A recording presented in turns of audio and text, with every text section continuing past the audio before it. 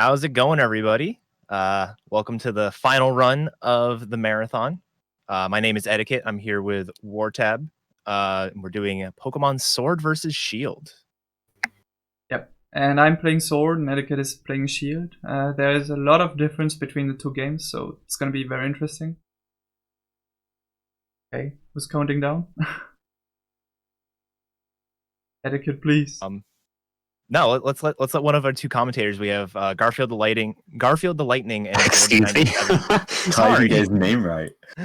Well, Garf, since I just insulted you, you can count us down. All right, sure thing. Okay, from 5 then. 5, 4, 3, 2, 1, go. So I just messed up because I wasn't ready, so I just put W. I'm sorry, Eddaket. That's fine. All right, so this is Pokemon Sword and Shield. This is the newest games to the Pokemon main series.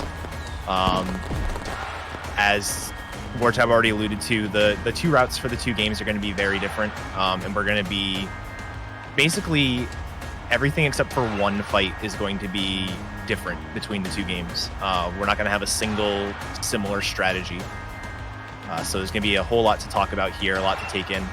But it's a really cool sort of showcase of the two different routes and two different approaches to the speedrun. Absolutely.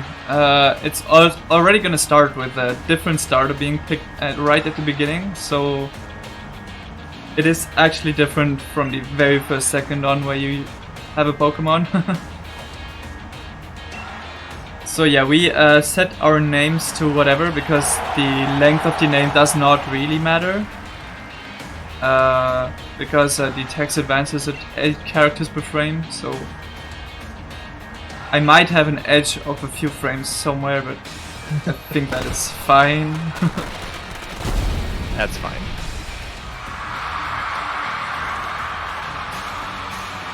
I hope everyone is ready to have a champion time. Yeah, so story-wise, this intro here is sort of introducing us to the gym challenge. There's the same sort of stuff that you see in other Pokemon games, but this game really does put an emphasis on the gym challenge. That's really like your main focus through the first 2.5 hours of the game, at least in terms of the speedrun. So a lot of things revolve around it. Like the evil team even is like trying to stop you from progressing in your gym challenge. They're not really like trying to take over the world or anything, so I don't know, it's kind of a cool little change story-wise for the games. But because of that, we have like a very long intro where we don't actually get to the first gym until about an hour in. So lots of tutorial-y stuff, introductions to mechanics and things like that. But then after that first hour, things are going to really ramp up, and we're going to be going like basically from gym to gym pretty quickly. Also, you could already hear the first issue that this game has since the recent update. The audio is playing at weird times. Yeah, I think we have plenty to talk about regarding that update and how it ruined the speedrun, kinda. Yeah, donation already? Sure, go ahead. Oh, yeah. A €10 donation from Anonymous saying, thanks for doing this. And if you want to get the incentives, I think I close them when they get back from the train station. I think that's a good time. So get your donations in if you want to name for starters. Also, I think you changed your thing to don't give the nicknames. You must change that back. You know I what? don't know if Eddaket did. I couldn't watch you both at once. I remember to not do it. I practiced it this morning and I messed it up. Great. Because that's a nice option you can pick that saves you time in the run because it doesn't come up with a nickname prompt. But we'll have to make sure that we let ourselves nickname stuff in this run. That's right. I don't know if it's faster at this point to change the option and then to set it, or just go to the center and rename. Well, I mean, you'll have to do it for a bunch of Pokemon though, right? Well, not that many, I guess, for you. I need a lot more. Just, Oh, yeah. just 2 for you, isn't it? Oh yeah, It should- but it turned It out it's should gonna be be quicker annoying. to change it now. Yeah. Yeah, It's probably better to change it now. Yeah. Yeah, okay. But yeah, the other options that would change were just things like you turn the message speed to fast, turn the battle scene off. That would that would spend a lot of time having to go through all those animations. Turn the battle style to set so that you which means that when you're when you beat an opponent, it won't ask you to whether you want to switch out into the next Pokemon. And then there's also a nice function that skips movies in the game as well. There are a lot of movies that are kind of like that intro movie at the start with Leon in the stadium. There's quite a few more movies like that you can skip by changing that option to off. Yeah, there will be a few moments where we'll see like a black screen for 5 seconds. Probably just assume that there was meant to be a movie playing there or a cutscene. Yeah, we are not even aware of every of these cutscenes anymore. That's, I think I probably know where most of them are, but I've probably forgotten a few. There is many that I have forgotten. I have not seen any. I don't think I've had it on since the first day. Yeah. That is funny because Yeah. I actually did not even have them on the first day. Because I thought it was like Let's Go Pikachu Eevee, where that option is a thing where you just have to press a button to skip them, but here it actually skips them immediately. And I ignored the warning telling you that it's not the case. Well, also just wanted that day one gamer bread. He's going for that first day of world record. That's right. Always. I think I even got it like 4 minutes faster than Worcester. And then I think JT was faster than me, so I did not even have the fastest time.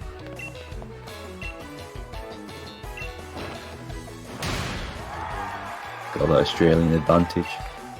Getting it early.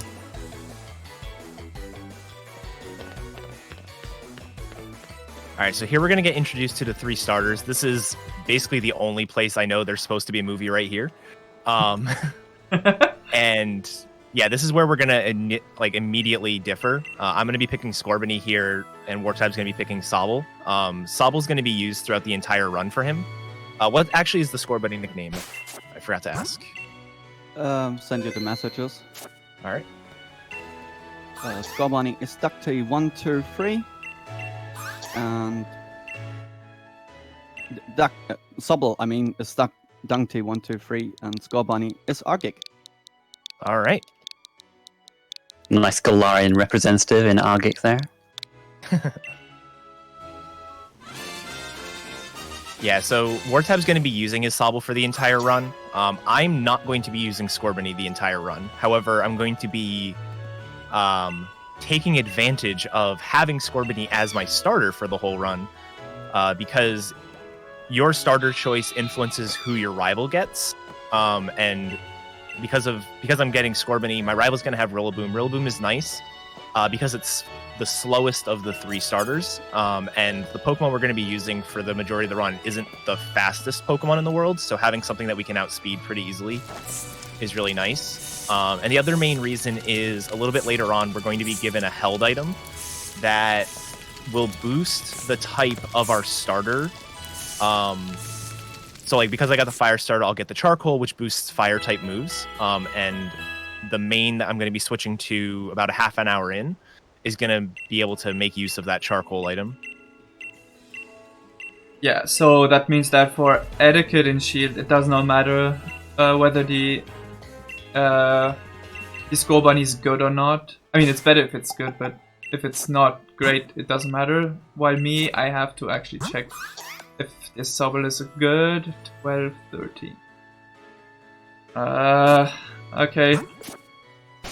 I'm just gonna take the risk and fight and hope this Sobble is fine.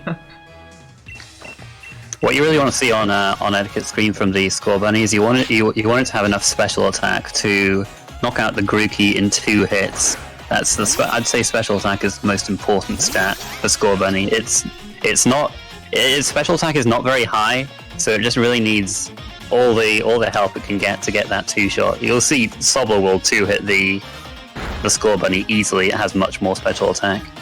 I will not be two-shotting. Oh no! Oh no! Oh no! This actually gets compounded a lot because I don't two-shot the Grookey here. There's going to be a Blitbug later on that I'm not going to one-shot. There's another Grookey I'm not going to two-shot. And then there's a chance that there's another Pokemon, Rookity, later on that I won't two-shot. So it's it really adds up when you have bad special. But again, it's really not, like, especially in a marathon setting, it's not worth resetting over. Well, my Sobble was very low IV in special attack. You ever have 9 special attack at level 7? Oh my lord! Oh. That's so bad. So yeah, with wartab, at level 6 he's wanting at least 14 special attack, but he got 13, so he's having to reset and go again. You do have a backup Sobble though, don't you? Yeah. In case this, like, just to stop this from happening constantly. Correct, wartab? Yep. It's basically a coin flip. It's 1, 2, 3, right? I mean, like, in an ideal world, he'll have 14 special attack at level 5 and then 16 special attack at level 6. That's the highest possible special attack that you can get. But it's also very unlikely. Yeah, sadly takes like 3 minutes to check your stats, so I'm gonna not check the stats here before the fight, and if this Sobble is not good enough during the fight, if I notice that during the fight, I'm gonna switch to the one that I have on another file. Good thing the name is already correct. And don't you worry if you think this is going to be like, oh well, this is going to put wartab behind, because there's plenty of opportunities for eddaket to fail to catch fail to get a good Pokemon, or fail to get a Pokemon quickly. So I don't know what you're referring to. Well, I mean, we'll see. We'll see. Maybe he'll get lucky. Yeah, so on my side right now, I'm going through the Slumbering Weald. It's just sort of like plot progression, but it sort of introduces us to wild encounters. There are no like strictly random encounters in this game.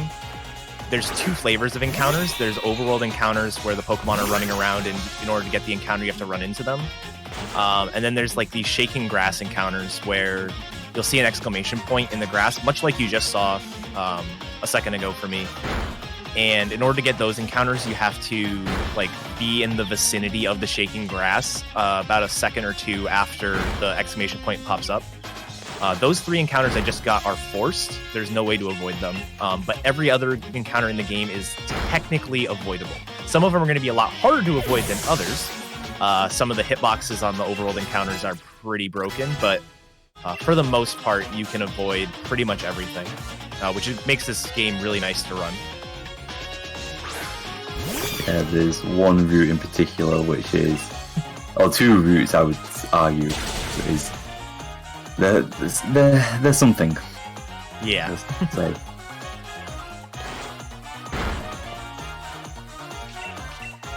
Okay, so it looks like my Sobble is now a good one. No, not a good one. It's not great actually, but it is workable, let's say. What was that? I was not paying attention, I'll be honest.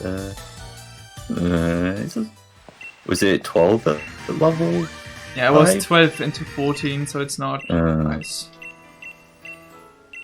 Okay, so that should be, is it 10 to 17 IV special attack? Or something like that? I think, yeah. I don't know that by heart anymore. It's somewhere in that range. It's basically like the bare minimum for having, like, to be able to like have a decent run. There's also the speed that we didn't particularly talk much about either, but that's less of a barrier. Like, not by much, but it's you only need 13 speed at level 6.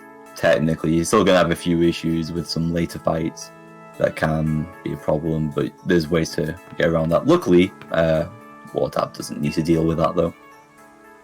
Yeah, it's speed is not that important. You're right.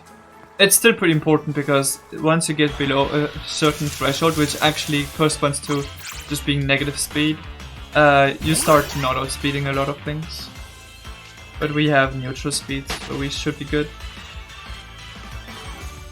Yeah, I've learned before, don't take anything less because you will get outsped by a fair few things you do not expect to be outsped by.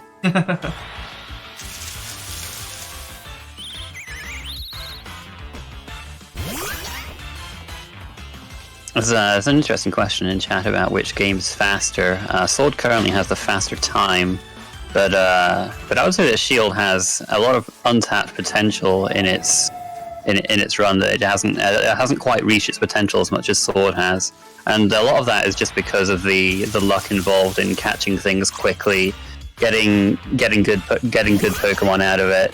There's quite a lot of luck that's involved in Shield. A lot of you saw that for wartab for Sword, there was a bit of luck there in getting the good Sobble, but you can reset that really nice and early. There's a few more late game reset points in Shield. Yeah, picture that starter stat RNG stuff, but spread over 2 points in the run. One at the 30-minute mark and one at the 2 hour and 15 mark. So it's pretty spread out. So I just caught a Rookidee here. It's worth noting that normally, or at least lately, in Pokemon games, Gen 6 and 7, the first route of the game has 100% catch rate. That's not the case in this game, so I just sort of got lucky by getting that throw on first ball. But we're catching a Rookidee there for two different reasons. One isn't going to come into play for a little while, so I'm not going to explain it now. But the other reason is there is a catch tutorial on the next route, and you can actually skip the catch tutorial if you've already caught a Pokemon. The time difference between the two is not even that much, but it is definitely worth grabbing for both experience reasons and for we're actually going to use the Rookidee later on. Sword is going to be getting a Wooloo there ideally, and that is almost exclusively for experience as well as to skip the catch tutorial. Yeah, Wooloo for some reason gives a lot of experience compared to the others. The main reason probably is because the first battle against Hop you want to level up immediately after defeating the Wooloo, so the base experience is very high. So you get your stab move at level 6. Which is Water Gun for me and Ember for Scorbunny. Yeah, and that level 6 move is honestly one of the reasons why Sobble is just so much better than Scorbunny. Scorbunny is mainly a physical attacker, as you guys could see by my stats when I leveled up, but I'm given a special move at level 6, so I almost immediately just start lagging behind. Whereas Sobble gets a really good move in Water Gun, or at least really good early move in Water Gun, and then at level 12 is going to get Water Pulse, which is just even better. Scorbunny doesn't really get a move set that complements its stats until pretty late. So you struggle through a lot of the early game. If you wanted to do a solo Scorbunny run, you'd struggle through a lot of the early game, and then you have a pretty big wall with the second gym leader that there's just no good way to handle. As for Grookey, well, actually, I suppose Jordan, you can talk a bit more about Grookey, can't you? You can tell us why that's not used, I suppose. So grass is terrible. It shouldn't exist. As much as I love Grookey, it is not well suited for this game, especially I personally would argue that it's maybe a bit more suited than Scorbunny for a solo run. Maybe a bit of bias is included in it, but a lot of the grass moves are not particularly too great. Grookey is a physical attacker, and you do get physical moves with Branch Poke. So at the beginning, it's definitely a bit more useful. You can also use Taunt, which I've not really explored the true potential of that, I think. But basically, Grookey later on, grass moves. It doesn't get a good grass move until it evolves into its final form, Rillaboom. So you're left with Razor Leaf, I think, is the best grass move for a good while. Which 95% accuracy is. It basically feels like a 5% accuracy move when you need it to hit. Yeah, movesets are honestly like the big struggle for a lot of Pokemon in this game. They really changed up movesets. Level up movesets aren't as good as they used to be. And TMs are actually a lot less good than they used to be. They broke up the learnable moves into two different pools. They have TMs, which are your typical infinite use, pick up in the wild, teachable moves. And then they also have these things called TRs, and TRs are sort of the old school TMs where they're one-time use, and the only way to get a TM or a TR typically is to do a max raid or to purchase one in the wild area using watts. And max raids are fairly slow, so they're not really useful for the speedrun, and watts are very hard to come by in a quick manner. So a lot of times the moveset that you're dealing with when you're trying to explore like a new Pokemon to run the game with is going to be just its level up moveset and then a handful of okay TMs to learn. I ran into that random Squabit. I don't know how, but okay. Speaking of Squabit, that's what wartab had to settle for catching because he didn't find a Wooloo on that route. But it's fine. It's just a bit less experience.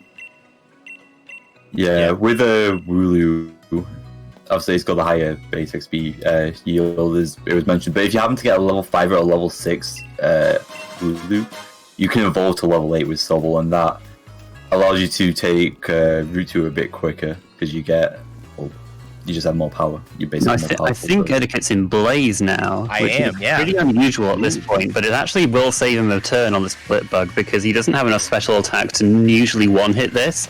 But because he's in Blaze, which is called Blaze ability, and that activates when he's at 1/3 of his max HP or below, and it boosts his fire move by 50%. So that's actually quite helpful here. It's pretty unusual that you're that low health after the Squabit fight, but definitely welcome here. Yeah, I have defense that's on the lower side, and I got attacked all 3 turns by the Squabit. So,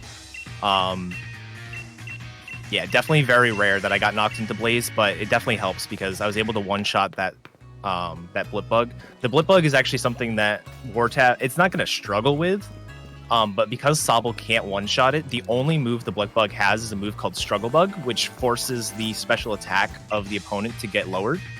So it makes fighting the Pokemon afterward, the Nickit, a lot harder, because Nickit has a very high, for a single stage or a first stage Pokemon, special defense stat. So it's pretty tanky on the special side, and Sobble's gonna take quite a few turns to KO it.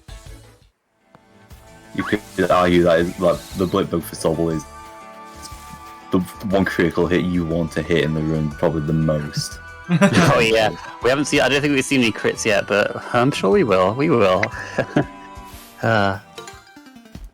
Hopefully on this next fight, right, Eddaket? Right? Oh, definitely. So yeah, if I caught the Wooloo, this Squabit would potentially be a 2-shot, but sadly it's not gonna be here, so it's gonna be a 3-shot every time. I think if you have a high in a special attack, I think you can maybe get away with it. But it's like very, very low odds. Yeah, it's like a 1 in 256. So yeah. So you're saying it's possible? I'm saying that, yeah.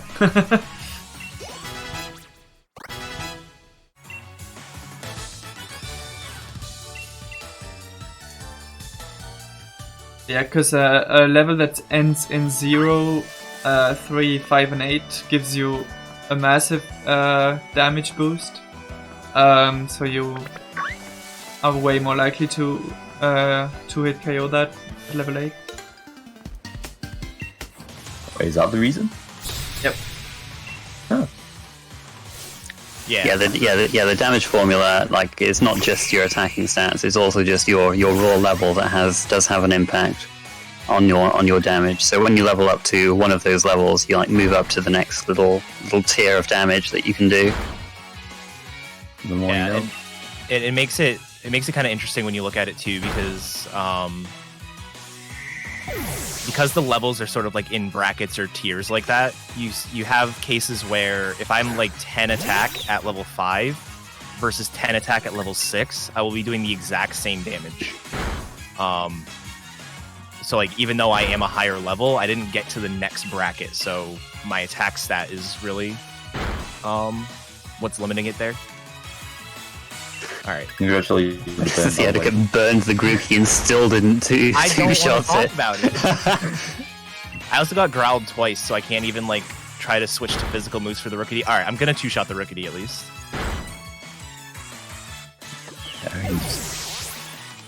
Pretty embarrassing if you don't. Congratulations, you successfully two-shot a Pokemon that's 5 levels lower than you.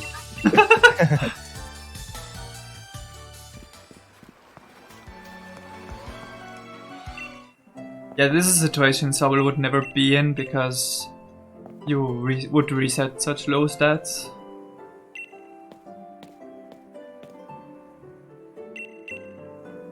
Though there is actually, I don't know if it would be ranges at this special attack. Is there ranges for the Rookity at least with this one? Or is it just not possible to get the one hit without critical hitting? You mean with Sobble? Yeah, with Sobble. With this special attack in particular. I don't think it's possible, no. Unless you crit, obviously. Yeah. Or aren't torrent for some reason. Which I don't even think is possible. Yeah, you get a lot of free heals in this game, so unfortunately, I always think it's quite cool when you can keep your HP low for an extended period of time and take advantage of torrent for quite a while. But you just get a lot of free heals in this game, so that's not really possible. Then there's, off the top of my head, one section, but there's probably another section where there's not free heals for a fair bit, where PP management comes to like play, but that's much later on in the run. Yeah. Yeah, the shield route worries about PP in sort of like two places. One of them is only necessary to worry about because the move that we have to use for the entire section has 5 PP. With that being the third gym, but there are ways to sort of mitigate that concern. But we'll see that when we get there. But now that I've beaten Hop for a second time, I'm assuming wartab, you're just about done with him. Yep. We've officially been given an endorsement by Leon, who's the current reigning champion. So because we have the endorsement, we can now go enter the gym challenge for ourselves. But before we do, we're going to be going to the wild area, sort of Generation 8's like new, or one of the new like features. And that is where our routes, like so far we've been sort of neck and neck, kind of ish. We're a little bit lagging behind because of the stat thing, but this is where things are going to drastically change. I'm going to be spending quite a bit of time gathering a few things in the wild area while Wartab's going to blaze right through. I'm going to be catching our new main, which is going to be a Growlithe. And the important thing with Growlithe is Growlithe can be anywhere from level 7 to level 10. It doesn't matter which one we get. Obviously, getting a higher level one is nice, but the route works with any of them. The important thing is that there's a 50-50 chance that we have the ability Intimidate, and Intimidate is very slow. So we do not want to be getting Intimidate Growlithe.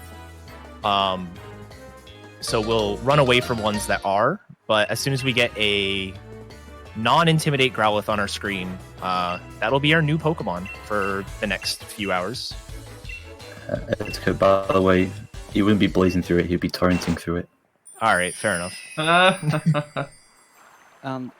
With Growlithe, I also will close for next incentive. If just someone wants to get in the last minute a new name in for Growlithe, you can do that.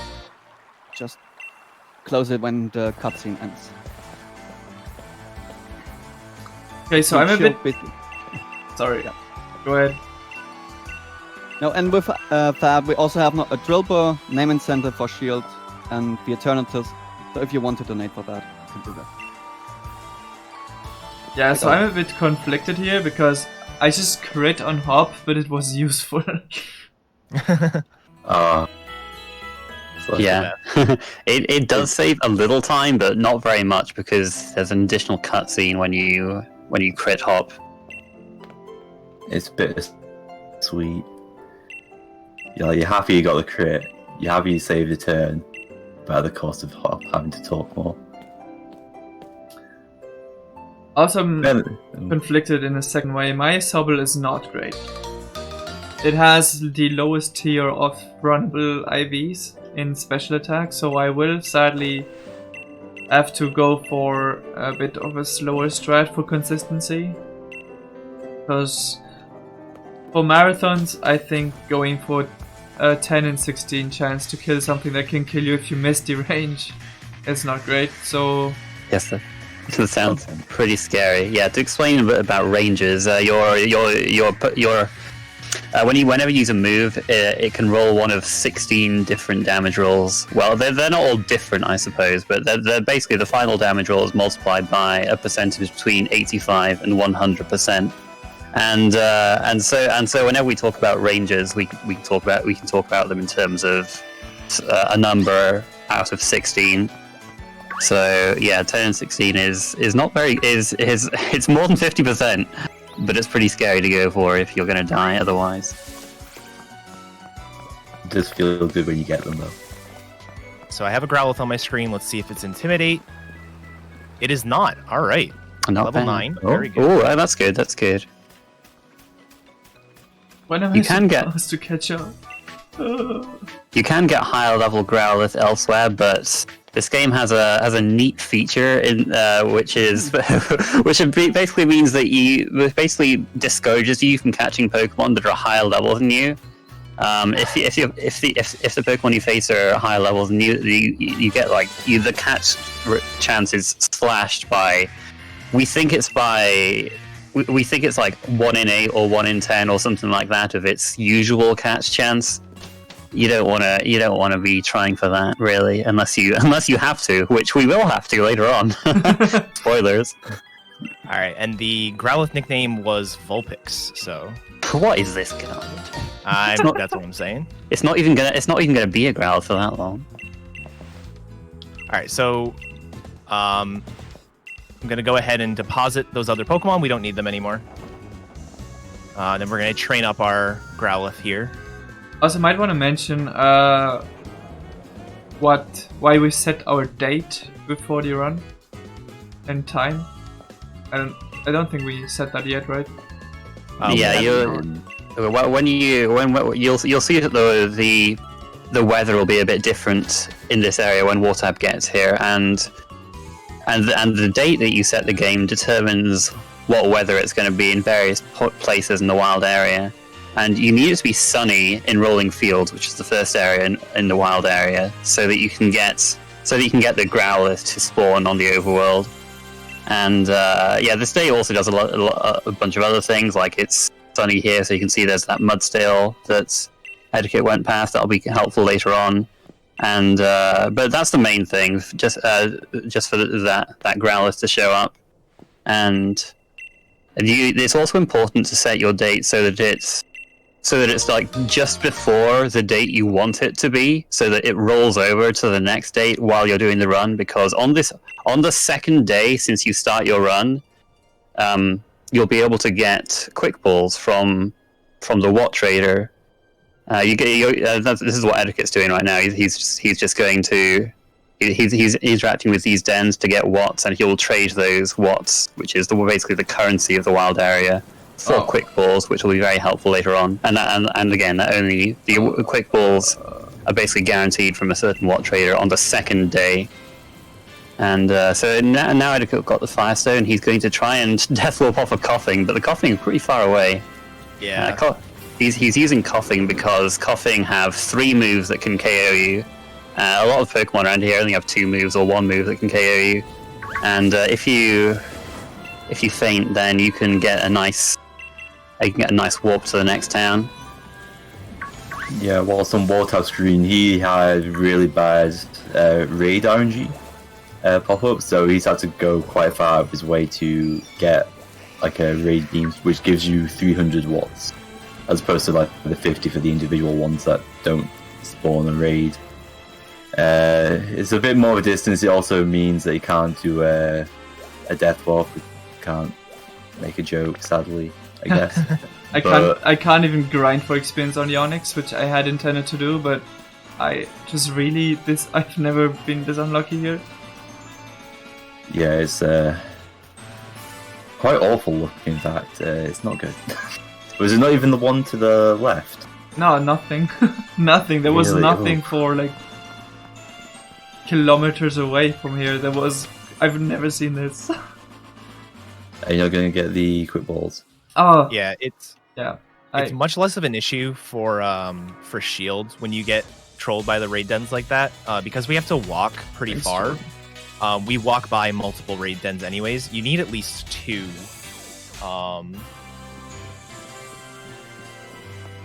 You need at least 2 raid dens worth of watts if they aren't the special ones with the beam. So we walk by 3 of them, and I actually got 3 of them more for safety than anything. But for wartab, if he's not walking right by them, then it's kind of unfortunate. Yeah, I don't know the exact timings for having to walk compared to like doing the death walk, but it isn't convenient, especially having to go so far out of the way for that raid in particular. Because sometimes you can walk and there is raid dens along the way that is, okay, it's not convenient, but you can do them instead. But with that one, that is just straight up out of the way. In fact, for Eddaget's second death wall, it probably would have been faster to run back because that coughing was quite far away and didn't KO us instantly.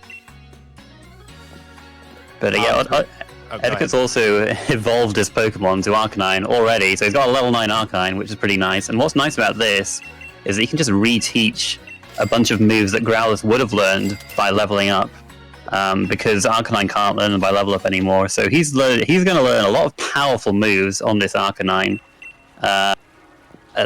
Yeah, I mean, you look at these powerful moves. Flamethrower is 90 power. Burn Up, which he's going to be learning, is I think 130 power. Extreme Speed, which he learned upon evolving, is a nice 80 power. Normal move it's just a lot of power early on for this Arcanine, and that's going to help us out a lot. Yeah, and while I'm reteaching those moves, I can sort of get the first glimpse of my stats. Overall, my stats aren't horrible. I've got lower attack, so we're going to be talking about IVs probably quite a bit throughout the run. Basically, each stat is going to have a number assigned to it between 0 and 31. Higher numbers are better. There's also the concept of natures where certain stats are going to be hindered and certain stats are going to be boosted. So my Arcanine is minus speed, 0 to 9 IV speed, so it's as slow as it gets. My goodness. My attack is on the lower end. It's 3 to 13 IV, but it's at least neutral.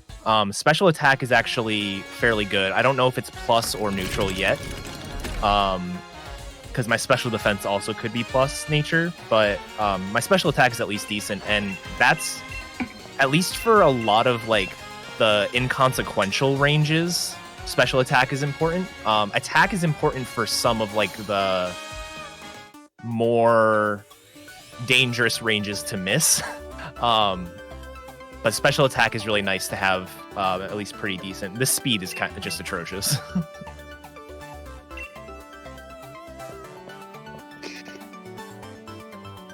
So yeah, one thing that we're able to do, like we talk about, or at the very least I've also, or what Eddaket just talked about, why I mentioned earlier with like the 10 to 15. The reason why we know these more narrowed down is because throughout the run we're using IV calculators, which were made by wartab, the genius ideas. And with the stats on the level, we can just put them into a calculator and just get a general idea of whether the actual Pokemon that we have is good or not. So, thank you, wartab. Yes, thank you. And the bomb for doing this for Shield. Yeah, who cares about Shield? Wow. we would have 2 donations. Yeah, go ahead. The first donation is from a raging Piplup, €5. Pet BEV, which might be a bit hard Eevee. in this I have- version. Yeah, I have an Eevee plushie over on my chair. Maybe I'll go get it. Yeah, go get Okay. it now. And the second donation comes from Sheepchi with a donation of €20 with a message. Good luck, my friends, with this sweet Pokemon race. Let's get some bad Pokemon puns going during this run. I know it's unexpected, but it's tradition. Oh boy. Oh no. Beautiful. Never heard that one before. It was a bit unpleasant, that. Yeah. Oh my god. It still makes you chuckle a little bit. I refuse to be a part of this. Yeah, if I randomly mute the call, don't worry about it.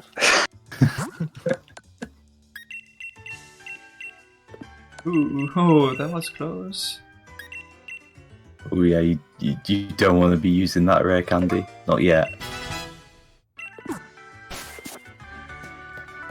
So yeah, Hop kindly gave us the Swift TM, which is a spread move.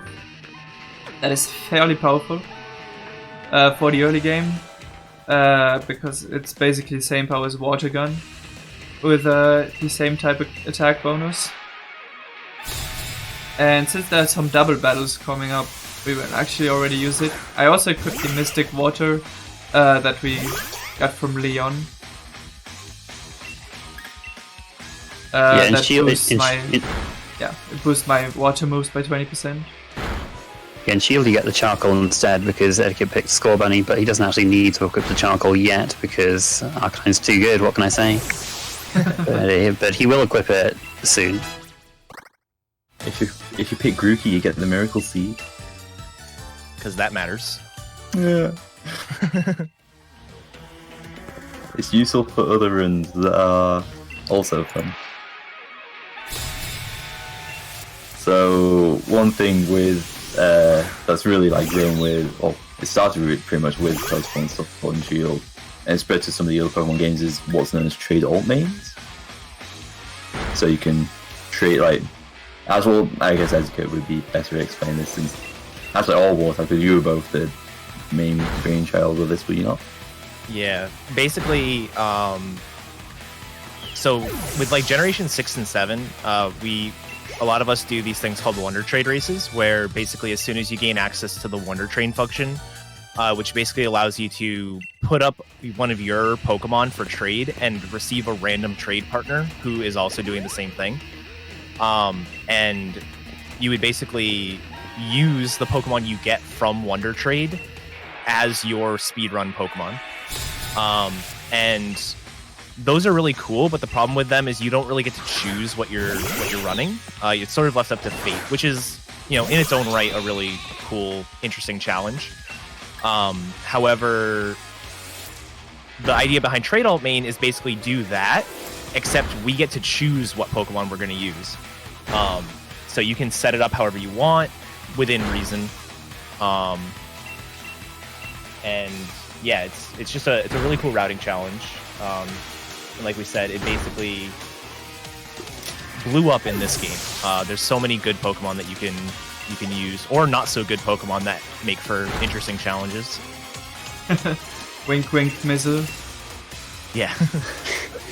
What's really nice about that for these games is that, well, for one thing, breeding a perfect Pokemon is easier than ever in Gen 8.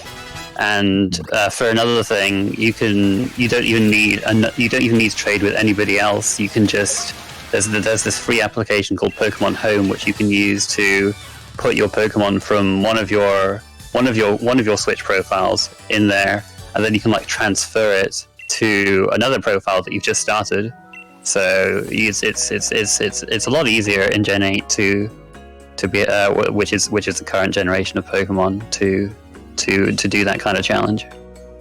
Well, even with the current rules, you wouldn't be able to do them because you can't trade until after Hop 2. Yeah. Which I learned we about the hard basically- way. Oh, is that right? Okay. Yeah. We basically force you now to use Home instead, which Yeah, honestly but makes it's it a little free. bit better. and it's It's a- free, and you don't have to worry about having a friend or a second Switch or anything like that. Imagine having friends. So on the bright Right. side, I have 30 to 31 IV attack. Nice. That matters. Here's another cutscene we're gonna skip on etiquette side coming up. I didn't even mention the train one. There's a train cutscene that's skipped as well Yeah. when you go to the wild area.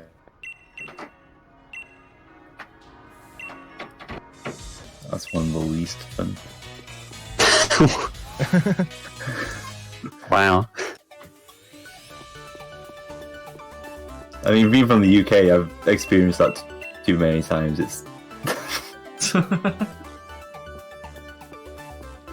It does look pretty strikingly accurate to a UK train though.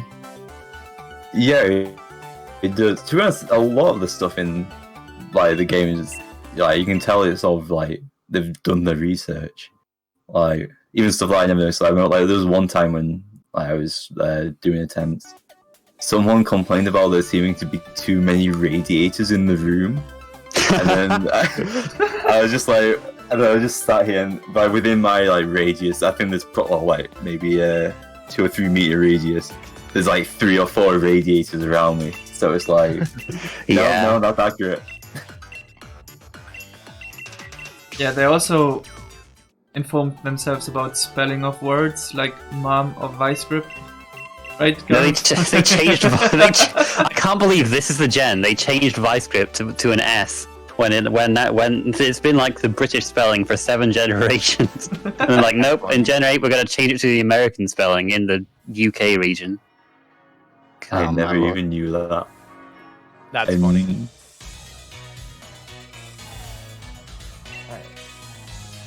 Eddaket also picked up the Stilt Scarf there, which is kind of like the Charcoal, but it boosts normal moves by 20%. We'll be using that much later.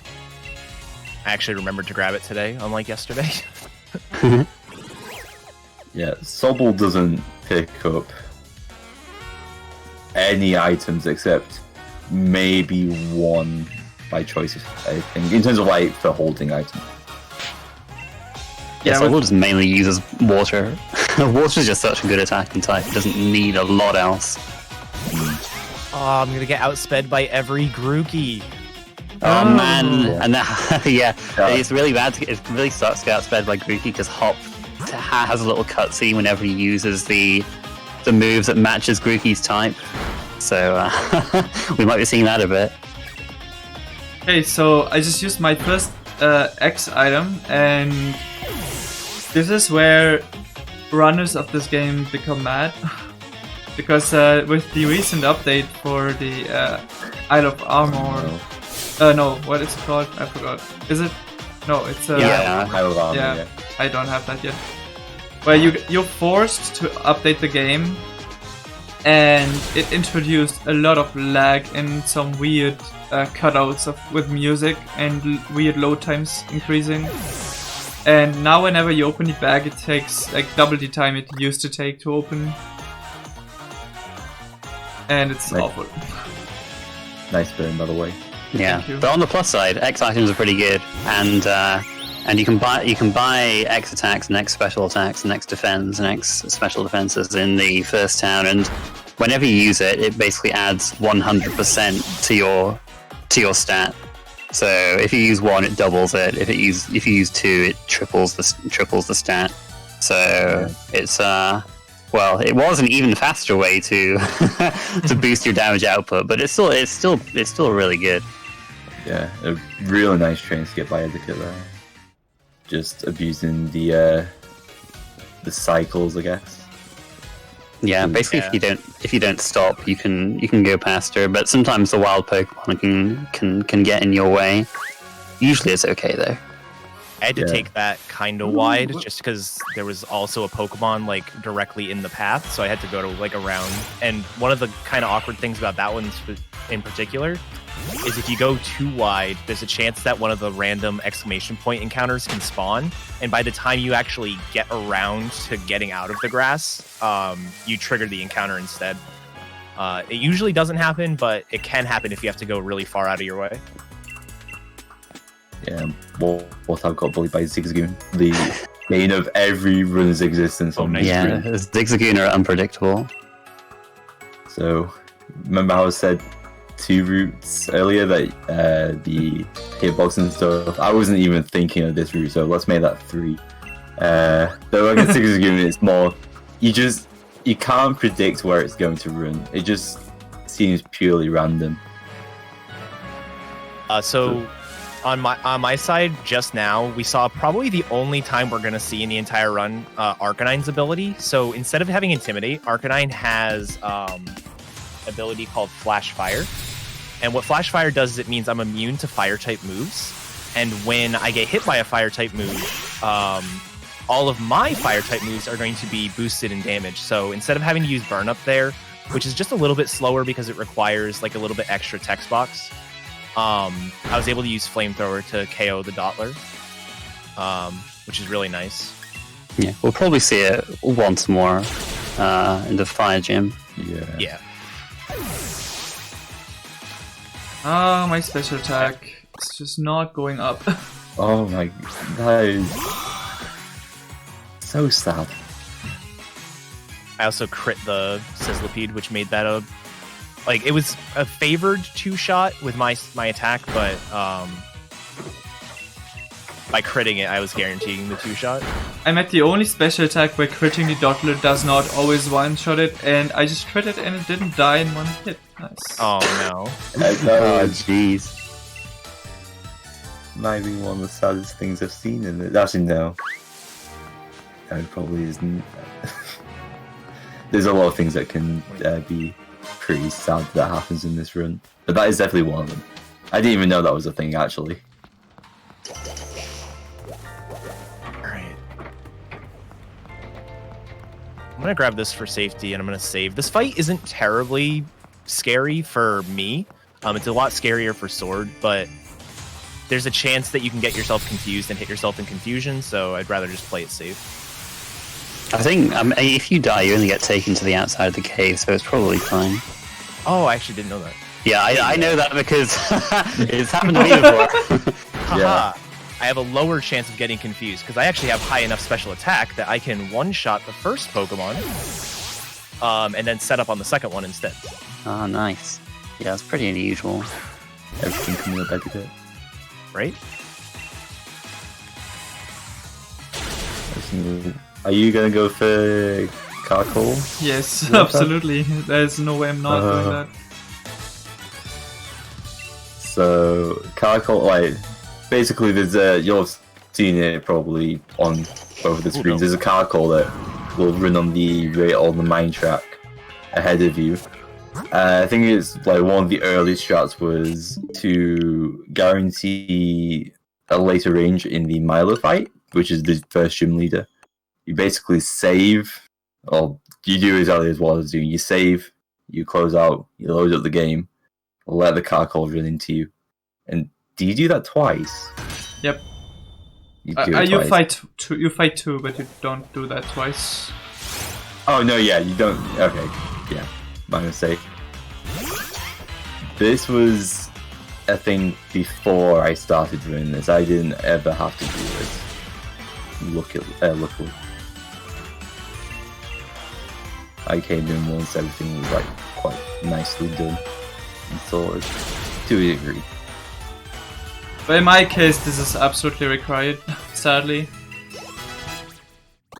He didn't one hit that first one, but he is intolerant now, so he should be fine for the second one.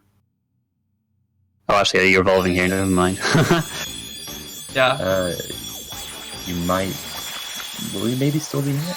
Well, I mean, you'll probably be fine with the extra special attack, I assume. Oh, yeah, but it might. You have very low HP. Yeah, no, I don't need. I need to heal, yeah, but I don't need Torrent if that was what you were referring to. Oh, was that the second Carcoal? I wasn't. Although whatever. Eddaket's throwing some Milo.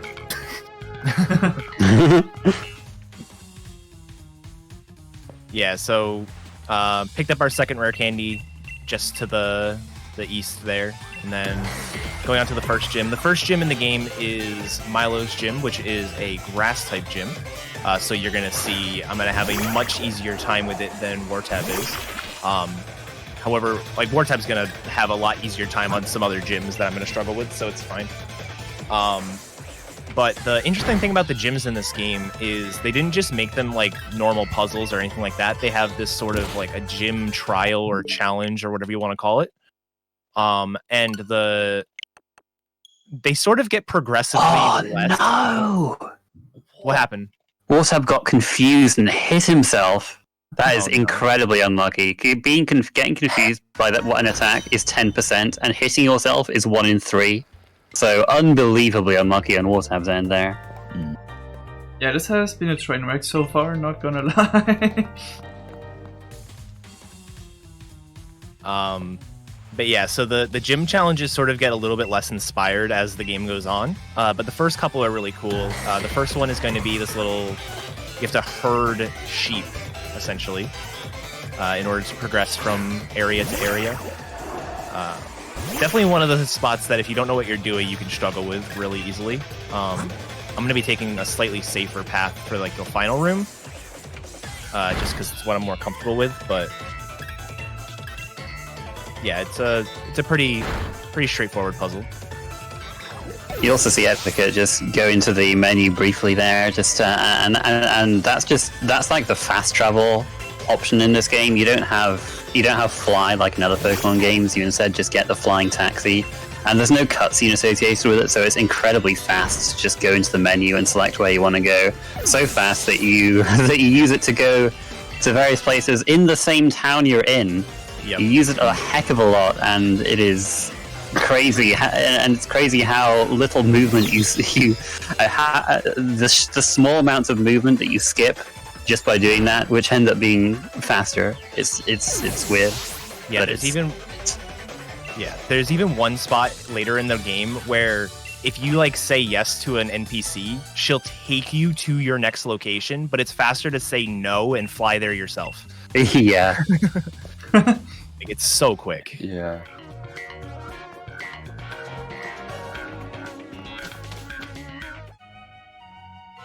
So, what have his defeated bead? All right, good.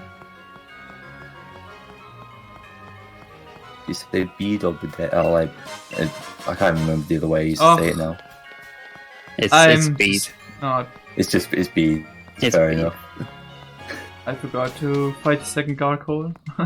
I was gonna question, was that the second Carkle? Yeah, I'm just... That's Oh well, he doesn't have to save this way anyway if you Yeah. approach this time.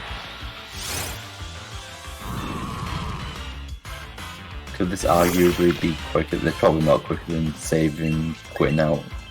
Is it? I'm assuming not. What do you mean? I think it's probably faster to do that. To go back, I mean? Yeah, I'm talking, is it quicker to go back? Oh yeah, it is absolutely quicker to go back. Oh, At least fair. before the update it was, so... It by several seconds, I don't think the update changed that. the update. Sometimes. Yeah, you obviously in a run you would not do that additional experience grinding. But yeah, in this case my sublet is so bad that I think for a marathon I just do this. It used to be a normal strat, so it's not too bad. It wastes about 45 seconds.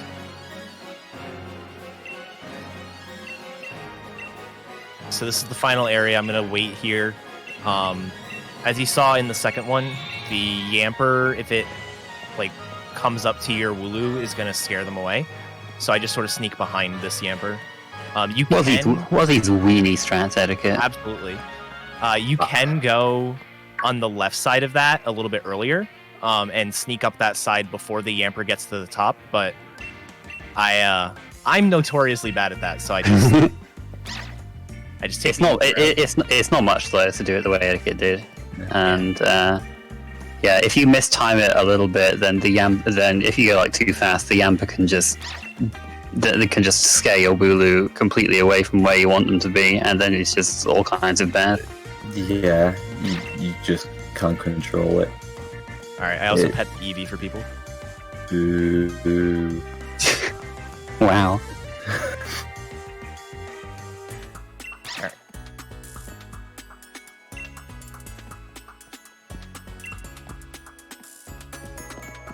All right, so this is going to be the first gym leader. Every gym leader except for one is going to do or abuse the mechanic Dynamax. So Dynamaxing is this generation's like Mega Evolution or Z move gimmick, where they basically turn into the Dynamax form for 3 turns. And when they're in their Dynamax form, they have more health. Typically, it's going to be between 1.5 times health and 1.75 times health for the main story. And their moves are also going to be a bit more powerful with different side effects. Ideally, we one-shot every Dynamax Pokemon. That doesn't always happen. Like, that doesn't happen on a couple fights intentionally, but on those fights, it's not very dangerous. And we do not typically Dynamax ourselves because Dynamaxing is fairly slow. There are going to be some times when we do. Namely, Sobble is going to do it on this first gym here because there's just no way to beat him otherwise. I don't have to because I have the type advantage being a fire type here. This is the point in the game where you're just you kind of lag behind a fair bit in levels. Like you see that even though we're facing fire types, we have to set up 2 X special attacks with Arcanine just because of this level difference. And you do catch up later on into a bit with levels, but it feels worse at this point in the game because, like, especially because you don't have access to X speeds early on, and Eldegoss is pretty slow. But a lot of Pokemon, like we were talking about trade alt mains earlier, a lot of Pokemon just end up being slower than it anyway, and it feels bad that there's no way to actually outspeed the thing. But Arcanine generally doesn't have that problem. I don't know about this one. I think. Oh, I'm actually gonna get outsped. It's 1 speed higher. Yeah, it's pretty unusual. Usually you end up being faster. It's not dangerous, really, but that was like more dangerous than I thought it was going to be. But well, if it crit, that would have been bad. But yeah. But yeah, that's something you don't see very often. Getting outsped by a minus speed Eldegoss. It was 6 levels higher. Yeah.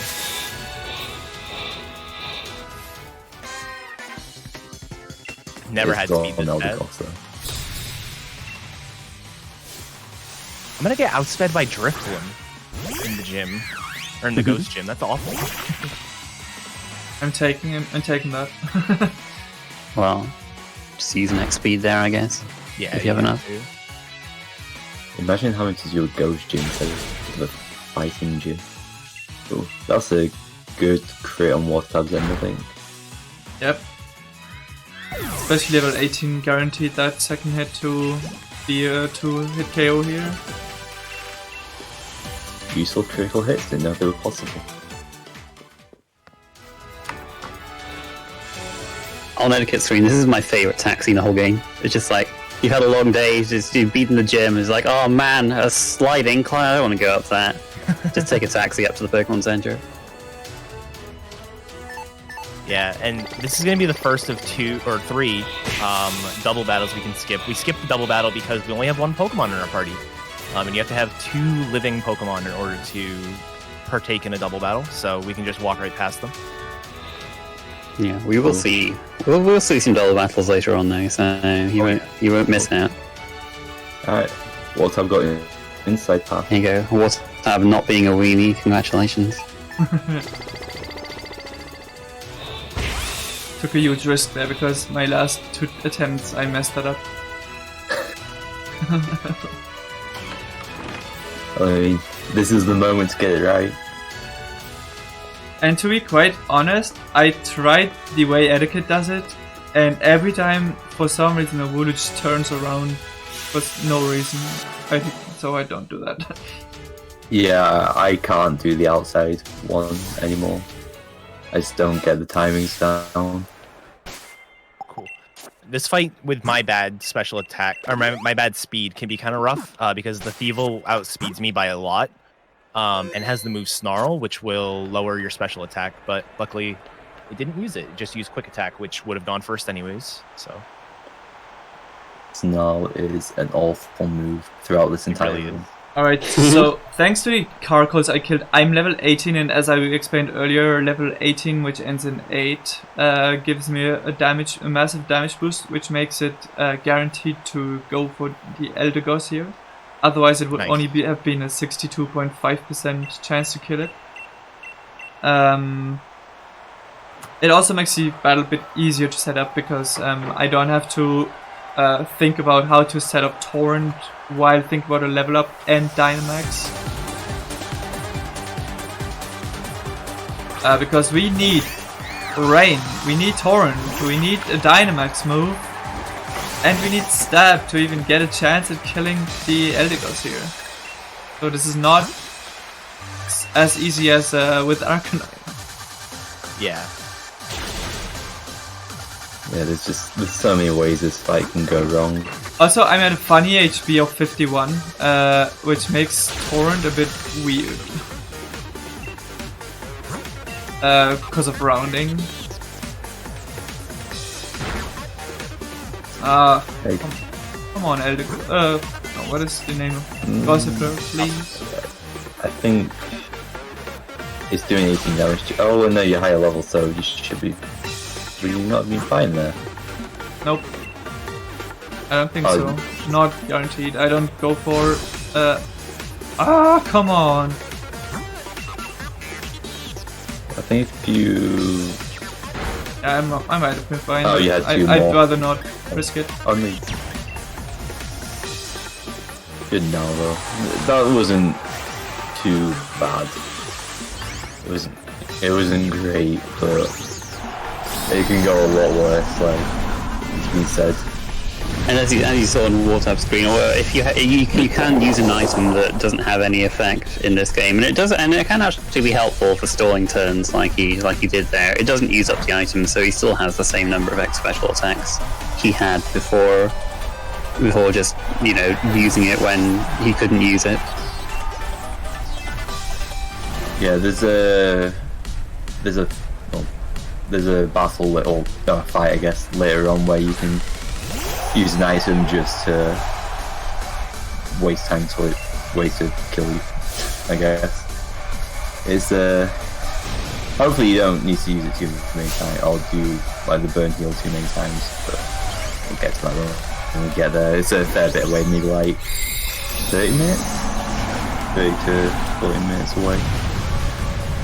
Dang, I look back at eddaket screen, he's in the red hole. That's something you don't see very often there, but he was slower than both Corvusquire and Thwacky, which used with slow Arcanine, so I guess I'm not too surprised, but it's a bit scary. Go on. Yeah. Alright. So making our way into the town with a second gym. This is the only place you'll notice when Garth was explaining all the X items we could buy earlier, X speeds were notably missing from that list. X speeds aren't available in a shop until you get to Hammerlock, which is after the third gym. So my bad speed is actually really bad. Luckily, there is 2 X speeds that are available via pickup in this town. So we can pick up the X speeds right before the second gym, which is the first place I need those X speeds. Most Arcanines do need the X speeds for this fight. You need fairly high speed in order to be able to skip it. And it's one of those fights where we sort of want to stall turns anyways, so sometimes the X speed doesn't even waste a turn, which is really nice. Yeah, go but out of the way quickly and grab that. You really have to make these 2 X speeds last, though. You have to just make sure you use them like in fights where you really, really need to use them, because, like I say, these are the only 2 before Hammerlock, which is after the third gym. Yeah. So for Wartab has high enough speed, so he's not gonna have to pick them up before the fight, or before Nessa's gym. Yeah, it is very unlikely to be slower than the Dreadnought. Yeah, the nice thing is after this fight, most of the Pokemon that will outspeed us before we can buy X speeds, we're actually using a move called Extreme Speed anyways, and Extreme Speed has +2 priority. So being outsped by those things doesn't really matter for us. Yeah, if you're in a higher priority bracket, you'll just go first, go before your other opponents move. If you're in the same priority bracket, it's decided by the Pokemon's speed. Most moves are just like in priority bracket 0, but Extreme Speed's one of those ones with the increased priority. Extreme Speed is also the priority move with the highest power, I think. It's an 80 power move where the majority of increased priority attacking moves are 40 power, so it's a very powerful move, and it will almost always go first. We haven't seen it much, but we'll be seeing it quite a bit after this gym.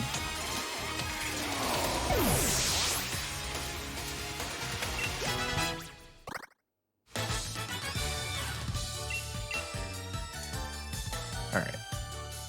So Burn Up is a really cool move. We haven't really talked about it. The way Burn Up works is it's a very high power move. I want to say it's like 130 or 140 power. And it will, quote unquote, burn you up. And what that means is my Pokemon actually loses its fire typing after I use Burn Up.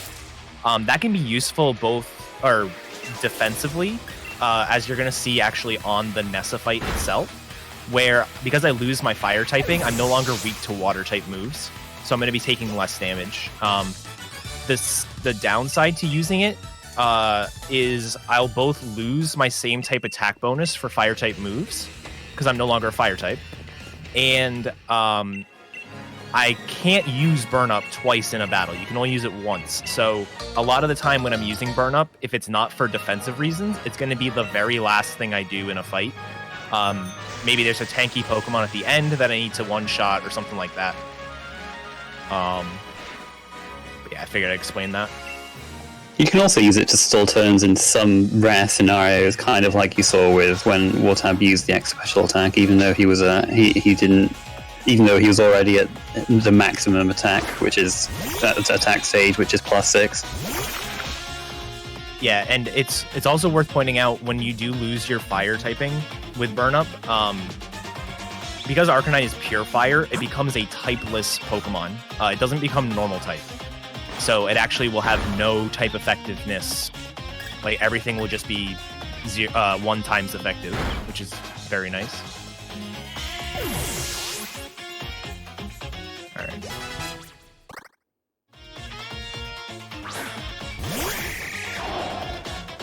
Pretty standard water puzzle here. Just hit the switches in the right order. There's a spinner at the end that you have to wait for, so it doesn't really matter how fast you go through the first part, because you have to wait for them anyways, but...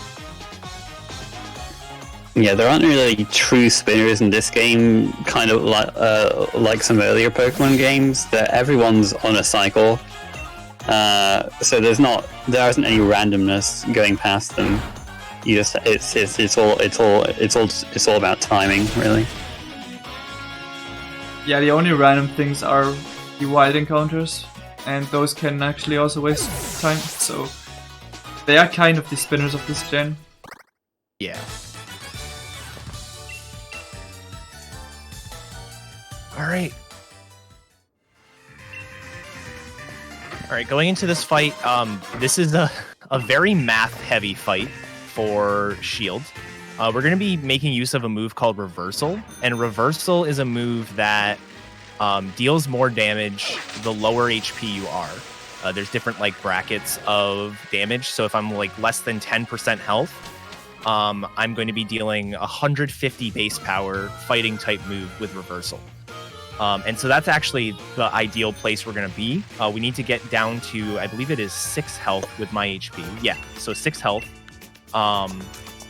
My defense is kind of low, which doesn't necessarily help or hurt anything. It just is something I need to know. And so I'm probably going to be focusing on exactly what I do so I don't mess it up. Ideally, he'd want to get to 1 or 2 HP if he can on this attack, because it's actually a damage range on Dreadnought with his attack. But you're not gonna really try for that. If it happens, then great. You don't have to hit a damage range. Oh, man. But yeah, just to point out, Audrey is 0. just in the chat just said the true spins of Gen 8 are Zigzagoon, and that is 100% correct. Yeah, that fight is also a bit math heavy for Sobel. Not as much, but we need Torrent, basically. And the issue is that we don't have extreme speed, so we have to kind of rely on the last hit from a Pokemon that's faster than you to hit you into the right HP. Unfortunately, Eddaket got confused by Water Pulse, so that's why he picked up the full heal, and so he's he's gonna have to waste a few turns on Nessa's second Pokemon, Arrokuda, to try to get to that HP range. This is why I ask, oh, it has Water Pulse?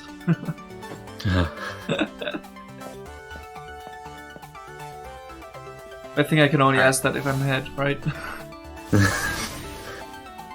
I can ask it if you want. I'm actually going to use an extra X attack here. I should have extras, and this is going to guarantee the Dreadnought. Normally you would only go to +4 and then have 150 base power, but I needed to stall a turn anyways, and I should have enough X attacks budgeted, so go ahead and use that one. So this is no longer a range. Yeah, that fight is very scary. You have to sort of rely on Aqua Jet. Sometimes your defense is good enough that you can like easily judge, you know, how much damage you're going to be taking. Sometimes it's really bad, and like you need to have, like, let's say you need to have 6 HP or lower, and you're at 7 HP, and the move is going to do at least 7 HP. So you have to, like, you know, potentially heal using an Oran Berry to heal 10 HP, and then you get knocked down. It's a whole thing. I have a table that I use to tell me what I need to do, but this one actually worked out really nicely. After I used that Super Potion, I just had to stall 1 turn. Having a 3-turn on Temple is not fun. I don't know. I think maybe with a special attack that might be more likely than to have the 3-turn over the 2-turn. But it's just a bit of time loss, is a bit inconvenient. Also, because I forgot to mention it when it was on Eddaket's screen, if you look at the waterfall behind the second trainer that, or the next trainer that Wartab's going to fight, you'll notice some interesting reflections, let's say. And this was pointed out to me by Edge. He's a second on the Sword lead ward, and you can just see, I don't know how big it is on the screen, but it's reflections don't work like that. Let's just say. But yeah, that was pointed out by Edgy, who's second in the Sword leaderboards. A much better runner than I am. Me too. Same. I guess technically than all of us, yeah. Yeah. Something I just want to quickly point out is that we were talking about like Dynamax and how powerful that is, and like you might be wondering, well, why don't you just use like Dynamax reversal or something on Nessa? But it turns out that because the Dynamax fighting moves are actually quite weak because they have the extra effect of boosting your attack, so I guess they didn't want to overpower it. So like the highest power any Dynamax fighting move it gets, I think, is only 95 power. Yep. So it's much weaker than your 150 power reversal at low health. That is useful enough for Rillaboom, I will point out. Also, Dynamaxing is slow, as you could have noticed maybe earlier. Yeah, we might see it for safe. I don't know if we'll see it for safety in this run, but you can sometimes. You might, I suppose. Maybe on Opal, I don't know. We'll see how it goes. I mean, with my attack, I probably should. So my attack is 11 to 12 IV, which is sort of like unfortunate in that a lot of things require like 15 IV to be guaranteed. Mainly like that Dreadnought requires about 15 IV. There's the ace for the 5th gym leader, Opal, requires 15 IV to be guaranteed hit, or a guaranteed KO. So my attack is just low enough that it's not guaranteed, but also high enough that it's almost worth the risk. So it'll be interesting to see how I feel when we get there. It's 13 IV on Opal. Oh, is it 13? Yeah. I must have had that mixed up. Whilst I've also taken the save just before this, because whilst it's not the worst fight, there can be some issues that happen. Mainly, if you just there can just be some finicky things that happen depending on what health you are going into the fight. Which, Like critical hits also are a thing. yeah. Also, my Critical hit. D-range is not guaranteed on Dreadnought with the special attack. It's only 14-16 range. Fun. Yep. Such a bad solo.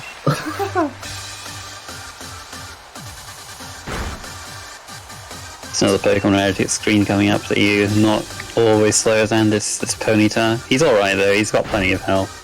But it can confuse him, and there's always that possibility. Alright, did not get confused. How am I so low HP already?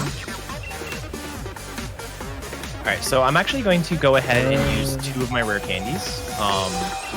You might Oh, just be did he not attacked use agility? That's why, okay. Yeah. Okay.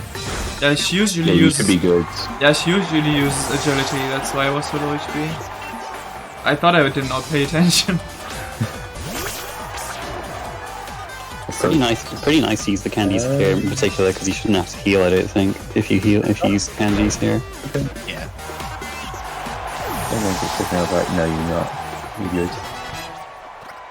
Oh, So there's a chance if you're on very low HP, the Arrokuda can use Aqua Jet, but what's up with just out of that? By like, what's your, I guess like 2 or 3 health, something like that. I forgot on this experience route you actually are level 23 for Dreadnought, so it's guaranteed. Edgar's going to try and use reversal strats again here. Unfortunately, the Carkol didn't hit him, so he won't be able to one hit with reversal. He wants ideally to be hit like to about like mid-20s or lower, which he did in the second turn, but you know, it was nice to do that turn earlier.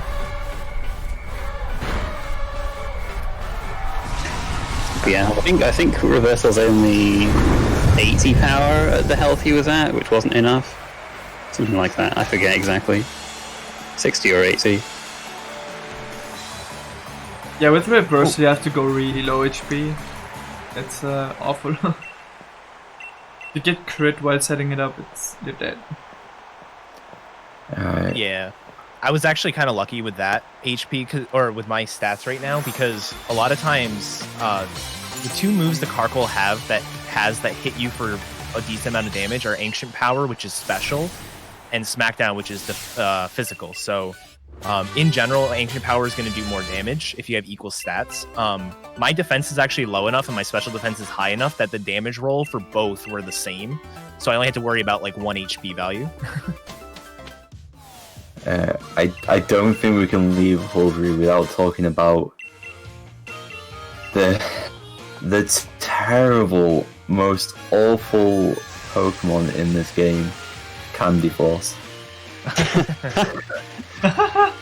It is. I'll let someone else talk about it, I guess. So, post your. Well, I guess you can't post your CFIAs in chat, but you know. But Candy Floss is a nice consistent route that's particularly that you can actually compete pretty decently with both the routes you see here. You get a trade. You basically there's an in-game trade for a Whimsicott nicknamed Candy Floss, and traded Pokemon have boosted experience. And also because you trade for a Cottony technically, and then you use a Sunstone to evolve it. But we've seen with Arcanine that when you like a lot of Stone Evos, you can just teach some really really powerful moves to that the previous evolutionary stage would have learned, and so you can get a really good powerful moveset on this traded Whimsicott. It has consistent stats every time, so you know what you're dealing with, and it's a good route that kind of started as Well, I'm just going to do. It started by Retrotato as something that was going to be like a bit more beginner friendly, but it actually puts in work. It actually does put in work the route. There was actually recently a race in the PSR marathon between Sword, Shield, and Candy Floss, and Candy Floss won that race. So that by quite a decent margin too. So that should give you an idea to how good and how consistent it can be. The other two runners let us down. That's alright. Yeah. If you're looking to get into Pokemon Sword Shield and you want like a consistent route, definitely look at Candy Floss. It pains me to say it, but it is a very nice consistent route. It like is well rooted. Retrotato is a very good runner as well. Of course, Ringo is the fastest time on it, but.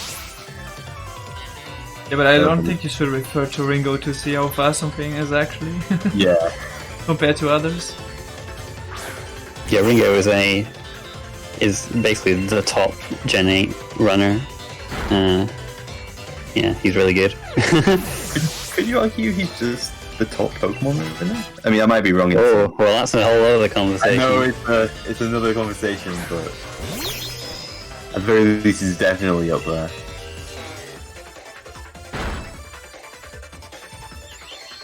Kind of like, cause I mean, I've never like seen him or anything. So in a minor way, he's kind of like a mystical figure. He's just this person who like, always top 3 in every single thing that he's run, and it's a lot of stuff. Like it ranges in multiple different generations, English and Japanese.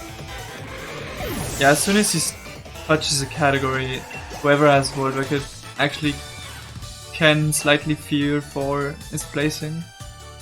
Yeah. Yeah.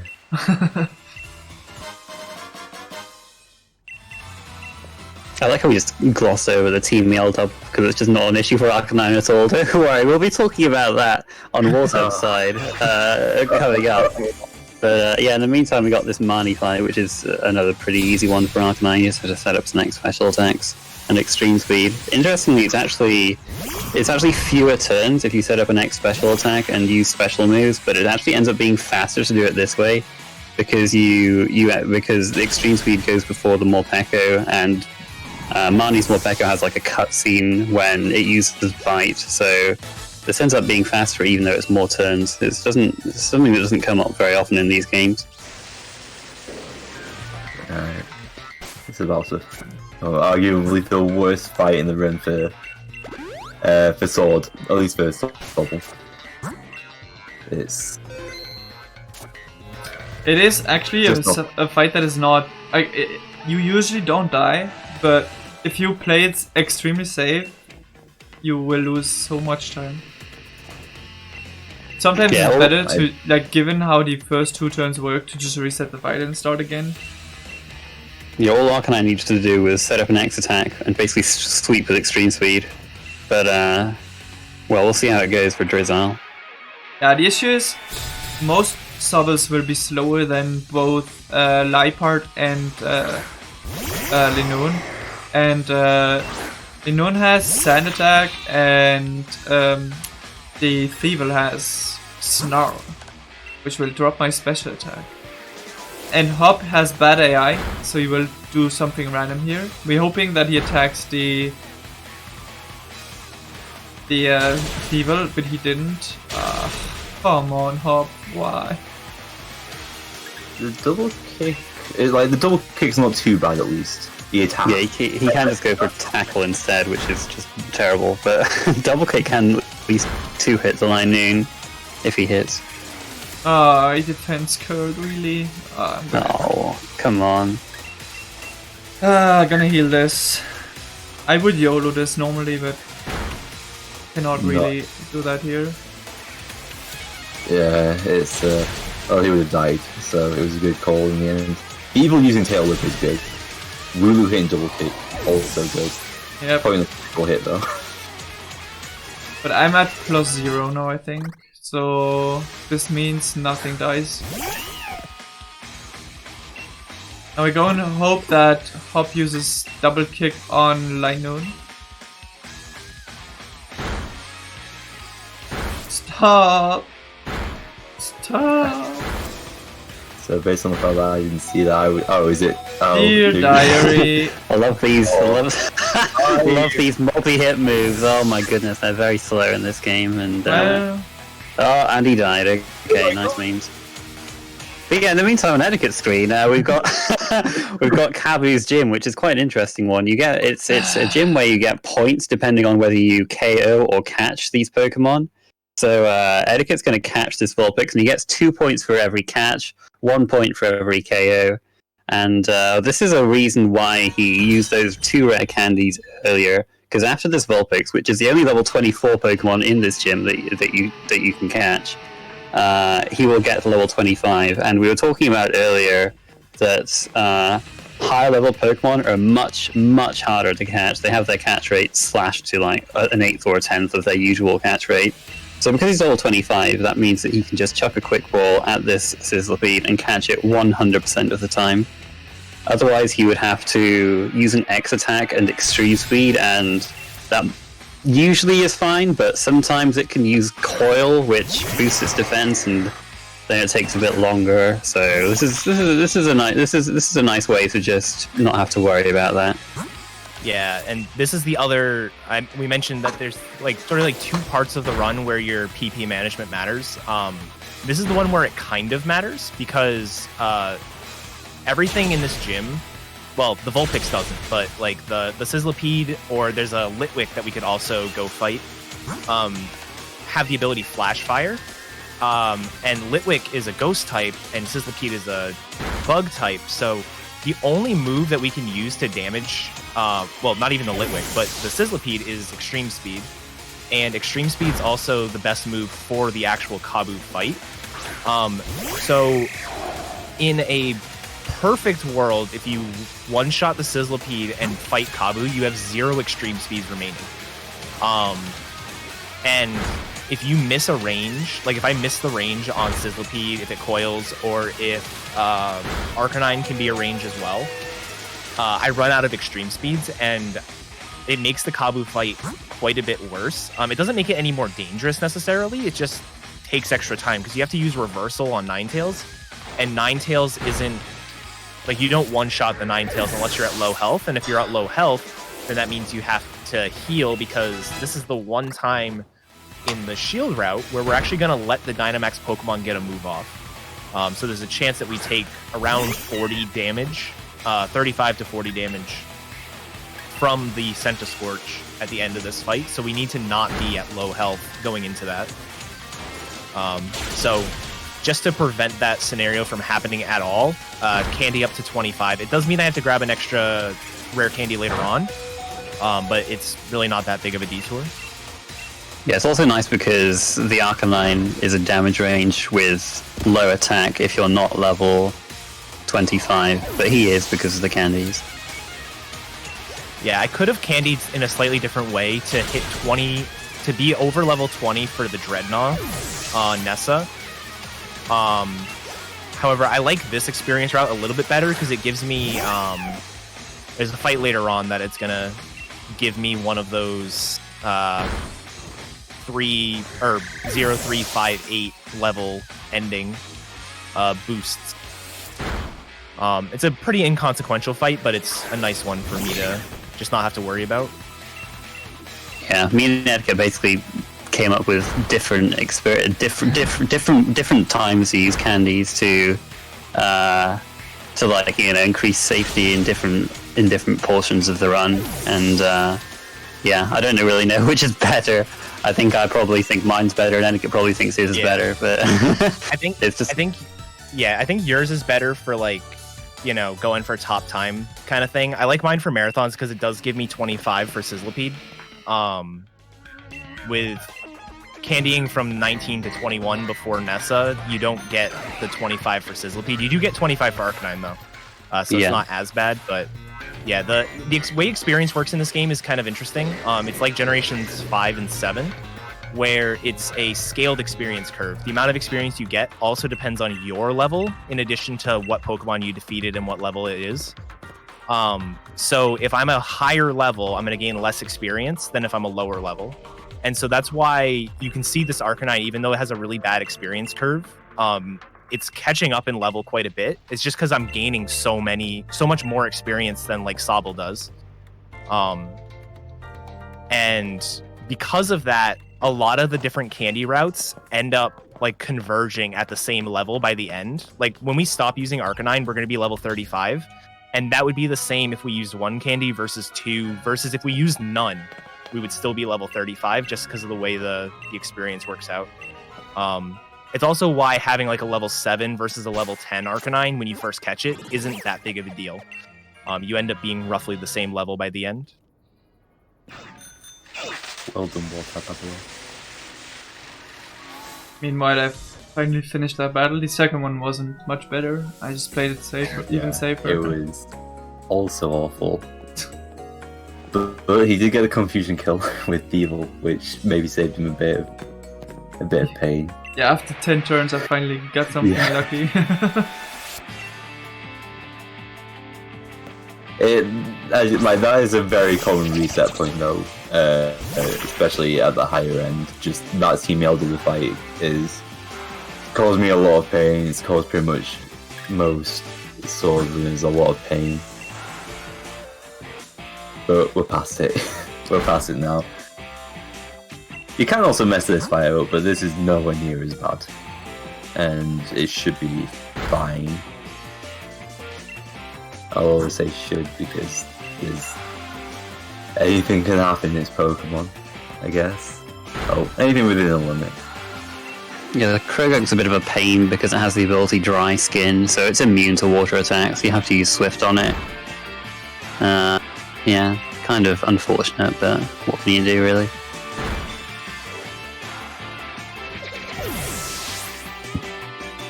Yeah, that forces me to use 2 special attacks, and I also need to use X-Speed and X-Speed because Molteco is a really fast Pokemon. It's one of the only ones that outspeeds you every time.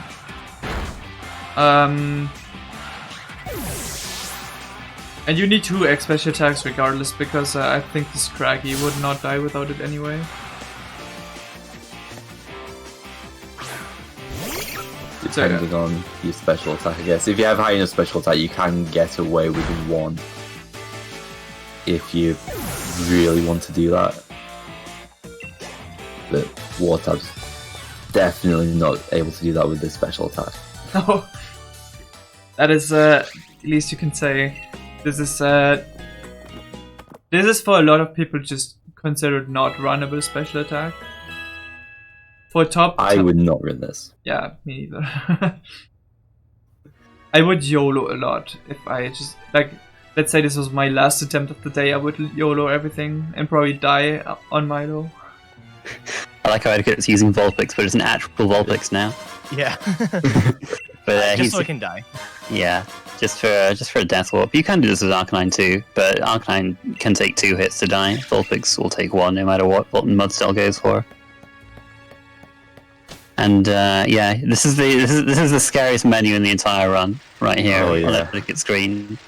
You have to make sure you're not mashing A or mashing B at that point, because otherwise you can either go to Motorstoke or not go anywhere, and then you have to Death Warp again from something, and it's terrible. So yeah, you really have to make sure that you select Hammerlock for your destination. And what is it? If you just decide to cycle there from Motorstoke, it's like it's so long. It's man, it's such a long way. I don't know how long it is, but yeah, it's a huge time. You also have to dodge a lot of wild encounters. Yeah. Yeah, you have to go through grass or just weave. Like, if you like try to avoid the grass, that's even more time. Yeah.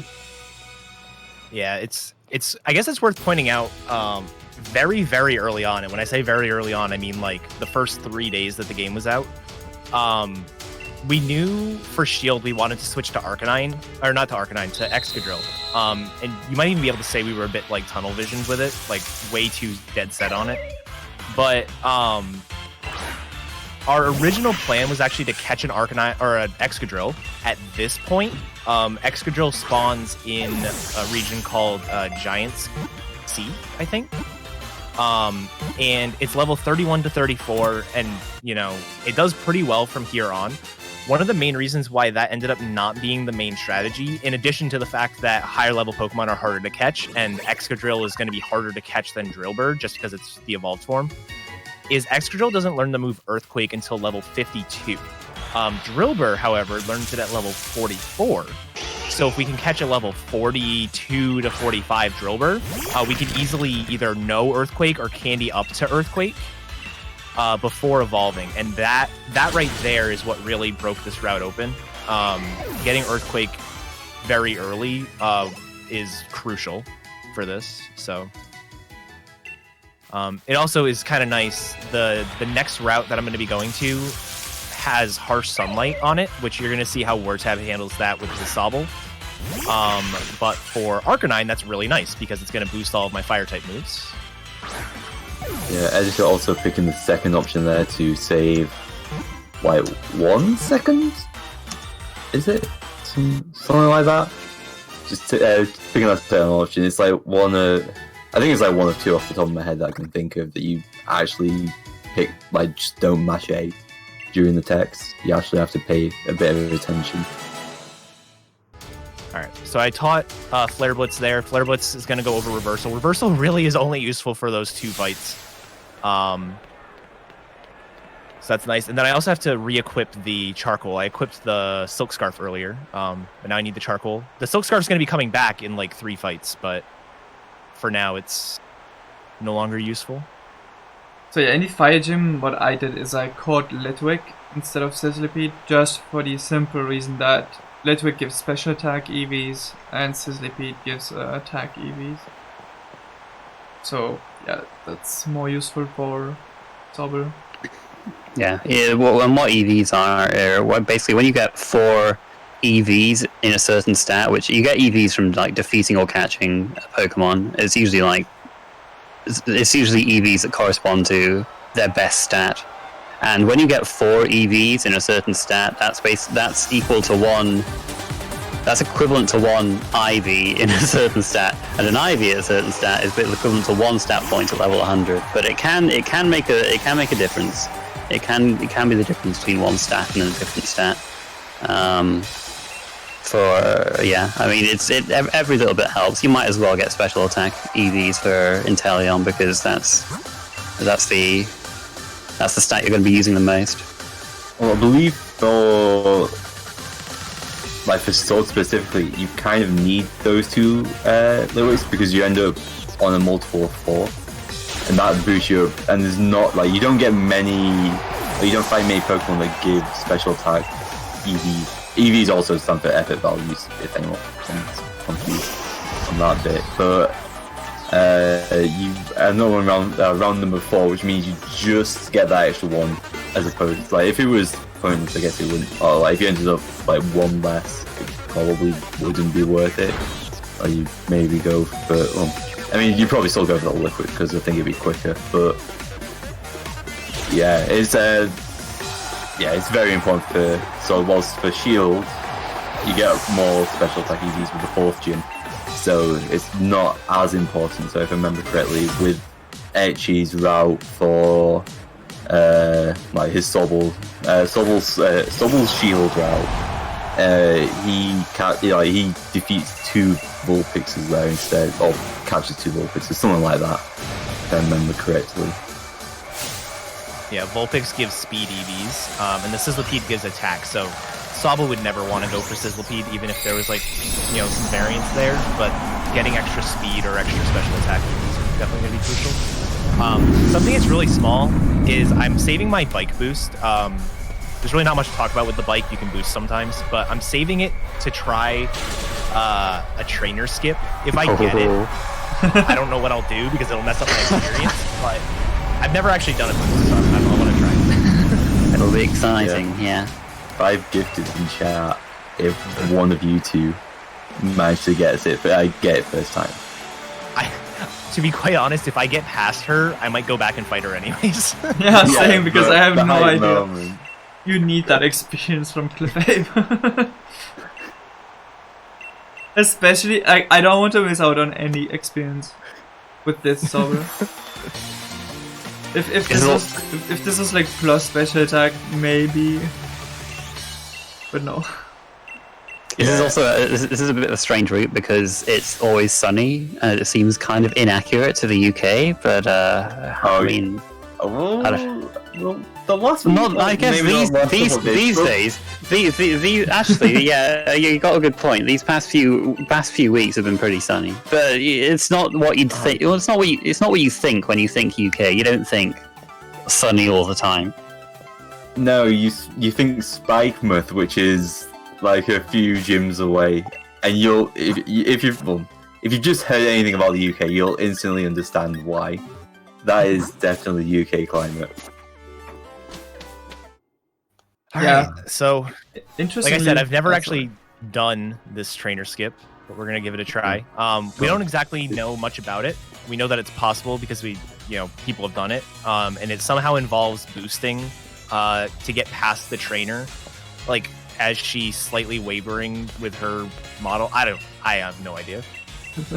Yeah, Mizzle6 in chat has done this basically by accident, and there's a very nice clip of him just not knowing what to say about it. But yeah, he's hopefully we can see it. I don't know how likely it is. Probably not that likely. I think I don't think anybody's really been able to get it down consistently yet. Like 50%. I did not get it. Unfortunate. It was first discovered by I don't know how to say his name. Etienne. I can't pronounce. Mizzlesticks. No, Etienne actually. I think Etienne did do it, but we didn't like.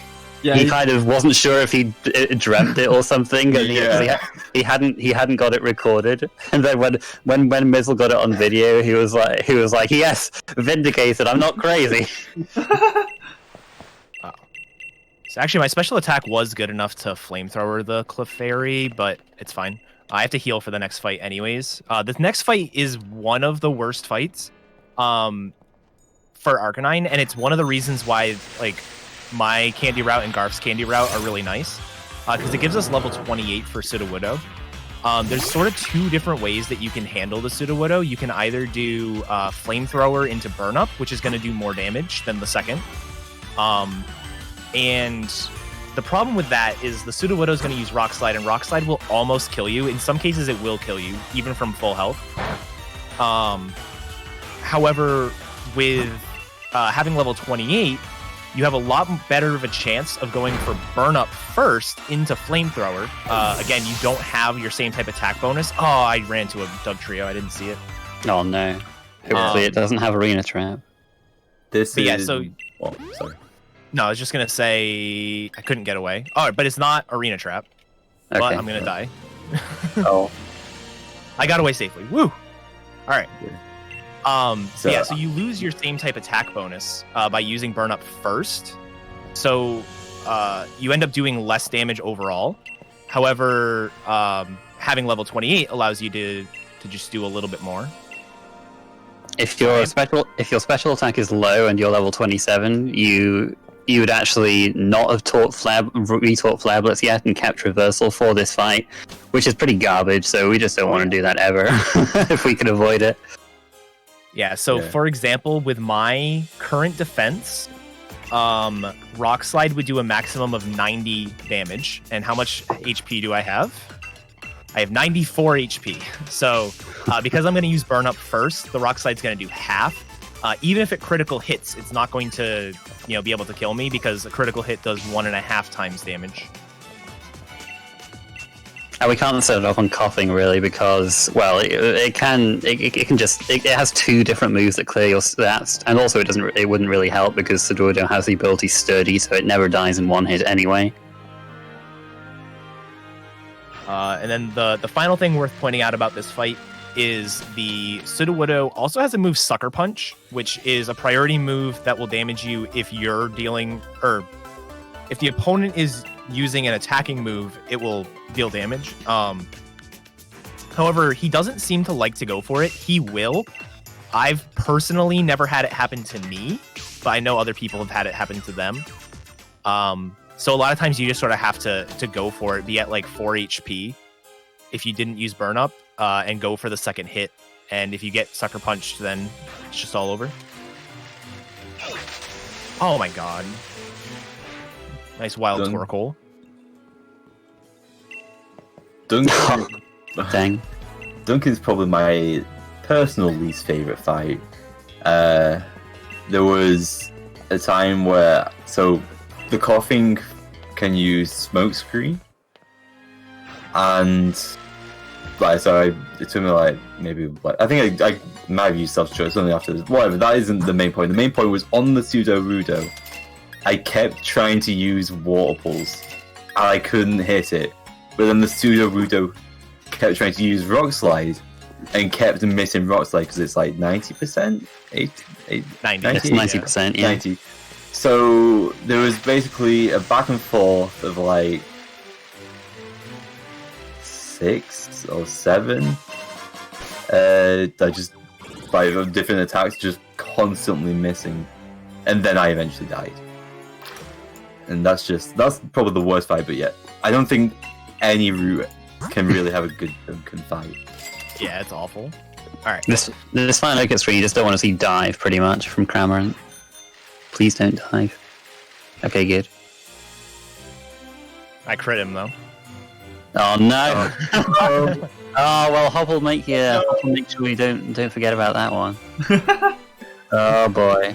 Time to catch up. If we get enough of those, maybe. How much? But- So, okay, knockoff's gonna do up to 38. I'm at 43, and I level up. Cool. Alright. So yeah, because I'm low speed, I had to equip the Silk Scarf again, and go for extreme speed on the Cramorant there. Normally you would just set up an X attack and then Flare Blitz through. But yeah, so I had to re-equip the Silk Scarf, and then I have to remember after this fight to re-equip the Charcoal at the end. So, kind of a slow version of the fight, but not too bad. I also went out of my way to grab a rare candy. If you don't use double candy on Arcanine, you don't have to grab that one. However, just using the double candy makes... We've already talked about why that's good, so especially in a marathon setting. So it only wastes like 25 seconds if you don't get the encounter that I got. Oh no, you got paralyzed. It's over. I know. I mean, Not like you get literally a free it's over. heal The fight every is 5 over. minutes.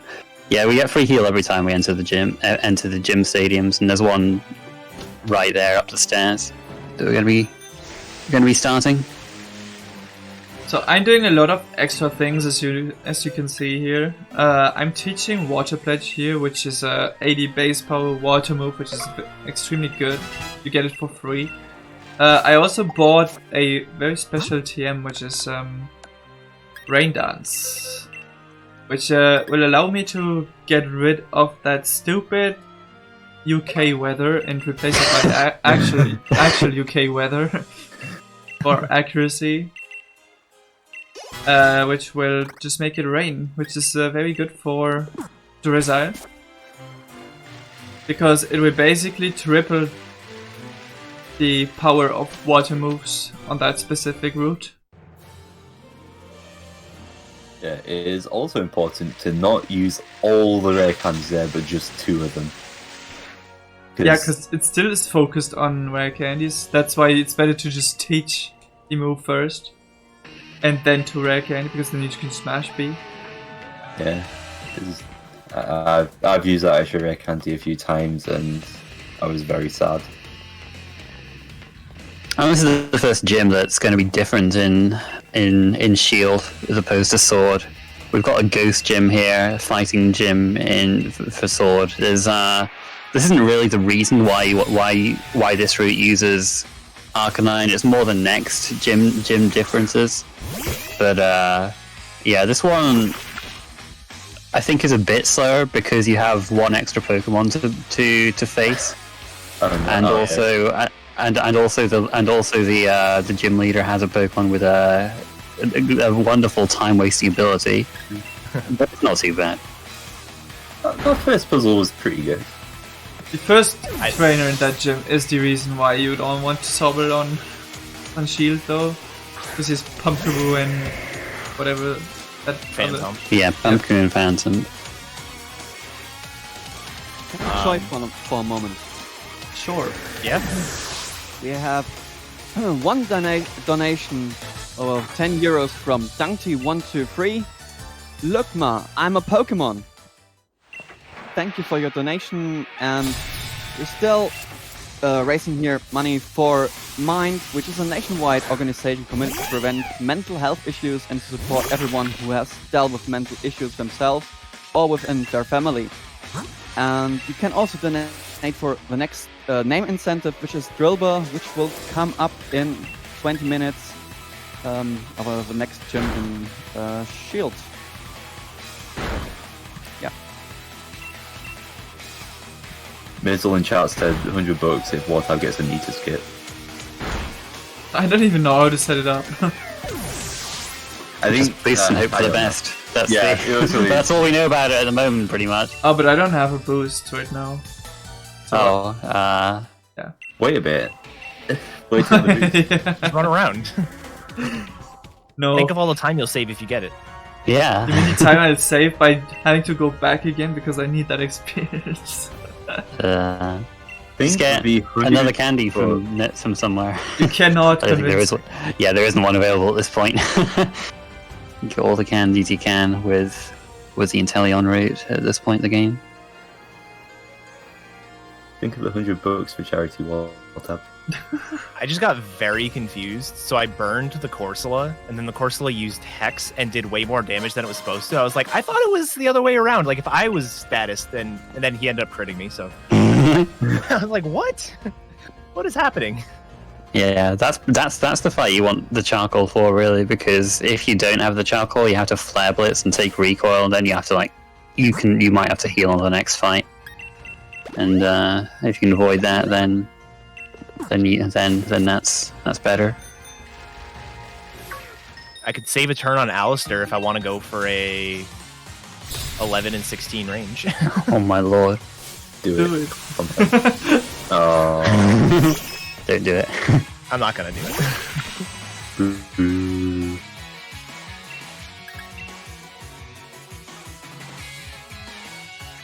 You can skip that first glove that pushes you. It's slower, but you can do it. Yeah, it's cooler, but it is slow. Oh my goodness, Nuzzle, are you kidding me? Oh wow. Nice.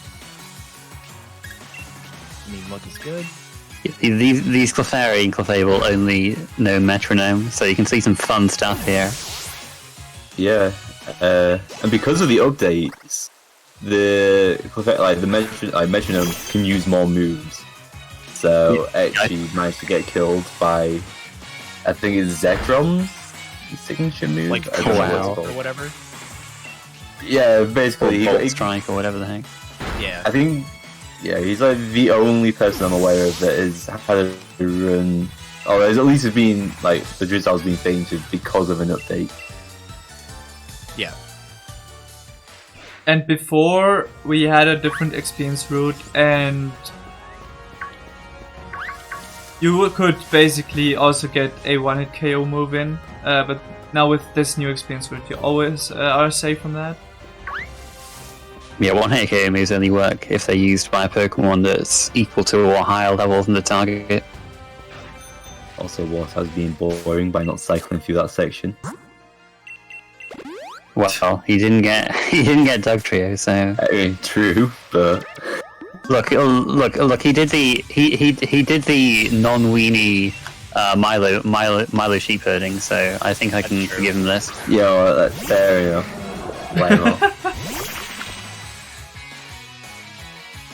Alright, this fight for Shield isn't too bad. We're going to set up a lot on the Yamask. Yamask is either going to use Disable, typically, or Hex. Disable is obviously best. Of course, he uses Brutal Swing and makes me a liar. Yeah, with lower defense you can use Brutal Swing instead, but you can just not heal here if you get very lucky. At Eddaket's health, it was very unlikely he was going to be able to avoid the heal, because he'll take a hit from Mimikyu later. But if he got lots of disables, he might have been able to get away with it. Yesterday, I took no damage in the fight at all. I got Disable, Disable, Disable, and then I got Hone Claws. Yeah, I feel like that happens more when you're at higher health. It seems like he attacks a bit more when you're at lower health. Yeah, see, he's just using disable now that I'm at high health. And yeah, so that's pretty much this fight. The only other difference here is Mimikyu has the ability Disguise, so it shields it from taking any damage on turn 1, like the first time it's hit, and instead takes, I think it's 1/8 of its max health now. That was a change in Generation 8. And then it can, be KO'd the second turn. It's only really an issue if you're at low health, because it has the move Hone Claws, which will boost its attack, and then it also has a move called Shadow Sneak, which is the ghost type priority move. So he could always boost his attack and then use Shadow Sneak on turn 2 and KO you in return. So usually not. I mean, I have 85 health, or 88 health, so I'm fine. Well done for defeating Duncan. What's up?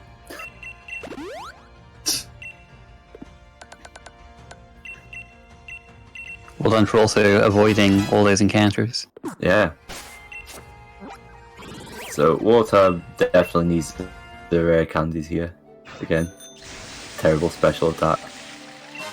But you can skip that for Sobble safely with 18 plus special attack. And I think you can risk it with 8 plus special attack with a positive nature. Yeah, something like that. The reason you can start skipping it there is because there's a fight against the Trevenant later on where you need level 40 for most Sobbles to guarantee a range on it. Also, in this fight, I think again with wartab's special attack, I don't think he can do it. Oh. You need like 24 IV or something. I was thinking about the for using +6 Swift. Basically, you can use +6. You can set up 3x special attacks and just use Swift the entire fight, and that avoids Hop from talking. I don't. It's not. Is that the quickest strat or? No, the quickest strat is going for +2. Oh yeah, that makes sense. Saves you 1 turn. Very nice not to get dive at all from Kramer there, though. Yeah, no dive the entire time.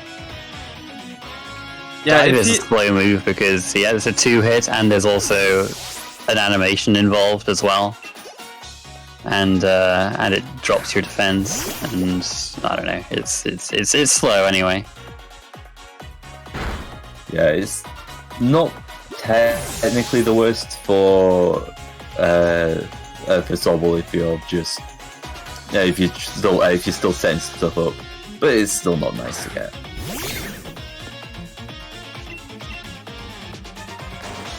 Okay, you're around, good. He also has double kick, which hurts a bit more, especially when Cramorant went for dive.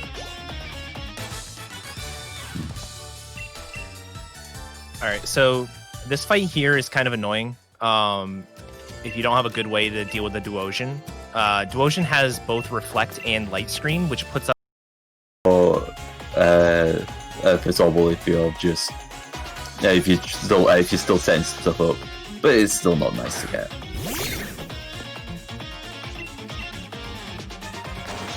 Okay, you're around, good. He also has double kick, which hurts a bit more, especially when Cramorant went for dive. Alright, so this fight here is kind of annoying if you don't have a good way to deal with the Duosion. A screen on their side of the field that will reduce either. So having to set up on the Duosion is kind of unfortunate, but it just so happens to work out that Arcanine can do just enough damage to the Duosion to KO it on turn 1, so you don't have to worry about that. You can set up on the Gothorita instead. You can also do that for Rillaboom. And in terms of like story happening at this point, he's trying to break down the wall. These reasons. He's not an anarchist. He's trying to get wishing stars for the chairman, but his methods are quite extreme. Yeah, there's another cutscene. There's a cutscene that you skip with Copper Job bashing into the wall, I think. And then there's another cutscene. It just no, he doesn't. You think Game Freak animated that? No, no. Well, I don't know if they animated it, but now the wall just breaks. That's that's the movie that skipped. All right, fair enough. I thought it was that one and something with Copper Job, but No. giving a bit too much credit there. I like how because my speed is so bad, the ponytail outsped me. But then it used agility, so I was fine. Nice. Ooh. AI is great. Mm-hmm. That was almost perfect from wartab. Yep, missed the end up there a little bit. Still very good though, and I think it's impossible to just get too smooth like puzzles in this section. Like the first two, the third one is not that good. Is it 3? Or am I just messing? Yeah, there's 3. Yeah, my brain is just not working right now, I think. It's fine. I'm not playing the game, it's okay. We're about to have Inteleon here, and Inteleon is going to try and learn a move, which is his signature move, Snipe Shot, to totally check out that animation, but we are not going to teach that move because it is as powerful as Water Pledge, which we taught earlier, but it has that slight negative effect of critting more, because it has a 1 in 8 chance crit instead of 1 in 24, and each crit wastes about 2 seconds in this game if it is not needed. Also, it is about 8 seconds slow to teach Snipe Shot, and you only really save 1 turn.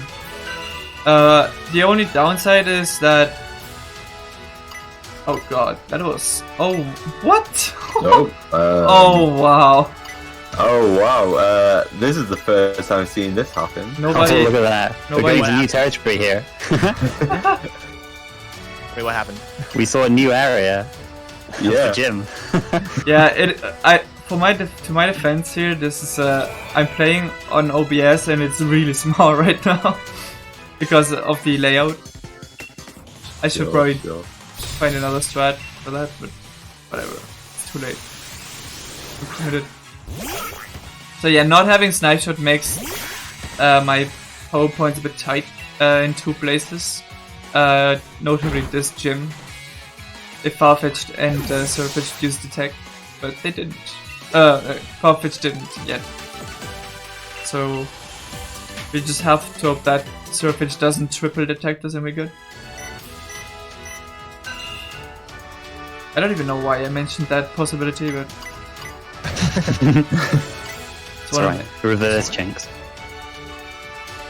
You made up for this third one. That first like tight economy, that's actually quite difficult. It's not like anything bad happens if you don't get it, but it just looks better if you manage to get that angle right. And then you get the goal skipping be slower. Not doing it for the fans. Sorry. No, I was just gonna say this fight here is the one fight that'd be different between my experience route and the one Garp was talking about. Because I'm level 33 here, Flare Blitz is guaranteed on this Spritzy. With my attack. If I had a bit less attack, then it wouldn't be guaranteed. And you'd have to either go for the range and risk missing it, or do 2 flamethrowers. One of the reasons why going for like Flare Blitz ranges is really scary is because, as you can see, Flare Blitz is a recoil move. So not only are you missing the range and wasting time, but you're also taking a lot of damage and then letting the opponent use an attack. So a lot of times I won't really want to go for Flare Blitz ranges unless they're very close to being guaranteed. Like the next one I have is the Gardevoir on the 3rd fight in the gym, which is going to be a 13 and 16 range. So that's pretty good. Depending on what my HP is like, I'll probably go for it. But Yeah. The other thing, the gimmick in this gym is you basically have a bunch of fights and there's a quiz. If you answer the questions correctly, then you gain stat boosts. If you answer them incorrectly, your stats get lowered. I'm going to be answering them all correctly. I think I can technically... Well, all right, not anymore. I got caught in sports, so I have to do... answer this one correctly to raise my speed back up. Yeah, also between these fights, you can't heal, so that's... you really want to preserve your HP to get through these fights without having to do any unnecessary healing. Yeah, the trainers in that gym all drop or raise your stat by 1 stage, and the gym leader does that by 2 stages, which is actually really powerful. But some of the questions are just big trolls. That's what I love, though. I love it when they do silly things like that. I think I got like all of Opal's questions wrong casually. I got most of them wrong. But you got the first one wrong? How? Oh, I didn't know what it was. She didn't mention it anywhere, as far as I know. No, the first. Oh, you mean her question? I also was referring to the. No. I meant Opal's. I meant the gym fight. No, you can't get the first one wrong. The first one. Yeah, I'd have to be pretty. You'd have to be. I don't know how you'd find a way to get the first one wrong. Secret option C, everyone knows that. Secret option C, yes. So I got through that Morgrim without much of an issue. Morgrim has the ability Prankster, which will allow its non-attacking moves to have increased priority. He has the move called... I'm slower than Gardevoir? That's a thing? Nice memes. Oh, it used Charm? What that? And then it used Mystical Fire. Oh my god. Alright. Good AI. Well, there we go. We get to see Flash Fire activate again. Look at that. But yeah, so he has a move called... The Morgrim has a move called Flatter, which will confuse you and raise your special attack. And because it's priority, it doesn't matter how fast you are, he'll go first. So that's always scary. Well, we was able to get through that. Those 3 fights honestly weren't too bad. Getting outsped by the Gardevoir is unfortunate, but didn't really cause too much of an issue. Alright, and then this is the last fight that we're going to be doing with Arcanine alone, and it's kind of scary, so let's see how we do. It was better attack. It's less. Well, I mean, he's got pretty good. He's got a decent-ish attack. It'll be like a very likely range on the Alka for me if he doesn't Dynamax.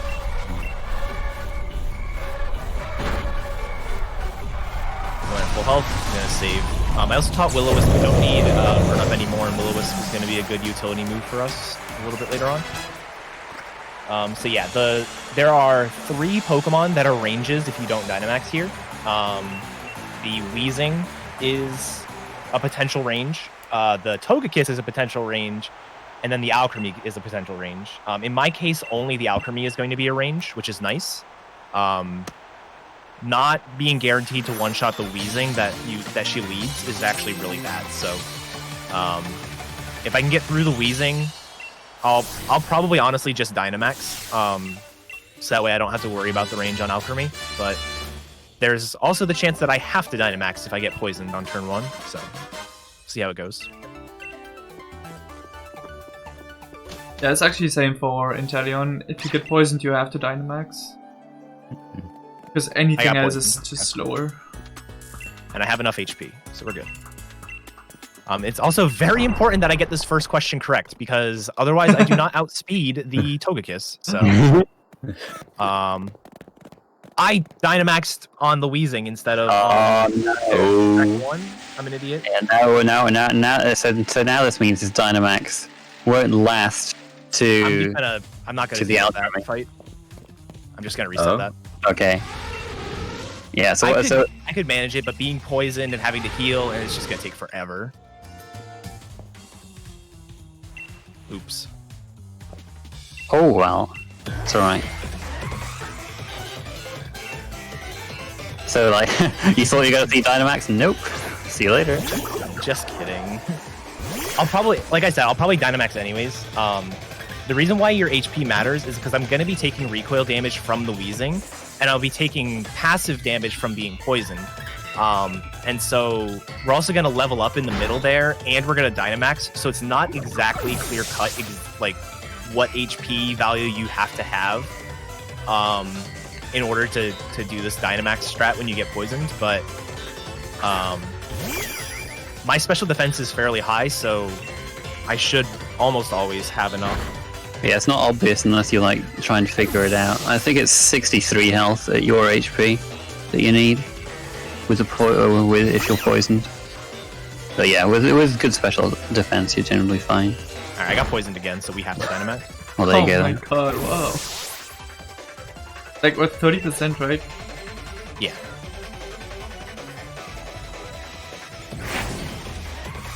Alright, I Flare Blitz instead of Dynamax, so we're good. Buggers. Woo, Poggy.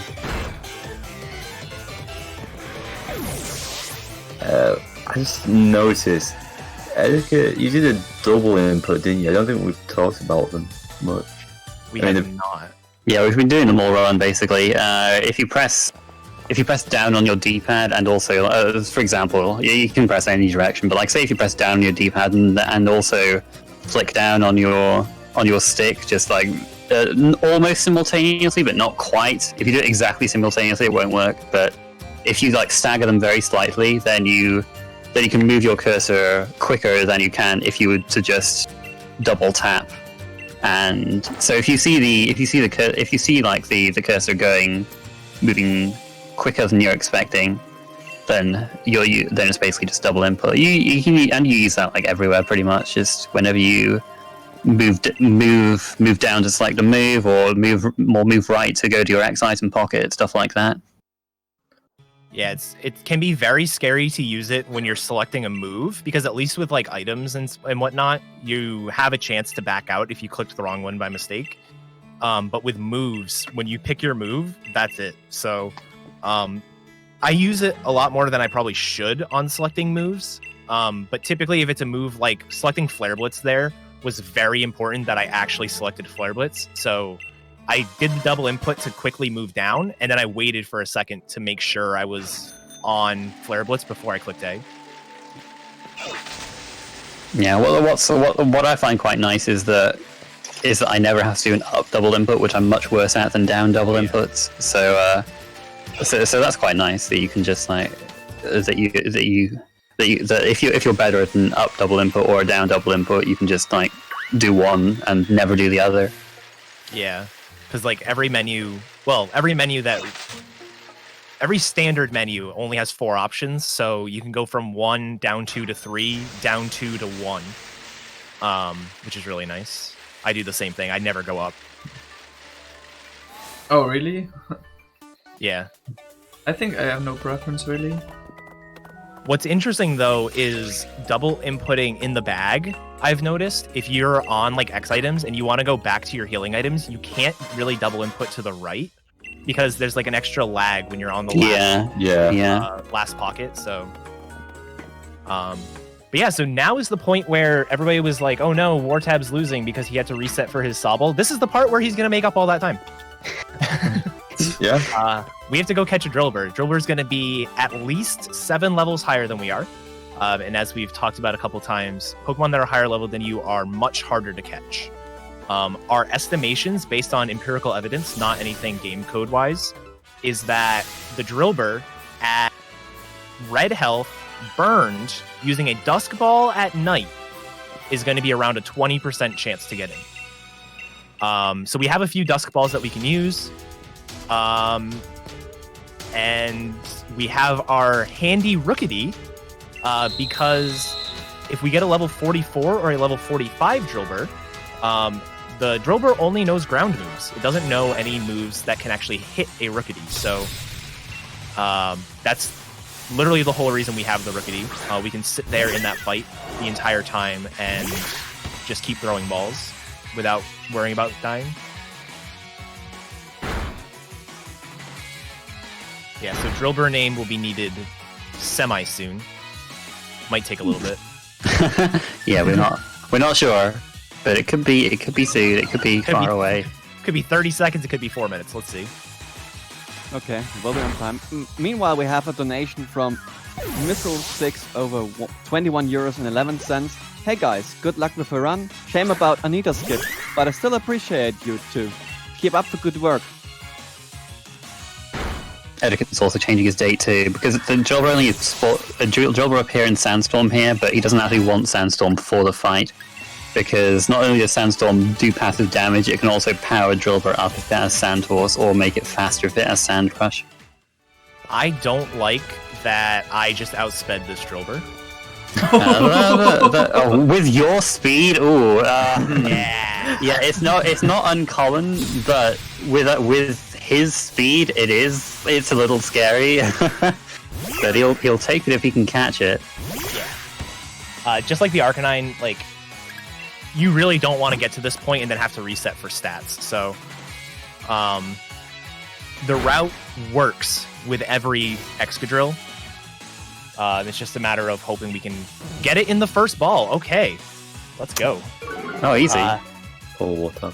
All right, so we have the name. Yeah, Sorry. the name is sent with Tammy, who won 100 euros. Very So nice. we only have Nice. one name left for alternatives, or the two top options if you want to donate for that. So, All right, that's not expected, but very nice. Give me that luck next weekend. Why? What's happening next weekend? Next weekend, doing this run. Again. Oh, what? There we go. I'm doing this run again. So, all right. So I'm getting a looking level 44 Drillbur means I don't have the move Rock Slide, which means I will need to go to the move relearner and learn it. I also, yeah, I can. I was making sure I can evolve first. I can definitely evolve first. I've done this plenty of times. And yeah, we're going to use 2 rare candies. We only have 1 right now. We're going to pick up the other one here in Hammerlock that wartab has already picked up for his Sobble. And do a bunch of menuing there. This Drillbur here is going to have Earthquake already, as well as Swords Dance. So Swords Dance is effectively going to be like an X attack. In fact, it is faster than an X attack, especially after the update that added bag lag. So this is one of the really nice things, and why early on I wasn't too worried about not having enough X attacks for things. It's because a lot of the times I need to boost my attack, I'm not using one. I'm using Swords Dance instead. It's something about the rhyming nature of bag lag is just so funny to me. I just hear feel then- disappointment. Yeah, and then, so I'll be doing the same thing here where I'll be tracking my stats. The other thing I need to pay attention to is what ability I have. I'm either going to have Sand Rush or Sand Force. Both of them only apply when I'm in Sandstorm weather, but Sand Force will increase my attack, where Sand Rush will increase my speed. Yeah, specifically Sand Force boosts the power of your Rock, Steel, and Ground moves by, I think, 30%. Rather than your attack, but that's all Excadrill has, so it's fine. So it's basically just like a power boost. Yep, and that's going to change my strategies for a few fights. So depending on what that is, so it's really important that I learn it. If I don't see it on my the first time I look at my stats, there are plenty of other opportunities. I'm also going to grab this just for safety. It's kind of unfortunate that you have to relearn Rock Slide, but because you don't use it very often, but it is helpful for mainly Corviknight because it resists your other moves.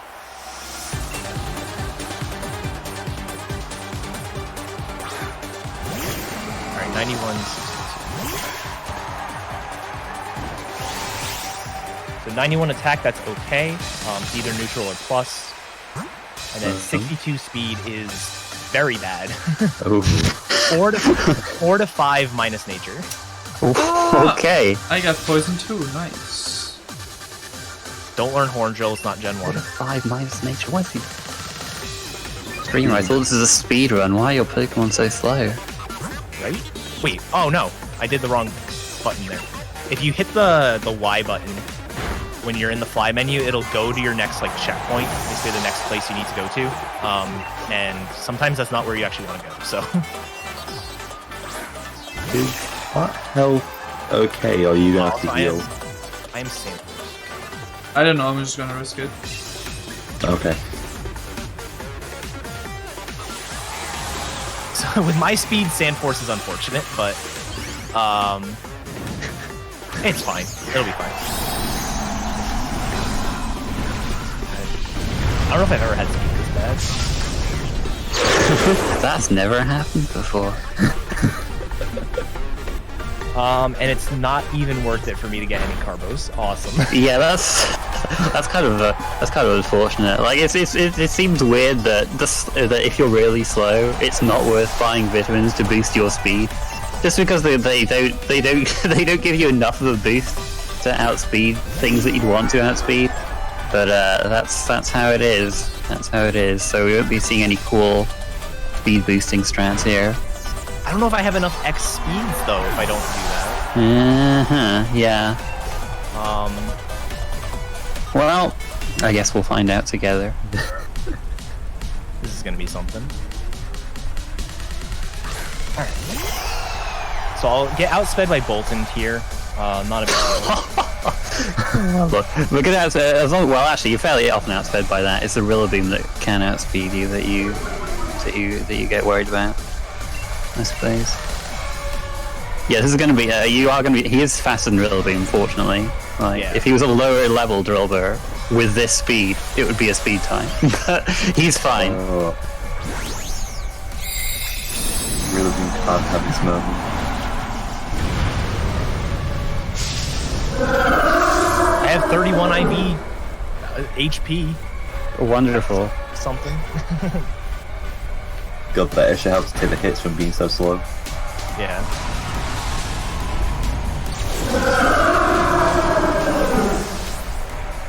And wartab has just defeated the worst gym trainer, or gym leader in the game.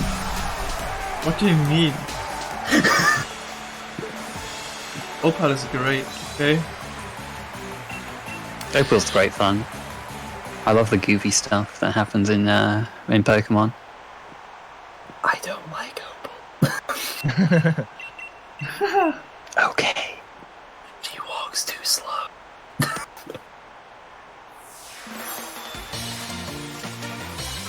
Alright. So I'm gonna make my way through one of the worst routes in the entire.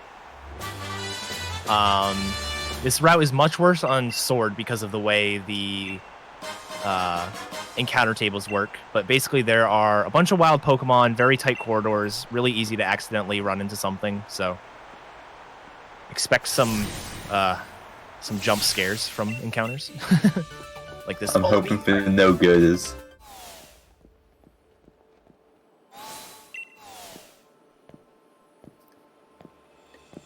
Does the shield route? I imagine the shield route doesn't catch anything on this route. Nah, you don't, because you have Arcanine for your high level second Pokemon, and the Arcanine does actually help in one double battle. Well, there's another one later on, I suppose. So in Sword, we typically look to try and catch either a Togedemaru in the worst case scenario, or a Pawniard, and maybe a Bulldor now. Maybe Bulldor as well, potentially, if it's not looking too good. And that serves it's much better as a partner Pokemon compared to the old strat, which was usually the 2 Litwicks that we caught in Kabu's gym. Which is because Litwicks level up a lot and they learn moves, so it just ends up being slower overall. Togedemaru is the best case because it's 100% catch rate, most importantly. I think in terms of moves, it doesn't learn that many. It might learn the same amount as Pawniard, actually, so that might not make a difference. The Ryan fight is better. Yeah, so there's a 50-50 chance that Togedemaru can have the ability to Lightning Rod. Lightning Rod is perfect for that fight because there's a chance that Flygon can use Thunder Punch, but that's later on in the run. What did you just pick up, Eddaket, though? That was the Smart Strike TM. So Smart Strike is a decently powered Steel-type move. It's going to basically round out our moveset there. Steel is pretty decent coverage. Here's a nice Girder that we're going to avoid. Like that. Easy. Oh, Cheat. Wow. I got out of there before he noticed me. Oh, there's another one! Ah! Alright, we're fine. Oh, no, Bullbee. Oh, no, Bullbee's so hard. No. Alright, we're fine. Where are the Boldor? They're like, what's all these Gerda doing here? This is weird. Are you sure you're playing Shield? Gerda is 5% in Shield, right? I I believe forget. so. I I believe think it's it's 5. low. I know that. It's swapped with Boldor anyway, for It's the chances. 25 in Sword, and I think 5 or 10 in Shield. Oof. Yes, it's something like that, and it's just not fun. Yeah, very convenient we get Smart Strike there. It's almost like they wanted us to use Excadrill or something.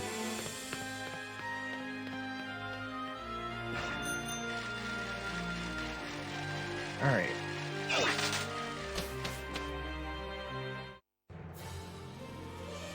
So This this is- gym here is kind of cool. Haha, I get it. Oh boy, I didn't mean to do that.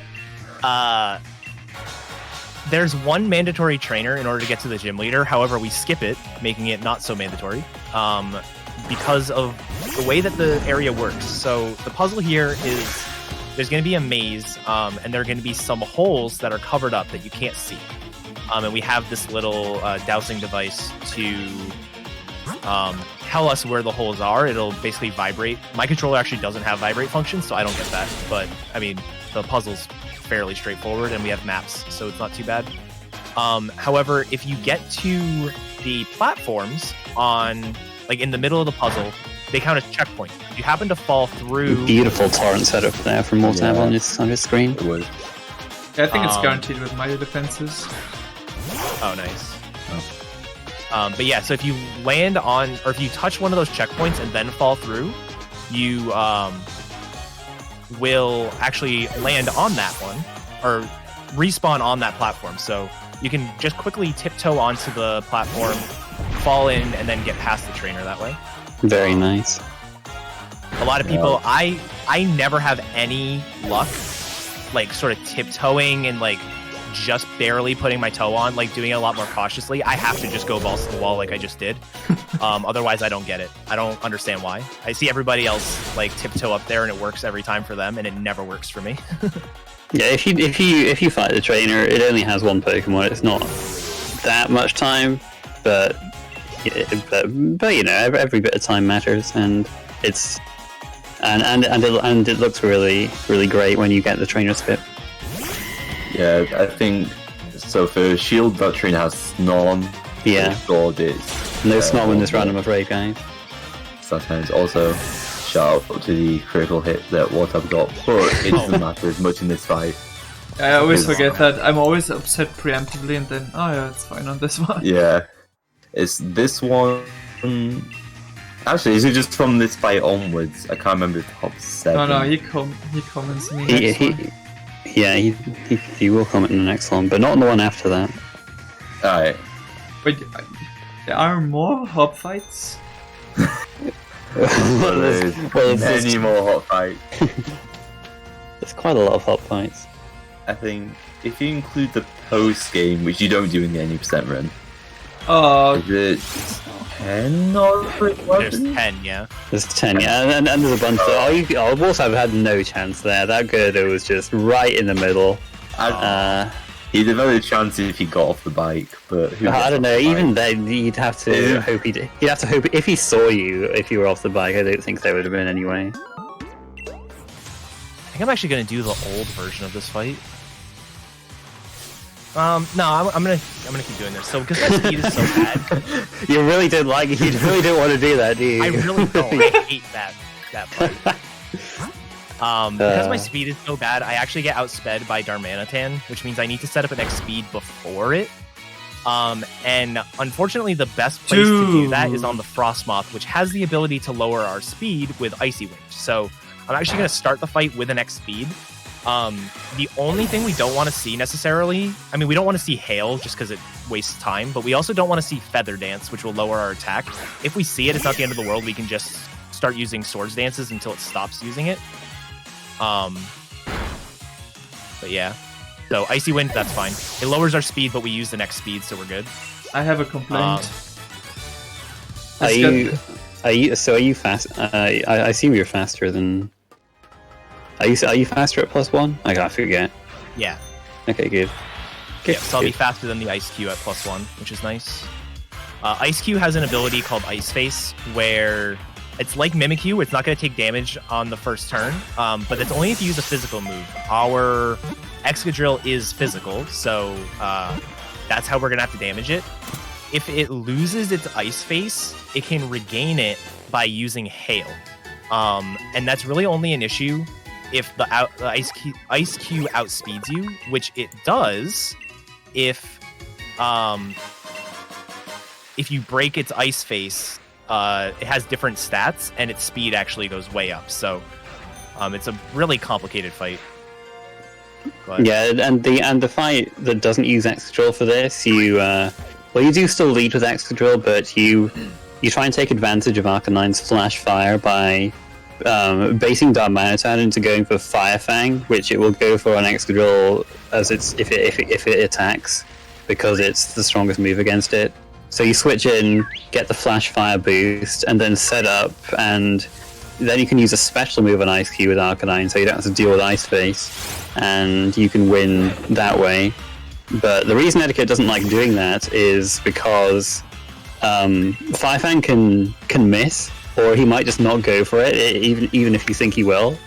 And then you don't get the Flash Fire boost, and you have to set up more, and you die, and you have to finish off the Lapras with Excadrill because you don't have the power you need if you didn't get the Flash Fire boost. And so that's happened too many times to Eddaket for him to want to do that ever again. Speaking of things that have happened a lot, wartab got another Gerda encounter. Yeah, lovely. Again, it was just another one that he couldn't avoid, even off the bike that time. It's just... the Gerdas can just be positioned in a way that you can't get around them. Yeah, but I have a bigger complaint about what just happened. So the Roselia who used Poison Sting crit me and poisoned me. Oh no. What the heck? That's 1 in 240. Good memes. Goodness me. I thought Poison Sting was 30%. Poison. Oh, is it 30? Then it's not that bad. I think it's 30, yeah. I had 10% in my mind, but it would not be very viable for Fire Red Leaf Green, I think. Yeah, maybe it's 30 then. Still not normal.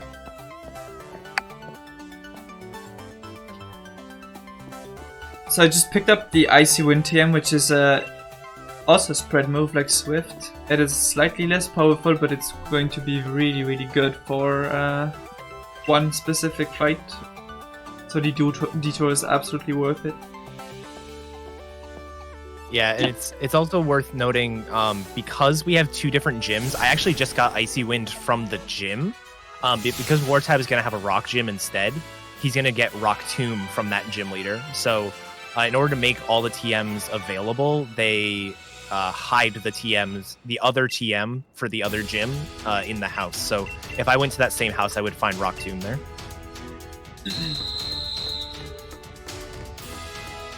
You can also make Sonya pull a Wobbuffet face here if you get the right option. Where do I do that? I've already gone past it. Yeah. I think it's Darn. the second option. Yeah, that you saw the other approach of getting that trainer skip, which wartab also got first try. Very nice, very nice. Yeah. Is it technically easier to do it on Sword because of? I think that's a myth, to be honest. The trainer is in a different position in Sword versus Shield, but it seems to be roughly the same. Yeah, but you should still do the same thing, I think. Yeah. Maybe it's more lenient on Sword, but I don't. It doesn't feel like it. I don't think it is. I think it's the same. The third room is way easier in Sword, though. I will maintain. Yeah. The whiteout conditions are much worse than the sandstorm. Yeah, but as long as you know where you're going, it's fine. Oh my god, I have to X speed for every fight. Oh yeah, flipping double and Rillaboom. It is. What fun. Where wartab comes back. Yeah, usually you don't have to worry about. God, this is so. But you. This screen is way too small for me. I thought I was way further than I actually was. So this fight is kind of annoying because we can get growled as we're setting up our sword stances. I think I'm fine at, yeah, I'm at +4, so I'm good. Depending on your attack, you might have to go to +3, or you might be able to just go to +3, which allows you to get growled once. I got growled twice, so I had to sword stance the whole extra time. And then I should be able to Smart Strike here against the Pink Urchin. One of the things that we're going to start doing on the shield side is because Hop has... That... What? Oh. Was I not at +4? Well, guess not. What happened? I didn't KO the Rillaboom. What? Did it kill you? Yeah, that looks like you might have been at +3 in that case. I got Growl double kick. Oh, that was... I only sword danced twice and I got growled twice. So I was only at +2. Oh, okay. Well, no wonder then. Okay, well, easy mistake. Well, rough experience, right? I guess. But yeah, so the what I was gonna say is this is where we start really like routing our fights to avoid using super effective moves because Hop has that extra flavor text. So you'll notice like I'm not gonna use Earthquake against Pink Urchin. Even though it would definitely deal enough damage, it's just slower because it's a super effective move. Yeah, with Sobble you cannot really do that because you only have one move. Yeah. We also really want to conserve our earthquakes. This is the one. This is basically the point in the run where you go the most fights without getting a free heal. So you really want to... Your earthquakes are particularly valuable in this stretch.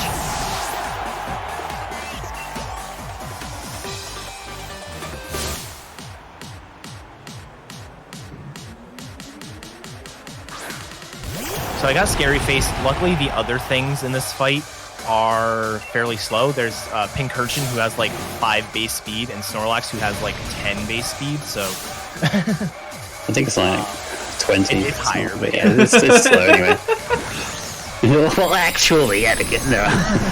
But yeah, usually it's a bit weird seeing it go this way because Corviknight usually comes out last. It just came out third because of that double down. But why would Arcanine bring out? Oh, I guess. Well, he just send out his the next Pokemon in his roster. Oh wow, the Snorlax was faster. That's fine. I didn't die. Wow. What? I must have gotten. I think I got scared. Scary stuff. I must have. At least it doesn't have high horsepower at this point. No kidding. Yeah, very very easy fight for wartab against the rock type. The Colossal is 4 times weak to water. It would even die without setup. That is nice. Actually, with this special attack, it would actually be a range. I think a 13 and 16 or something. Isn't there there's like maybe a small chance that there can be a bit of an issue if you're like, if you're extremely fast or something? Yeah. I once had 30 or 31 IV naive nature in speed, and I was too fast for that fight. So what happened is that Barbaracle used Shell Smash and doubled his speed, but we speed tied. So for the AI that considers that it's slower than you and will still try to become faster than you, and can do that in 2 ways by using Shell Smash or Rock Tomb. And the AI does not go for Rock Tomb if it is already faster than you. But in that case, I speed tied, so it used Rock Tomb on that second turn after Shell Smash, which also doubles the attack. And I was a 1 in 4 to die to that. Luckily I didn't die, but my face was priceless. So in addition to having PP management issues with this section, this is also a section where having a slow Excadrill is really bad. You don't necessarily like die, but you take a lot of damage, which wastes time because the opponent gets to move, and also you have to heal quite a bit more. So I'm lucky I decided to buy a couple more energy roots earlier than I normally do, so I have extra healing items.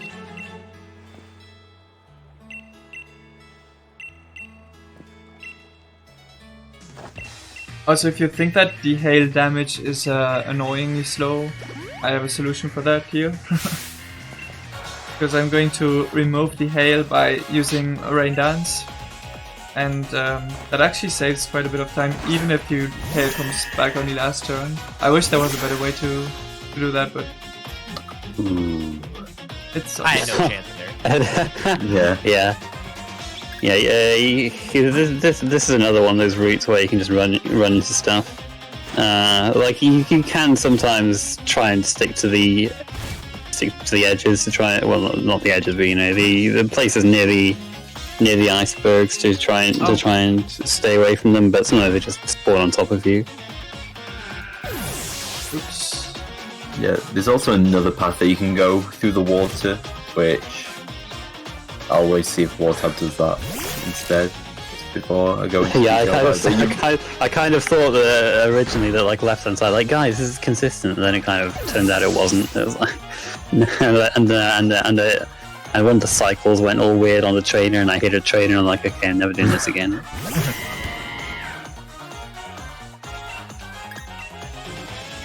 Alright, I think I'm going to just bite the bullet and buy some more X speeds later, so I'm gonna not be worried about using X speeds. Nice. Now I get torn for the next battle. So I used Rain Dance and Cinderace instead of Double because I have bad defense and Mega Kick could knock me into Torrent.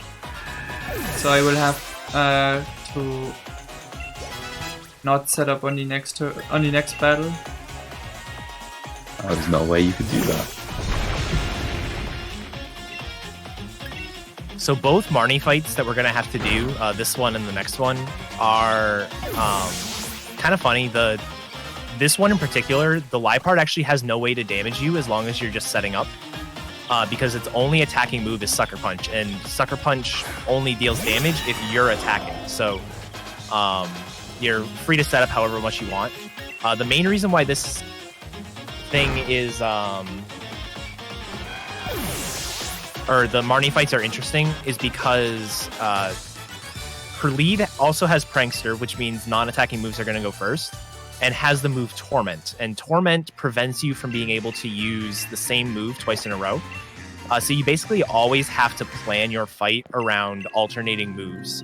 In this case, I'm going to be alternating between Smart Strike and Earthquake, and then I'll Rock Slide the Morpeko. But that does require, at least on the sword route, for you to set up a little bit more than you might have to otherwise, because you can't use the same move over and over again. Well, I think it has to set up a lot anyway because of that lovely dry skin Toxicroak. Yeah. Oh, yeah. Forgot about that. But that also makes the dry skin Toxicroak means those fights are kind of scary, because if you accidentally hit like Icy Wind or Swift, I think you have Icy Wind, right before the Toxicroak comes out, then you have to like waste a turn and then have the Toxicroak, or then be able to KO it. So, or if you miss Icy Wind, it's bad too. Yeah, so at least for like the first, well, the Marnie 2. Yeah, it's mine too. You'll always lead with Swift. No, not Swift. You always lead with not Swift. Oh, it's Swift. I can't even remember Toxicroak's the second or third Pokemon now. Basically, you do the move so that you will always be able to use Swift. Dude, wow. That was the only way you could have killed me, and luckily it low-rolled me. Oh, it went for it. Goodness me. Goodness me. Wait, what happened? Crit Bullet Punch left him at 2 health. Oh, yikes. And I accidentally also used the wrong move, so now my water pledge PP is kind of an issue. I think I'm fine. You should be fine. I actually don't know what my attack IV is. I haven't been paying attention to my stats, so I don't know if I can save PP in some places. Oh my god, I'm slower than Feeble.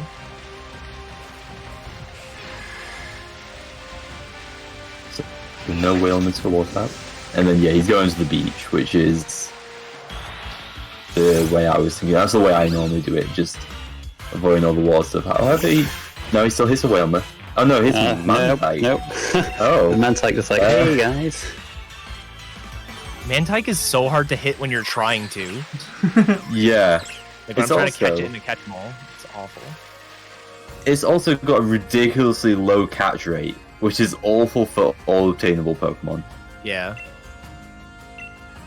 Alright, I'm gonna heal for this next fight. This fight is like, other than the gym leader, this is the one scary fight for Excadrill. You don't always one-shot the Scrafty, and Scrafty can hit back really hard with Brick Break, so... So yeah.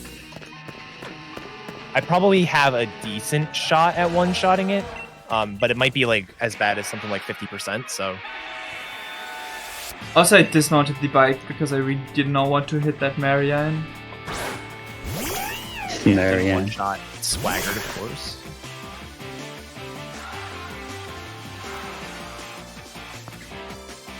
And then use Payback. Alright, cool.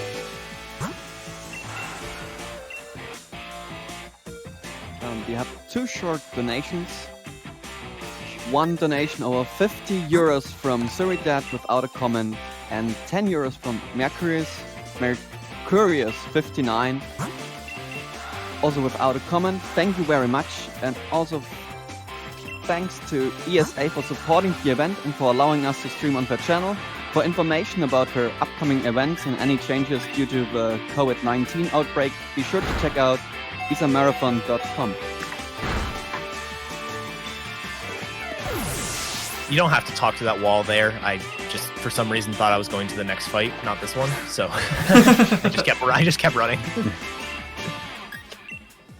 So, wartab just got knocked back into Torrent, which I believe should make... yeah, because you'll be faster, won't you, than stuff like Lanoon. So that's going to make some fights a bit quicker. In particular, just definitely one fight.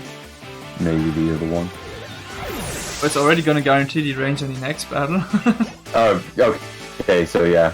We'll guarantee the range on the next one, and then the fight after there's a in Torrent strat, of course. I'm gonna be slower than Drapion. Oh my god.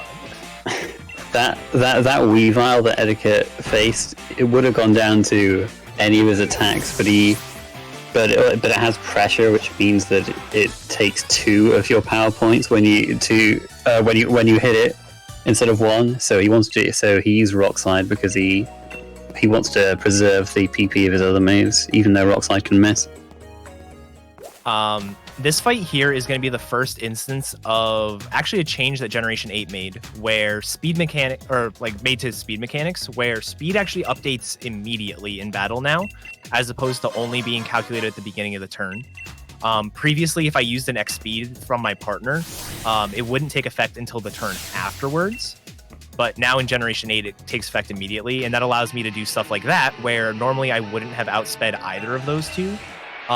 But with the X speed, I outsped them both and was able to do that without taking any damage. It's really nice. If I was faster, I could have healed my Excadrill during the fight and not had to do this menu here, but I want to save for this fight anyways, so it's fine.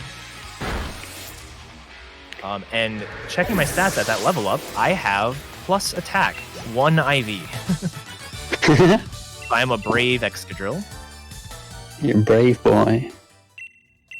Alright. So, you can go for a range here, I guess, on Piers if you want. Does the Thievul have Sucker Punch? No, right? I honestly don't know. Yeah, Thievul does, yeah. Oh, why do we go for this then? I'm gonna... just get lucky. I don't... Etchy, what?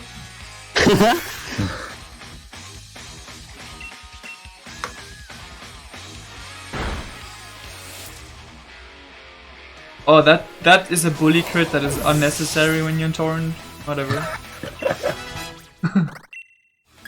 Any other time that'd be a welcome critical hit, but just not this time. So I could go for a very, very unlikely range in Torrent on that Scrafty, but not with these stats. You need 18 positive IV to guarantee the one-shot in Torrent. Yeah. I'm not doing that. Actually, I could go for revive strats, but no. I'm just gonna heal. Yeah, wartab isn't even 18 plus neutral. It's like... Yeah, you can Alright, save so- a good amount of time by being Torrent here, but not with these stats. So Piers is the 7th gym leader. It's the only gym leader that's not going to Dynamax. But him not having a Dynamax doesn't mean his ace isn't bulky.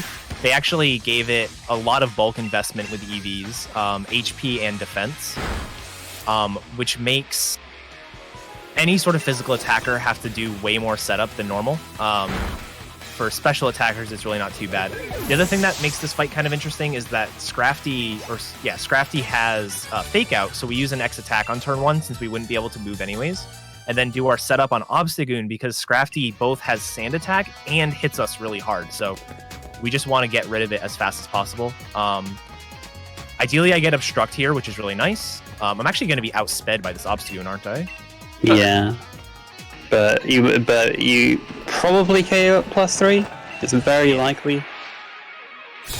Eddaket, I did the same mistake as you with the Mr. Mime War. Oh, really? Yeah, you get a nice cutscene from Piers if he uses Throat Chop. So if he was faster, he could have avoided that, but it's fine. It's good that he went for Obstruct in that first turn, so because that means that I don't think he ever either ever or almost he never or almost never goes for Obstruct 2 turns in a row. I've seen it one time ever. It's very unlikely anyway. But yeah, the Obstruct turn 1 was basically the reason I went for the +3 range. If he didn't use Obstruct turn 1, I would have used another Swords Dance. That way, I basically would have tried to bait him to use Obstruct on turn 2 instead.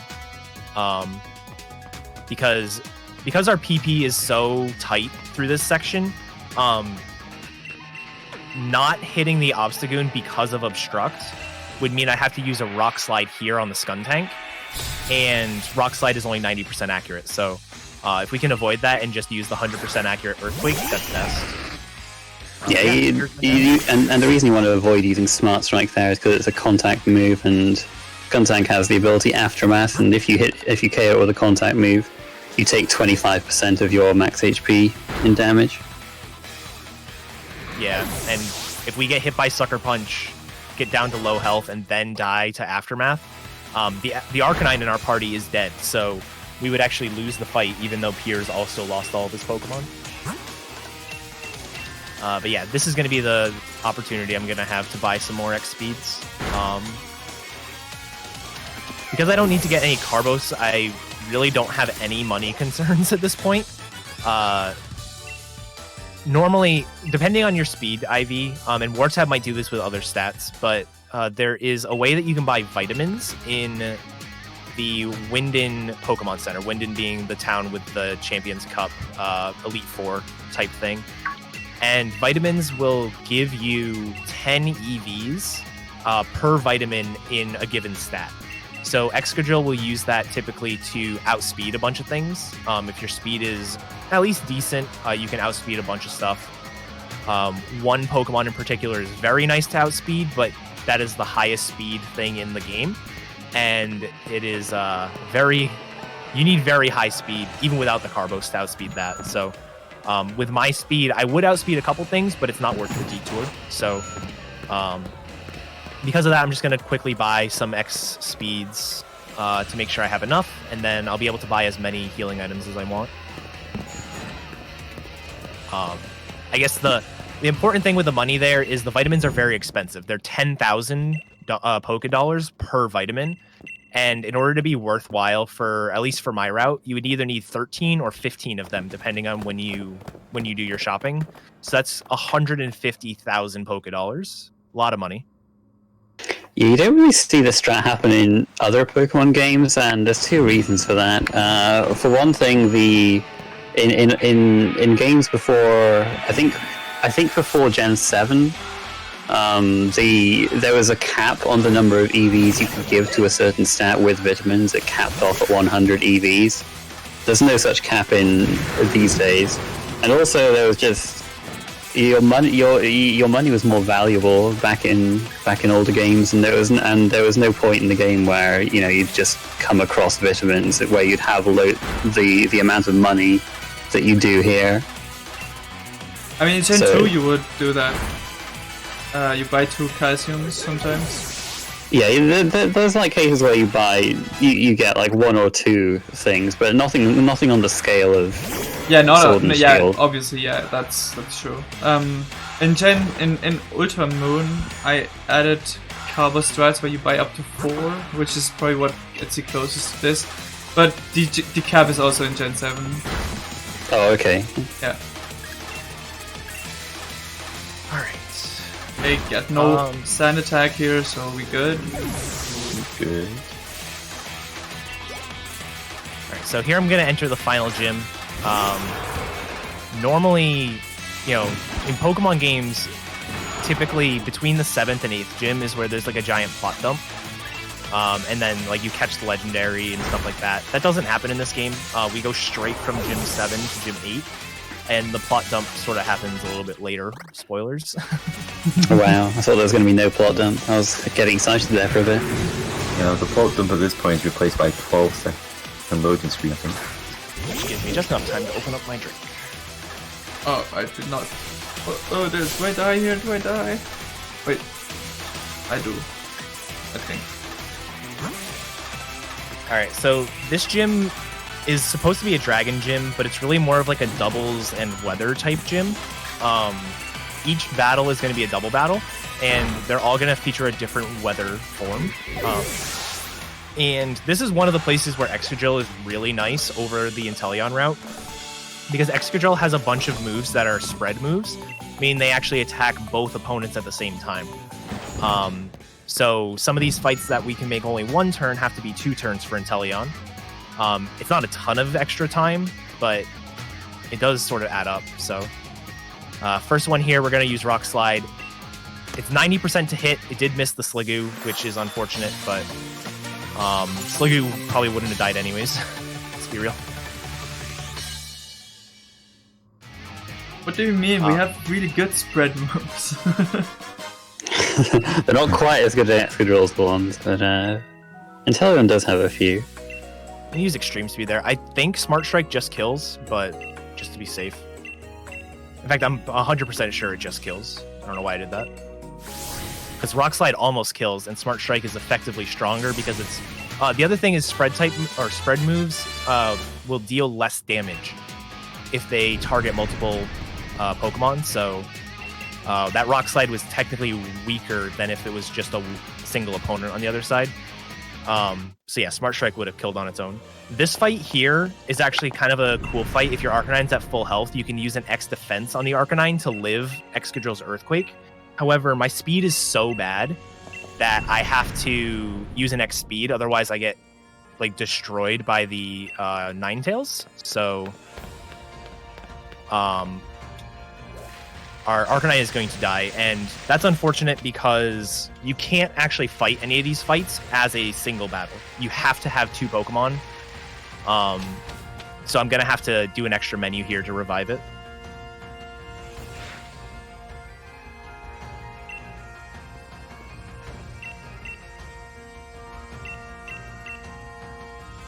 Yeah, the poor critical hit on full picks. Yeah, that crit didn't matter. It's dead. Yeah. Although, I do say that we want Arcanine to be alive so we can do this double battle. After this fight, we actually want it to be fainted. Because it hasn't really come into play because we sort of route around it. but when you're in the gym stadium, you actually can't access your Pokemon box. So in order to prevent you from like being forced to leave because you don't have any revives and you only have one Pokemon alive, the game will actually revive your party if you only have one Pokemon remaining. So we get a free heal basically if we just KO our Arcanine in this fight, which is really nice. This is our Arcanine's moment. The sun here as well. Nice flamethrower. Always one hits the Abominable Snow. Yeah. And Arcanine usually goes down either to this Hakamo, or in this case, like the Hakamo attacked me or the Extra Drill instead, so I can just use Earthquake, and that gets rid of the Arcanine. Finish the job. This is definitely one of the coolest strats, I think, in my opinion. Just for like you just don't ever experience in Swords, because sometimes you can actually experience it when you get unlucky. Okay. I've never experienced it. When it's very specific. It's if Hakamo doesn't die and goes for whatever fighting move he has on what's its face? Pawniard. Yeah. But yeah, it's you usually having a bad time anyway at that point. Yeah, because you ended up catching Pawniard on Route 8, didn't you? Yep. Which is a bit unfortunate, but it was a first time catch as well, so at least it's not like it didn't lose time. Yeah, the catch was an 80% catch with a quick ball, despite it being level 41. Yeah, it would have been the same for Boldor as well. Togedemaru is 200%. Golett is also 100%, but it's not viable. It is viable for Rillaboom though. Yeah, Golett would evolve with the experience it gets, so you want to avoid that. Yeah. So this fight here is the first of the the first fight that it matters what your ability is as Excadrill. Because I'm Sandforce, I don't outspeed the Flygon, and it's going to use Breaking Swipe here, which is going to lower our attack, so it's kind of unfortunate. We're going to X-Speed on this turn here, and what'll typically happen is we'll get rid of the Flygon, but the Sandaconda will use Glare and paralyze us, but because the speed... wait, no, I wanted to mess that up. Because speed updates immediately, getting paralyzed and healing the paralysis isn't that big of a deal. So it's always the 3-turn fight. It's if you're Sandrush, it's a little bit faster because you actually KO the Arcanine on turn 2 and don't have to worry about selecting a move on turn 3. But yeah, typically it's a pretty clean fight. And luckily, even after the Breaking Swipe, we've got good enough attack where we can KO the Sandaconda. So we don't have to worry about ranges while we're curing paralysis. Yeah. Breaking Swipe is ideal for Soul, because it just does not... you're not getting potentially paralyzed. Attack doesn't matter. And it's much nicer compared to Thunder Punch, which is what we will probably see in like 4 minutes. Hopefully. Hopefully not. Hopefully we get Breaking Swipe. Basically, Turtonator on wartab side going for Shell Trap, which doesn't go off unless you attack it, so it's quite nice that he's able to just avoid damage altogether. I just realized that my Turtonator didn't use Shell Trap, I don't think. Which means that's pretty rare, yeah. There's a Turtonator later on that if it doesn't use Shell Trap is very scary. Yes. Oh yeah. Yeah, because it has Flamethrower, I think, which would also kill, I think. I think it has Flamethrower, the first one. The second one, I believe, has Fire Blast. Yeah, the second one has Fire Blast. I remember that. Hurts in the sun. Alright, so because I don't have to worry about saving my money for Carbos, I'm just going to buy as many full restores as I can. You can buy an egregious amount because you have over 100,000 Poké Dollars. Yeah, you don't really need many, but it's faster to buy the maximum if you don't need money for anything else. Yeah, I think actually for solo he goes, depending on what he does, he goes for like as low as 4. I personally wouldn't do that because I like to play a bit safer, but you can get away with a lot. Yeah, I mean you can buy 6 with the extra drill route and it's comfortable. To be honest, you probably you like hardly ever need that many.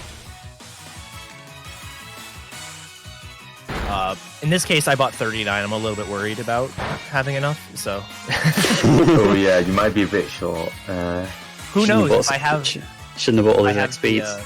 If I have the Hop 8 fight I had yesterday, I might need all of them. I think I'm dead here because I missed Icy Wind. What did the Bomber Snow use? If it uses Razor Leaf, I'm dead.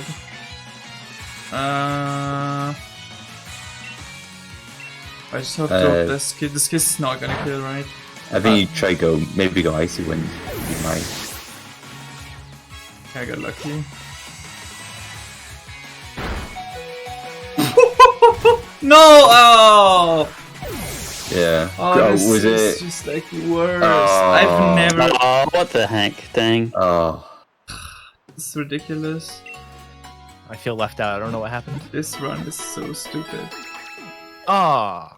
I pulled up the stream real quick. Yeah. Just in time to see him get KO'd by hail.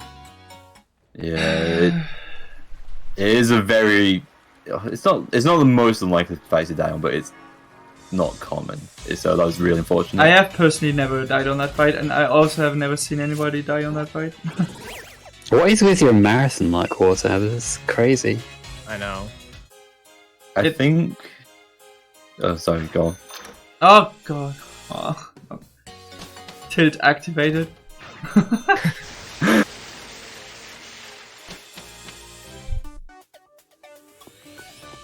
I guess I can.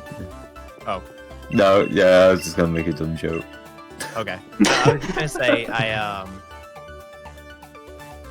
I deposited my Arcanine because there's going to be a double battle that I want to skip. And there's actually kind of a cool trainer skip you can do here. This guy here is looking at his phone, so he doesn't see you. Like that's, and I ran into Mr. Mime. All right, cool. I wanted to stop anyways because I deposited my Arcanine. This fight actually can be a little scary, so I'm gonna save before it. It's not like that bad if you like take damage or whatever. It's just this is actually, you know, kind of a hike to get here. We didn't unlock the fly point yet, so I can't fly to Route 10. I'd have to go back to the train station and do all that stuff if I died, so I'd rather just save and have a quick way back here. Yeah, you just don't want to miss Rock Slide, pretty much. Just don't miss forehead.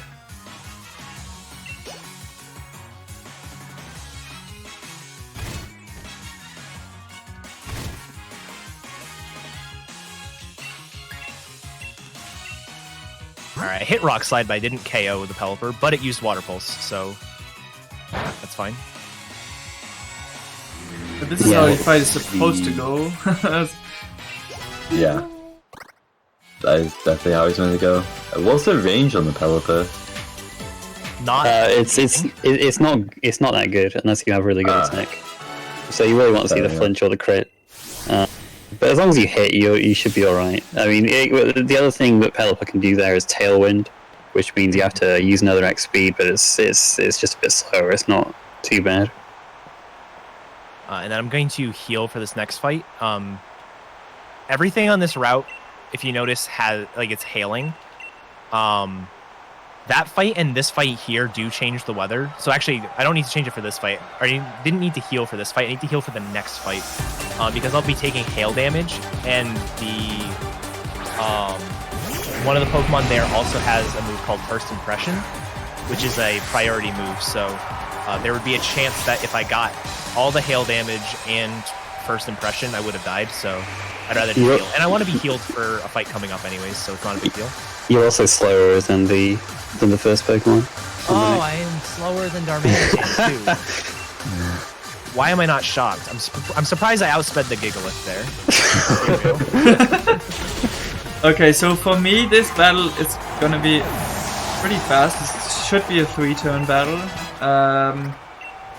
Thanks to Flygon being 4 times weak to Icy Wind. Also, that was that was what?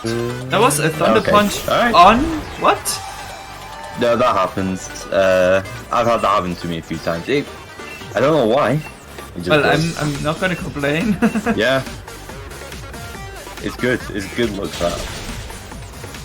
Can happen. Okay, hit both Icy Winds, because when you hit an accurate spread move, you actually have the accuracy calculation being performed twice instead of just once. So it wasn't 95 times 95%. And go figure what that is. 0, basically. Darmanitan was very nice there. It didn't go for an attack. What's funny about that Darmanitan is it has the ability Guerrilla Tactics, which locks it into the same move but boosts its attack by 50%. But because it went for Taunt, it's basically just locked into that. So it's quite funny if your opponent just does stupid things like that. Oh yeah, and this Duraludon is a 75% range. Oh With my special god. attack.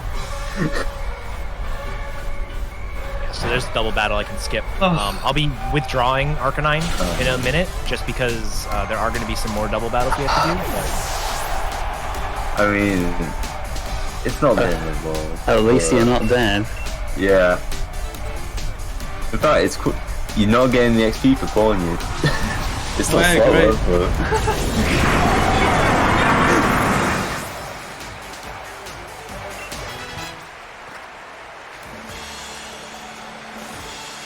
So, got another case of flying to the same town. You do this quite a few times in Winden, actually. Winden is quite big, so it's a bit more reasonable. It is a bit more reasonable, but still. Couldn't remember what to do in this menu. Alright. So yeah, it's confirmed. I have 10 to 11 special attack. That's as bad as you would ever take. Why though, game? Why? Why today? I mean, It's we know for the why. people. It's fun. It's fun for the viewers. The content. The content. I saw a question flying. Is there any way that wartab can still catch up? And I'm gonna let you figure that one out on your own. The answer is actually yes, Yeah. believe it or not. I have one fight in particular coming up in maybe 20 minutes. I don't know how long. No, longer than that. Like 30 minutes. That I could get stuck on, especially being Sand Force instead of Sand Rush. So there is time still. But this is the place where I should have scored in my notes to know if I should actually buy vitamins later on or not. You should be fine. Oh, like if it's arranged, it will be you should be likely to survive. Also, oh, actually, with that HP, maybe not. Okay, I need so- the rare candy. Yeah. Yeah, I'm gonna pick up the rare candy. Yeah, the red candy will. So assuming it's 2, it'll give you there's like a 1 in 16 chance, I believe, that Wartab will die. And we all know Assuming what's- no critical hits. Yeah, and we all know what's gonna happen now. So the words. I mean, you could always buy an iron. Nah, it's fine. I mean, you could also buy calciums at the same time, though. I don't have these strats planned. They would be not very useful. Because the special attack is so bad. Oh.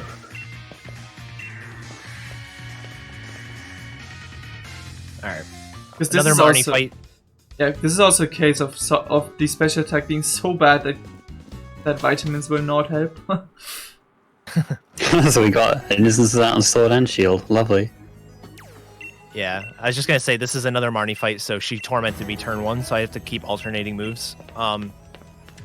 You can go slightly faster just by earthquaking everything, just because like you don't get super effective text on Grimmsnarl and stuff like that, but it's really not that big of a deal if you get tormented. Yeah. There's nothing really scary about this fight. If tournament wasn't a thing though, you could probably set up some cooler strats just throughout the whole run. So like for the tournament, you can't do anything like choice band or choice scarf. Yeah. Oh yeah, there is a sword route that does use the choice specs, which locks you into the same move but boosts your special attack by 50%. Wartab's not using those strats, but like it is a huge detour. It is 45 to 50 seconds to get, but it can be helpful. Yeah. Yeah, the physical equivalent, I get them mixed up. I assume it's choice band. Choice band, yeah. That's much less of a detour, and Despite not being in the same area as you. Yeah, the choice specs are in Spikemuth, and the choice band is on Route 2.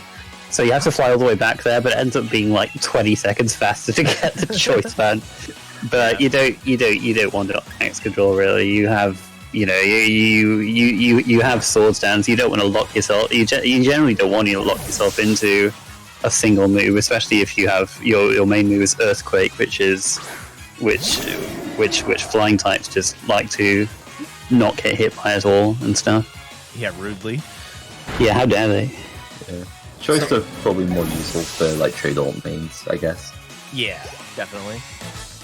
There's also a choice scarf item. It's a little bit more involved to get, but it'd be the same thing, but it boosts your speed. For speedruns, that's almost never worth it. Like, you'd much rather have the attack or special attack boost than speed. Also, best on. Oh, you won't be able to kill the audio because the thing's wartab's playing, but Yeah. best song in the game on Eddaket. One of the dumbest fights, though. So this double is gonna basically just start spamming Body Slam at some point. And Body Slam has a 99% chance to paralyze you. So now it has a 30% chance to paralyze. So there's a chance that you end up getting into this like heal loop where you're constantly healing off the paralysis and he just keeps paralyzing you. Also, an update on my stat. I actually have 10 IV. Wonderful. So that Gigalith was a 12 in 16 range too.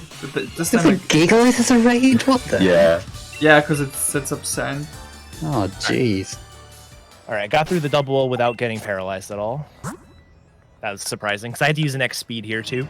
This is actually the one speed threshold in the run that is the lowest for Excadrill, and I'm not even outspeeding that. All right, the lowest post Carbos usage. You need something like 20 IV minus a speed in order to outspeed, and I'm severely under that. This fight is scary if you have low attack with Excadrill. It's because you can set it up to +6, which is the highest it can go, but if your attack is very bad, you might not KO his Dynamax Rillaboom. So we can be thankful that he has low speed instead of super low attack. I think that would be worse. Yes. And that Pincurchin there is another case of us using a non-super effective move in order to save the flavor text. We did critical hit Hop, but this is like the only Hop fight. Actually, I think the post-game ones don't either, but he doesn't care about critical hits in this one. Yes, this. Yeah. Well, Yeah. which is the one with Trevenant. Yes. All right. So after we beat Hop here, this is going to be the plot section, or one of the plot sections. I think the way the actual story goes is we're supposed to go have dinner with Hop's brother Leon, but Leon doesn't show up, and so we try to go find him, and then Oleana says, "Hey, Leon is talking to Chairman Rose, don't interrupt him." And so we say, no, we're going to interrupt him. And then we have to fight a bunch of people, and then we interrupt him. And that's basically it. Wait, really? Yeah, That is the storyline. That's word accurate. for word. That is the entire. Like Like we have to fight this guy to get a key to the monorail in order to get over to the tower. But we have to fight him 3 times because he doesn't follow normal Pokemon rules that say if you lose a battle, you have to forego all of your plans. We get Piers involved somehow as well. I'm not sure Yeah. how we convinced that. He just wants to make some noise, I think. Yeah, he has a random concert in the middle of the train station. Because the more you describe this, the weirder it sounds. Goodness me. I'm really glad that. Oh, actually not. I should be sad that I did not read that throughout my casual playthrough. But I'm not really. I really like this interview here because this lady keeps asking us questions with Hop right there. He's like, if you wanted to tell Challenger Hop something right now, it's like, how do you feel about kicking your rival's butt? It's like, it's right here. There's a really snarky response that's like that he was exactly the rival I thought he was, that I really liked. Oh man.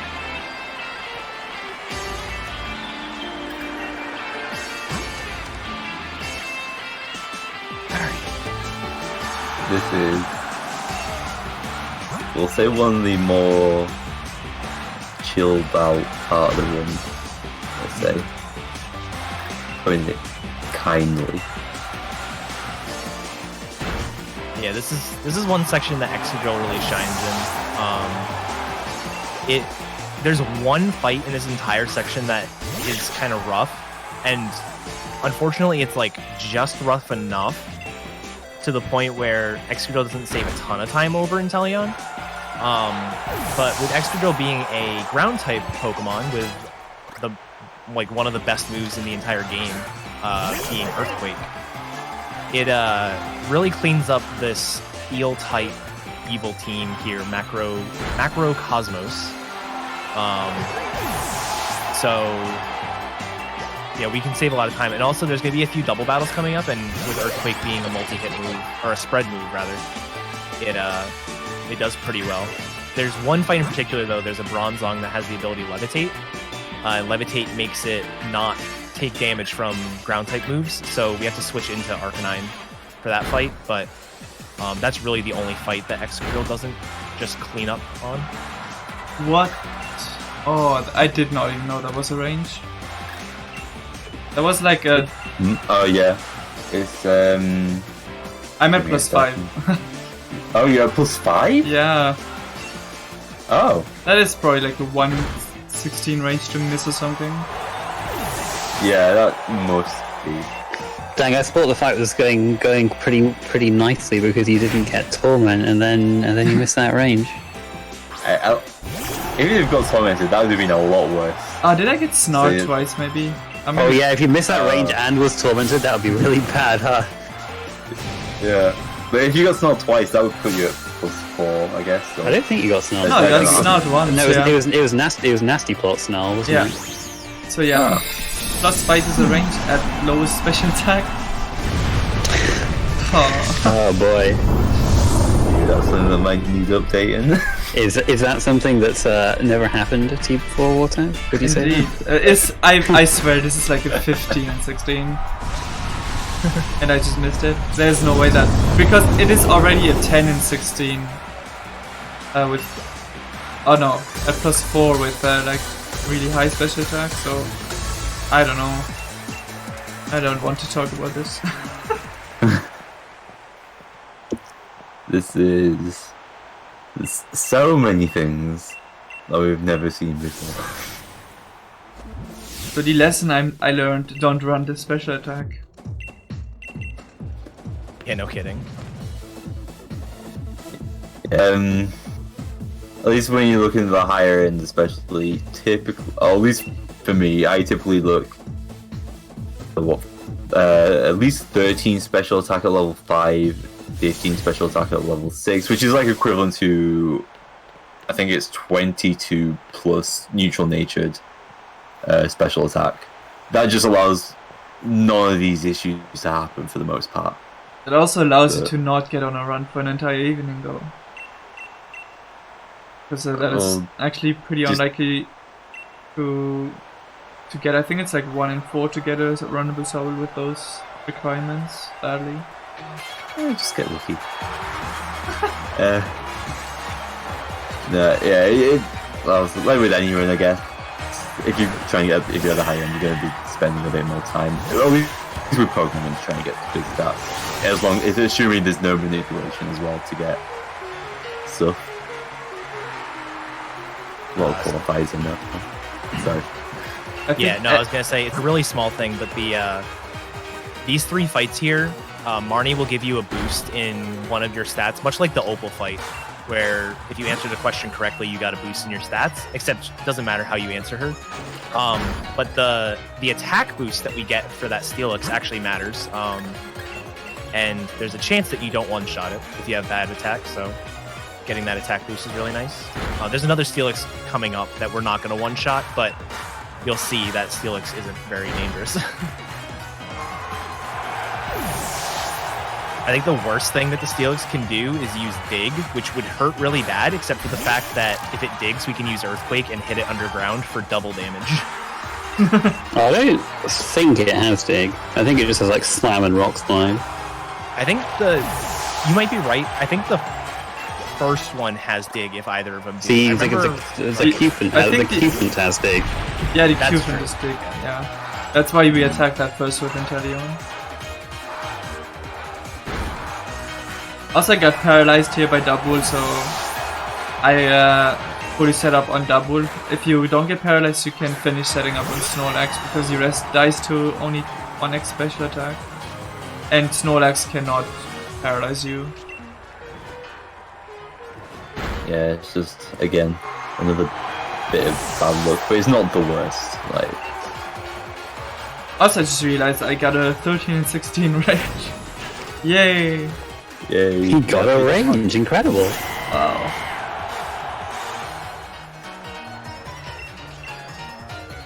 Alright, so here's the tower that we're going to go interrupt Leon at. In order to get to the top of the tower, we have to take this really safe elevator. And it's going to stop at a bunch of floors and we're going to have battles. And it's a part that a lot of people criticize because, like, the music doesn't fit the area very well. It's really good music. You guys, I think we're using wartab's audio, so you guys aren't going to be able to hear it yet. But when you get there, I personally like the music. I do agree it doesn't really fit the mood of what you're trying to do, but it's kind of cool music. One of the sort of jarring things about it, though, is the music just persists in and out of battle. It doesn't change from like an overworld music to battle music or anything, so it's kind of weird, but I like it. I used to really hate this until someone pointed out, because we just mashed through the text in speedrun. They're trying to sell you product, or like they're talking about their products. So this is actually it's effectively an elevator pitch. Oh my god. That's awesome. And so, Wow. I used to hate it, now I just dislike it, but it's still not good. But it makes it a bit better. It makes it like a bit more sense. And it kind of gives maybe the music a bit more context. Maybe. It's just why are they trying to sell you stuff to begin with when they're trying to stop you from getting to Leon and Rose? Hey, That's something you you go- said. Just take any chance they'll get. Opportunity. Yeah. Yeah, I guess so. Like what they do? They're trying to sell you like life insurance. How old are you again? And like, what's going on here? I do like that as you're going up the elevator, like at the beginning, Hop like tries to make small talk or something. It's kind of funny. I forget what he says. It's like, this thing's taking ages. Yeah. Like, you just kind of stand there, like, Yeah. you don't even say anything. Yeah, this is probably the section of the game that has the highest number of free heals per minute. After every one of these fights, we're gonna get a free heal. So it's pretty crazy. And every fight only has 2 Pokemon in a double battle. So for Excadrill, some of them are 1 turn. This is the one that has the Bronzong with Levitate, so we have to get rid of the Q-Fant turn 1. Oh my god, was the double faster than me?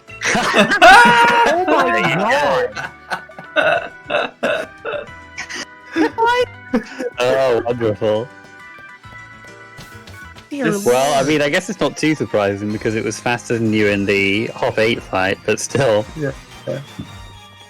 This is Wow. now officially a race etiquette. Apparently. I think the hardest part about that elevator section is to not fall asleep.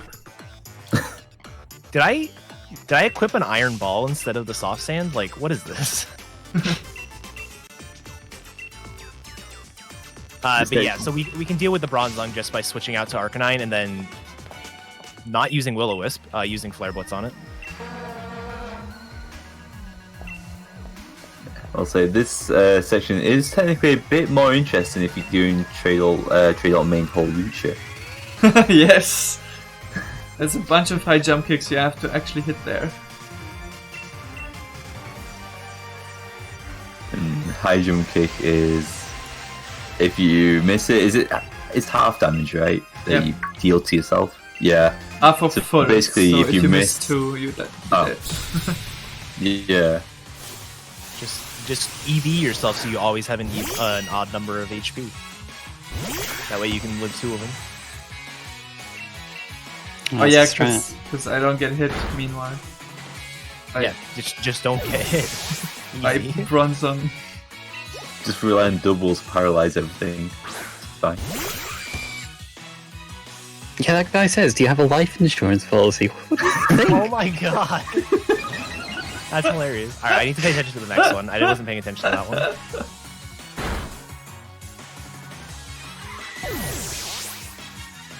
I just want to mention shortly that I'm fairly confident in the luck of our runners from now on. So I would say that we'll entered the last hour of this marathon of the Benelux Speedrunner Gathering. We organize bi-monthly gatherings in the Benelux for speedrunners. Due to the situation surrounding COVID-19, we're currently doing our extended BSG online event instead of our week-long annual. We streamers from both the Benelux and the rest of the world bring you entertainment during the lockdown. And we're also raising money for Mind, which is a nationwide organization committed to prevent mental health issues and to support everyone who has dealt with mental issues themselves or within their family. All of your donations will go to Mind. Okay, so what you just saw me doing is teach a certain move that is called Hydro Cannon. And Jordan, do you want to explain the joys of Hydro Cannon? It's awful. It's a 90% accurate move. Use it. Well, at most use it 4 times, but typically you'll use it 3 times. In fact, wartab might have to use it 4 times, but you typically use it 3 times. The first time you use it, it's not too bad. If you miss it, it's whatever. The other 2 times, if you miss it, you're gone. You've lost. And it's obviously anything like that close to the end of the run is just not fun. But it is required really to take out 2 Pokemon. I like how you're so traumatized by this move that the first thing you mentioned about it was its accuracy, and you haven't even mentioned its power yet. Oh yeah, is it 150? 150. Thank you. I don't know. It's enough to kill. It's almost double of Water Pledge. Yeah, and it's also a recharging move. So if you happen to accidentally use it for some reason earlier on, you're gonna have to wait a turn. But we use it always in the last turn. I think it's one of the coolest things that you can take advantage of in this route, but just because of the nature of Dynamax and because these moves are available in like pretty much every Pokemon game since I'm not sure if they were readily available in Gen 4, but definitely since then they've just been like you could have gotten them basically on your Pokemon whenever you wanted, but this is just because of the nature of Dynamax, it's actually quite useful here. I like it a lot. Yeah, it's also only limited to your starter Pokemon, or to the starter Pokemon for each generation, I believe. Yeah. In fact, in the Sword notes, though, there is a Hall of Fame for if you miss it. If you ever happen to miss it, contact me and I'm gonna add you to the Hall of Fame. Yeah, because he's never added me, but go on. I've probably never contacted me. And you never will, yeah. So this fight here isn't too bad. If you have good enough speed to use Carbos, there's a chance that you outspeed both the Frostlass and the Salazzle, and are able to skip an X speed. And then I just Smart Striked the Salazzle, which was really smart. But yeah, it's not very likely, especially with my speed. I'm super low. However, the other thing that is interesting, if you do have to set up on the Frostlass, it has the move Double Team. However, Smart Strike is actually one of the moves that bypasses accuracy checks. So even though it used Double Team, we were guaranteed to hit it with Smart Strike, so we didn't have to worry about missing that. Slightly a bit more jealous about that. Yeah. Don't want to learn Fissure. Would be fun, though. Why not? Man, I wish that you could use one-hit KO moves on big Eternatus, but doesn't have a level. Yep. I was going to say, can you use that on Dynamax Pokemon? Yeah, it might just not. It might just also fail on Dynamax Pokemon as well. Actually, I wanted to work there. You can't. Yeah, you can't use Heavy Slam. I learned that the hard way. Yeah, there's a bunch of moves that just don't work. No weight-based moves. Probably no one-hit KO moves. There's other stuff that doesn't work as well. Like, I forget what it is. Doesn't I'm sure Roar not work? Well, I mean, I guess that wouldn't work anyway because, yeah. I mean, I guess on the Pokemon you face, they always come out last, so it doesn't matter in game. But yeah, in Link battles, then that would be a factor as well.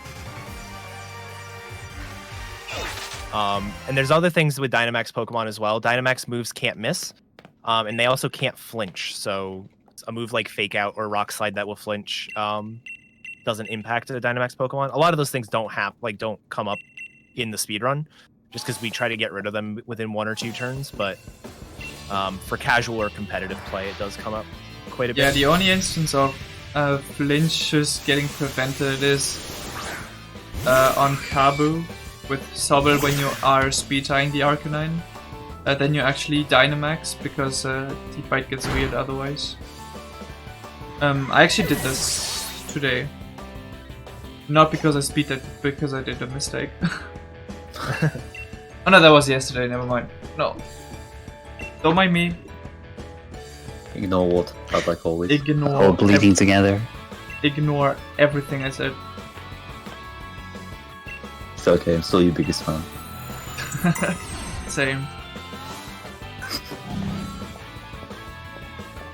Alright.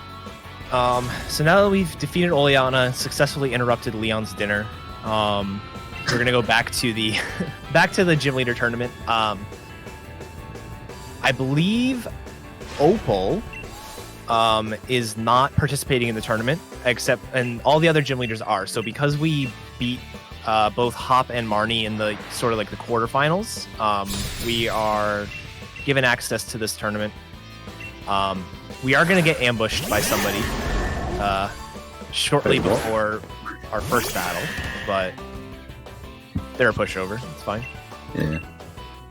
So I think the reason why Opal doesn't take part is because she retires. Yeah. That's the plot reason. Quite convenient. Alright, so I need to use an X speed on this fight because I get So outfed by both Gardevoir and Rapidash. Oh man. However, I have good enough attack that I can probably skip one Swords Dance, so in the end it won't be any extra turns really. What's your ability? I have Sand Force, so I'm going to be the next fight is by far the hardest fight in the run, especially if you're Sand Force. So if Wartab's going to save any time, that is a very good time for him to do it. Yeah, I was technically meant to save time on the Drillbur, but that did not happen. Yeah, I want those Drillbur splits on my PB attempts, please. Right? Apparently knockoff, like it doesn't even deal damage or anything in max raid battles only, but it works on Dynamax Pokemon. That's according to Chaos Lord 2. Interesting. Yeah, didn't know that. Yeah, so we get rid of the Mawile here and set up on the Gardevoir instead, because Gardevoir has the move Wish, and when Wish gets used, I actually don't even remember what Wish normally does, but when it gets used, it like doesn't even. I just Smart Striked. Oh, I meant to. That's why I don't double input up. That right there. It should still be fine, I think. Yeah, it's fine. I'll just Swords Dance on the Rapidash. Just set up on the Rapidash and you'll be alright. And yeah, I'm not even gonna use the X speed.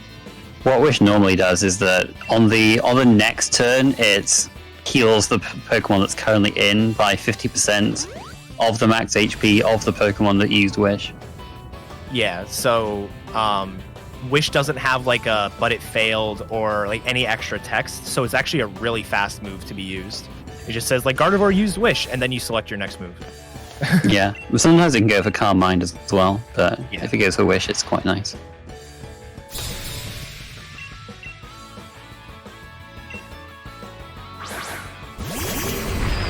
And then Hatterene, we don't have to worry about if we get outsped by Hatterene, there's a problem. Yeah, Hatterene is very slow. Base 29 speed.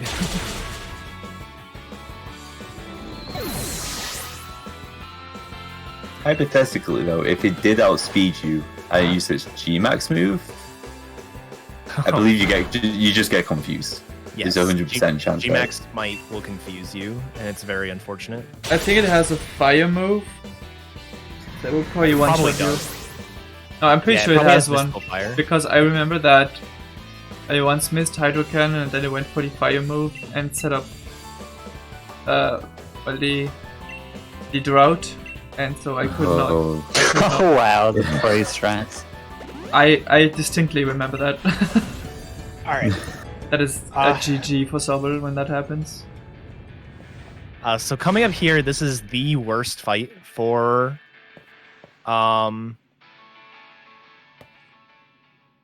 Excadrill. This is the Nessa refight. So Nessa being the water type gym leader, her lead is going to be a Golisopod, which hits very hard. The nice thing about Golisopod is it has an ability called Emergency Exit, which basically means when it drops below half health, it's going to switch out of battle. So because Golisopod is slower than us, we can use Rock Slide turn 1, do over half. We don't kill it, unfortunately, even though it's super effective. But we do over half, and it'll switch out. Then the Barraskewda comes in. Barraskewda is the fastest Pokemon that we have to face as Excadrill. And it's just going to start destroying us. So we're going to set up an X Defend to try and tank 2 hits from it. And then the Golisopod's going to come back out after we deal with Barraskewda. Then we have to deal with Seeking, and Pelipper comes out, and you have to hit another Rock Slide on Pelipper. It's just a horrible fight. If you have Sand Force, you have like a little bit of or Sand Rush, you have a little bit of a buffer where you can Dynamax on the Golisopod and set up the Sandstorm, so that way you outspeed the Barraskewda, but unfortunately I'm Sand Force, so I can't do that. Yeah, so from the looks of it, Wartab's having a pretty standard early on fight. I didn't notice if you got Icy Wind or not, but okay, yeah, so pretty standard early on fight. If he had really good special attack, then he could have gone for the Water Pledge on Sirena, which is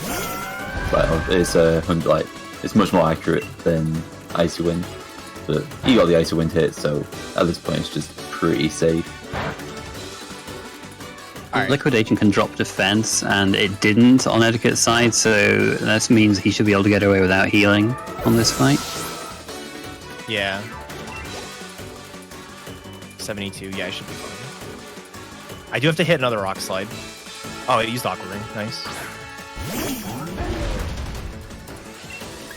Speaking of Liquidation, would there ever be a situation where it might be better to teach Liquidation to Inteleon? If you have really bad special attack, but good attack. I don't No. think so. That's fine. If we're going that way, we could also teach Acrobatics, U-turn and Sucker Punch. So much coverage. Hit all my rocks. Acrobatics into everything. Very nice. And then something that didn't come up on the first Nesophyte, because we've sort of routed around it. The Dreadnought on the first Nesophyte has ability Swift Swim, which doubles its speed when it's raining. This one, you can see it's raining. However, he does not have double speed, so we don't have to worry about that. Yeah, it's really nice that Pelipper comes out after all of her Pokemon with Swift Swim. Yeah. I mean, Barraskewda is already faster than you, but you don't really want it to be rain boosted and faster than you. And then the Seeking would be... Yeah, geez. And the Seeking would outspeed you with Swift Swim, and again, its water moves would be stronger. And his Waterfall could also flinch you. Yeah, very nice that he...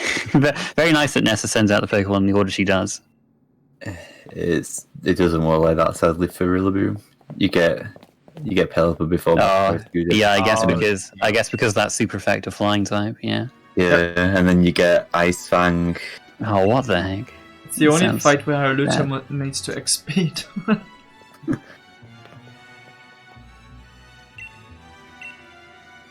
And then, yeah, if you have very high speed, and by very high speed, I mean, like, I don't know the exact IV number, but it's like 15 IV plus speed, and you use your Carbos, you can outspeed that Barraskewda, and that fight just becomes Sword Stance and then just sweep.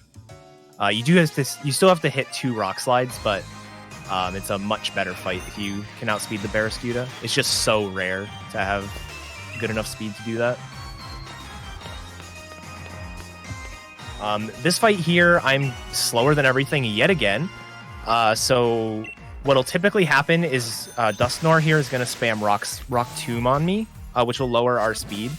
When that happens, we're going to have to X-Speed. If we only get hit by 1 Rock Tomb, we only have to X-Speed once. If we get hit twice, then we have to X-Speed twice. Because we're slower than both Chandelure and Gengar. Or he can just use Disable. That works. Oh, that's nice. Mm-hmm. That is rare, but it can happen. All right. Well, I speed tie the Chandelure, so hopefully we just win the speed tie. I completely forgot to X speed. I saw no Rock Tomb and was so happy. Will-O-Wisp me. I think it still dies.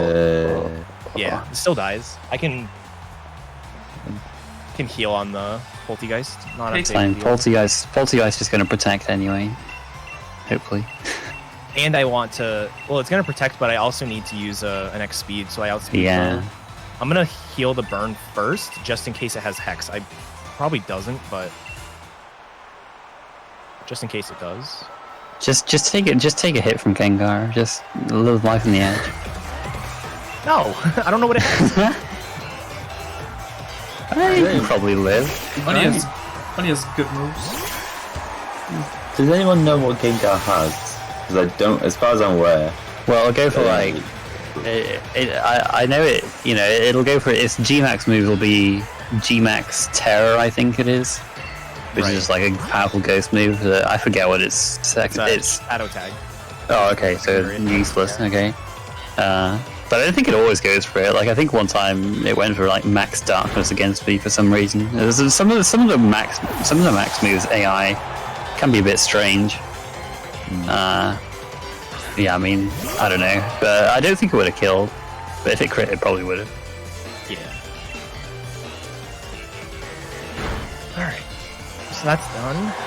So 2 more fights here in the tournament.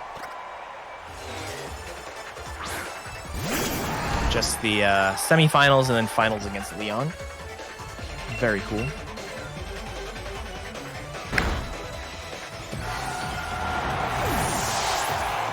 And now I have to hit my Hydro Cannon here. Oh, yes, here we go. This is what I've been looking forward to.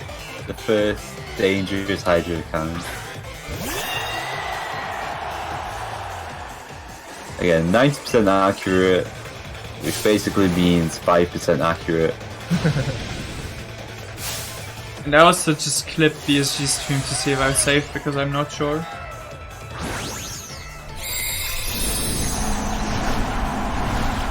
This is a Twitch assistant hero. Okay, I did save. Oh no, just right in time. Alright, Speaking of saving, I'm gonna save for this fight. Normally I wouldn't, but Yeah. given that I'm slower than literally everything.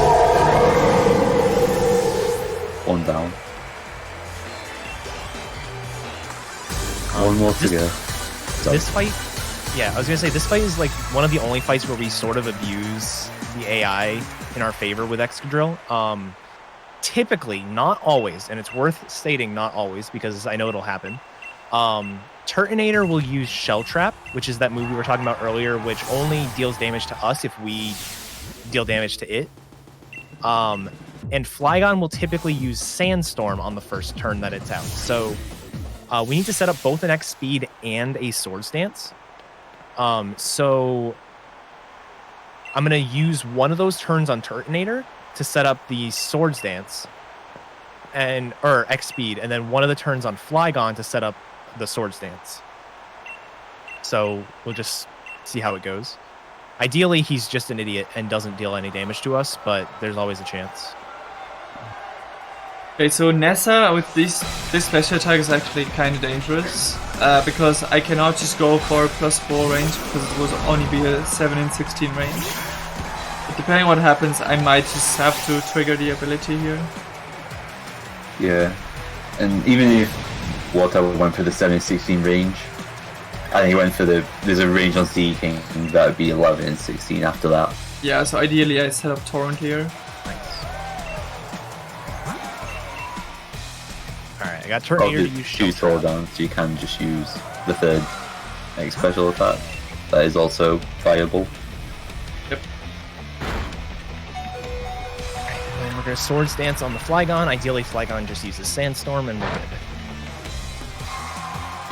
It does waste a bit of time if he uses Sandstorm, just because he has like this extra flavor text. It used Sandstorm, but I was faster than it because I X-speeded. Yeah, never mind. I was like, why did I go first? Also, I'm faster than Barraskewda. You really need low speed to not outspeed that. Wow. that cut steep water.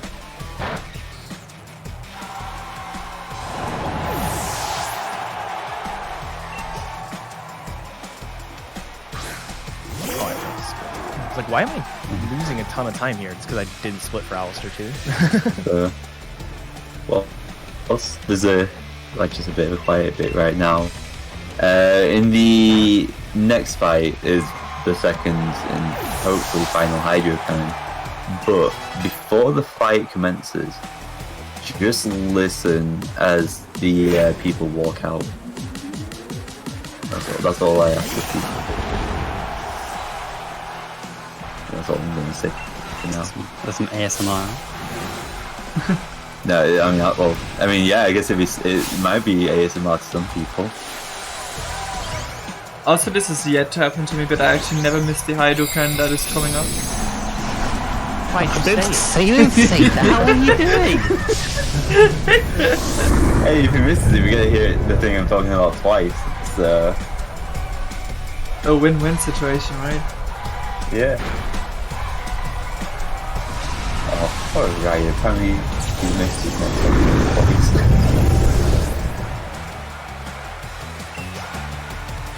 Oh, you missed the. Oh, I didn't know you missed it twice for the previous one though before wartab. So that evens it out.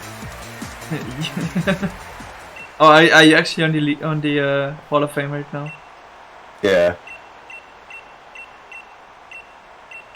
So with eddaket before the final, one reminder that the last name incentive for the legendary is still open.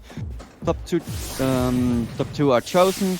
Tricrow is in the lead with 77 euros. Behind it is the Claw, and with a small lead of €1.11 over Woolo. So if you want to change that order, you can still donate for that. Alright, so just listen.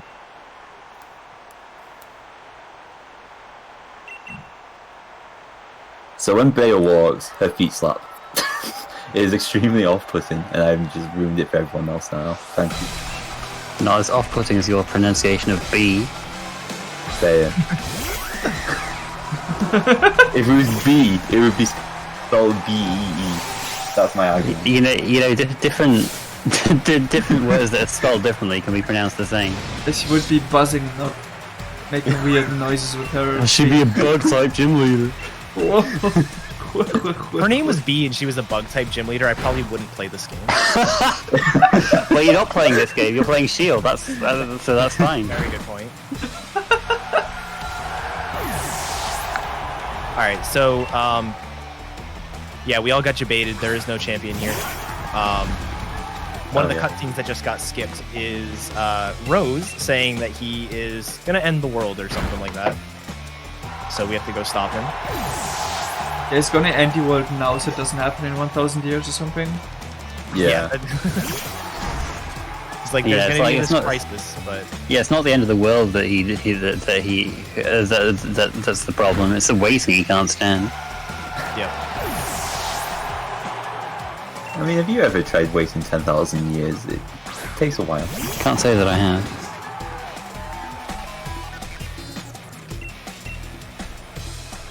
Unfortunately.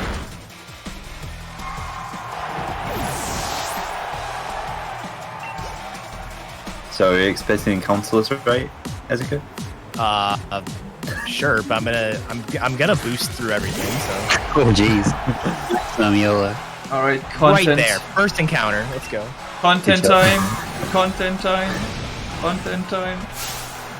Will he hit the 90%? I just, yeah, you know what? We're gonna kill it. Yo, Get the experience really back on track after not KOing that Corviknight. that's the true fun. Oh, I even went for the 90% accurately. I gained 1 experience for that. Wait, what? It was a level 2 grub it. I'm stuck. Wonderful. Oh my god, what do I do? All right, hold on. We're fine. And I hit. There was no Nice. issues. What on earth was that? Well, I'm still faster than getting the encounters, to be fair. Let's just not talk about this. So for that second Okay. Hydro Cannon, you can technically use Water Pledge if you have high enough special attack and you're in Torrent. It's unlikely, but you can. Again, wartab does not have enough special attack for that. Not even close. Not I got even more close. experience for that wild encounter.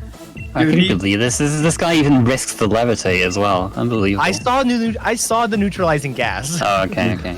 It procs when you enter the battle, so I knew it wasn't levitating. I wouldn't have done it otherwise. Okay, now I have the nice opportunity to go for a fight that is faster thanks to Dynamaxing. Wait, what? Yes. Yeah. That's crazy. Amazing.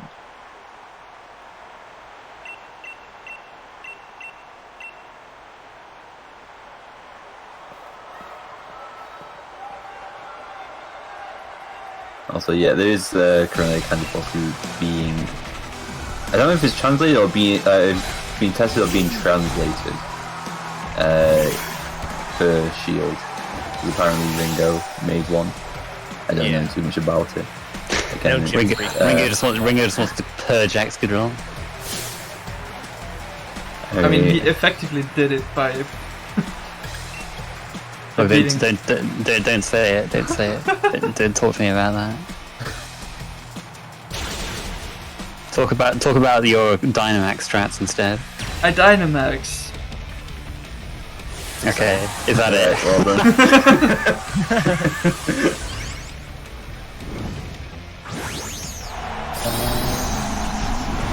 So if WhatsApp didn't get knocked into Torrent, there would be you could still do this job, which would be range for Gudra, 10 out of 16, I think. Well, for Well, some reason it says 10 out of 16. if I wasn't and- certain that I was gonna get knocked into Torrent, I would not have gone for this, obviously.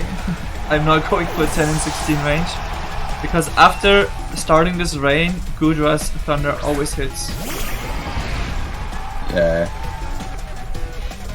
But I mean, content. But anyway, then you'd also have to use Hydro Cannon for the Duraludon, but that won't be the case for the Torrent as well.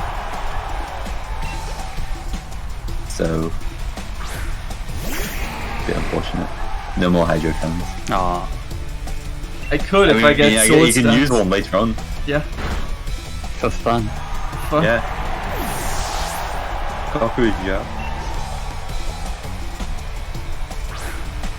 Also, really conveniently, I get into level 60 just after this fight, after having used the rare candy, just after picking it up, which saves an entire menu. So as is tradition, this next fight coming up here, I'm going to be outsped by something. It's not that big of a deal to be outsped by the Kling Klang. It does like at most 50 health, like 50 damage, depending on your defense. My defense is okay. It's not stellar, but it's also not bad. So I should most likely take like 40 or so from it. So it's not worth X speeding for, mainly because the lead is actually a very scary Pokemon. This lead here is a Scavalier. Scavalier has Sword Stance, Mega Horn, and Drill Run. Drill Run is a high crit rate move, and is super effective against us. So I believe he almost always goes for Drill Run if he doesn't go for Sword Stance, and crits like that. So. Dang, hit A on Rose, it's over. I know, I was going to say, wasn't mashing B. I always forget that one. That's like the freest too, because you can actually just mash B. Yeah, you don't have to select the second option like you do with like the Leon one in Hammerlock. And go figure why. Alright, so Drill Run hit me, didn't crit, which was nice. And now I can just mash the Earthquake button, and Roses goes down. Wartab will have a much more exciting Rose fight. Oh yeah, absolutely. Well, I'm Yeah, not there Rose yet. just has a bunch of Pokemon that hit incredibly hard if you let them. Luckily, Excadrill doesn't really give them much of a chance. But if you give them the opportunity, they can just really deal huge damage to your Pokemon. Yeah, Inteleon also does not really give him many chances to do that. Actually, only one. But in my case, my Inteleon has only 2 or 3 IV in HP and 8 IV in defense. So I picked up a rare candy earlier to be level 60 instead of 59, so that means that Mega Horn is only 1 in 16 to kill me instead of 5 in 16.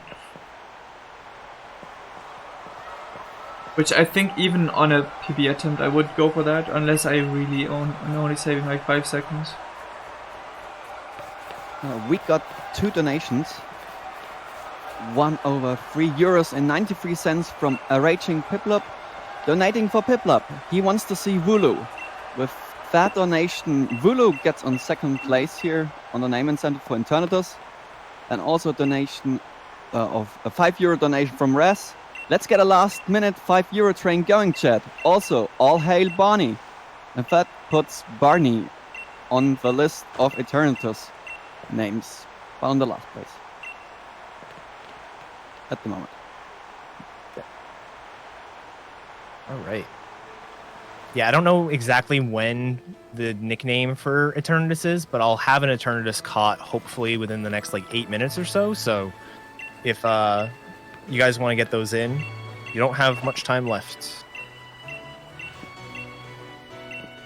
Can't wait for someone to make us call it a fish. All right. So I need to heal because I was hit by Drill Run. Otherwise, I could go for a 25% chance that I don't get damaged on the next fight. Do it. No. I'm also going to save, mainly because, again, this stuff isn't really all that scary. It's just kind of really tough to get up here, and there's, like, cutscenes and stuff, so... I was going to say, or you could outspeed, and I remembered what Excadrill we're dealing with here. Yeah. Cool. Alright. Wartab to the first bit without any encounters. Oh, don't say it. Oh my goodness. I believe. Corviknight pops up right now. Oh, okay. Alright. Yeah, no good start. encounters. Good Nice. stuff. I even boosted Instant to time save. I boosted to the grass too, and it was great. It's the first time I actually get no encounters there by YOLOing it. A positive? That's never happened before? I just wait. There's a 1 in 16 chance I'm gonna die. That was like me doing my practice run yesterday. I like for the first time ever actually boosted through all the grass like wartab just did and got no encounters, and I outsped the Cling Clang, so I'm like instant gold, definitely a gold split, and then I got crit by drill run. Oh yes. So my gold for Rose is still bad. It's like a 9-15 or something. I think in comparison, that's like a really good. Like, I think you might need like literally the perfect Rose fight for Sobble or for Intellion to maybe get close. All right, got Dragon Pulse from Eternatus. Eternatus does have Flamethrower. It's got random AI, so it's 1 in 4 for each move to get selected. And then Eternatus also is a range for some Excadrill, but we were able to one-shot it, so not too bad. Yeah, this Eternatus counts as a wild Pokemon, so it does have random stats. But three of its IVs will be 31 IV because that's what happens with legendaries in this game. We also believe that first Eternatus is not the same as this one that you're about to see in a second. Oh, like stat-wise? Yeah. Yeah, stat-wise. It's confirmed not to be the same. Alright, confirmed then. Also confirmed to not be the same that you catch. Really? Yep. Hmm.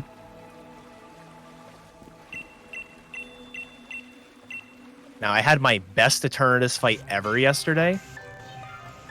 I didn't even get to use a second move.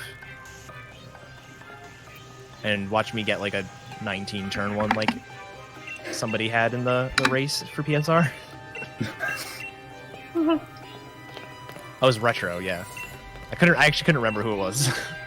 No, I had a good Eternatus fight in PSR. I think I had a similar one to what you got, Yeah. where like I got a crit from an ally.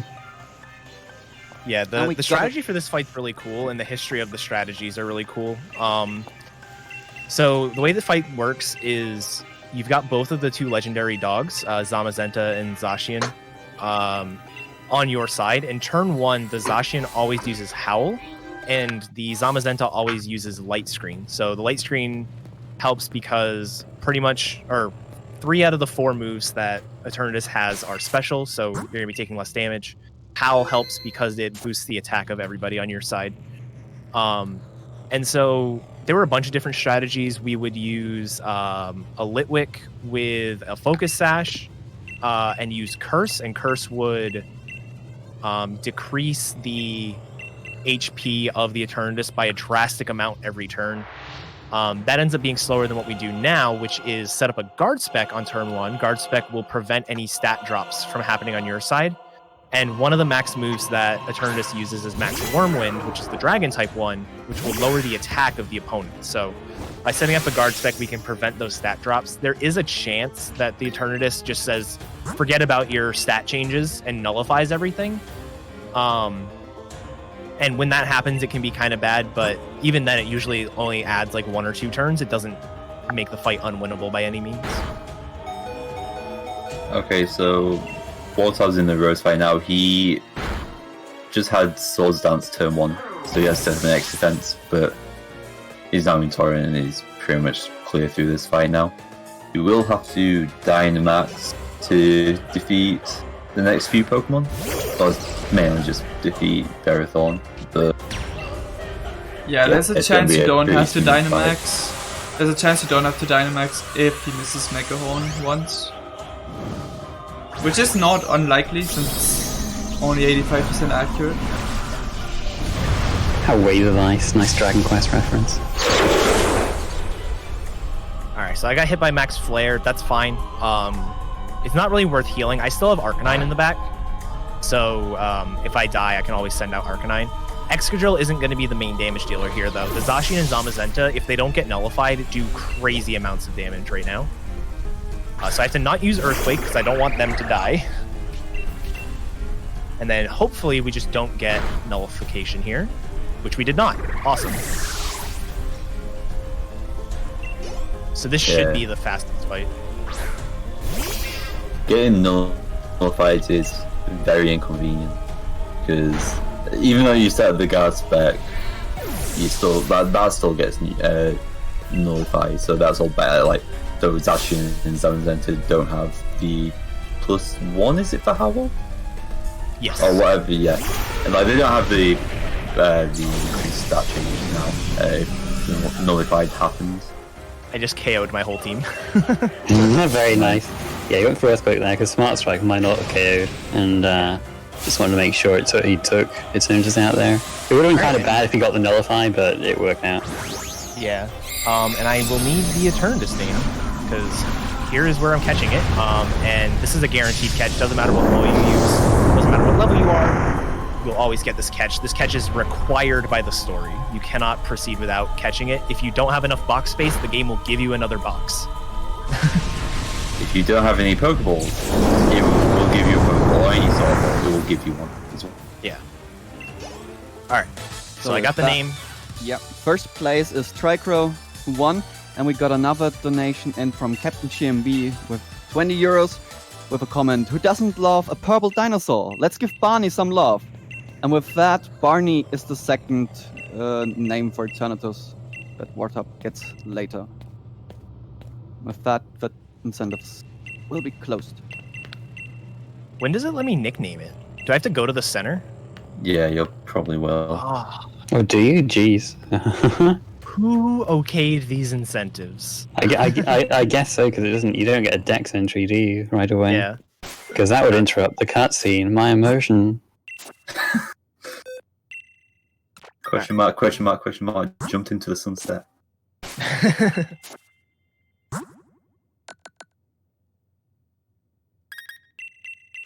Alright, so now we are officially done with all the plot. We have one fight left.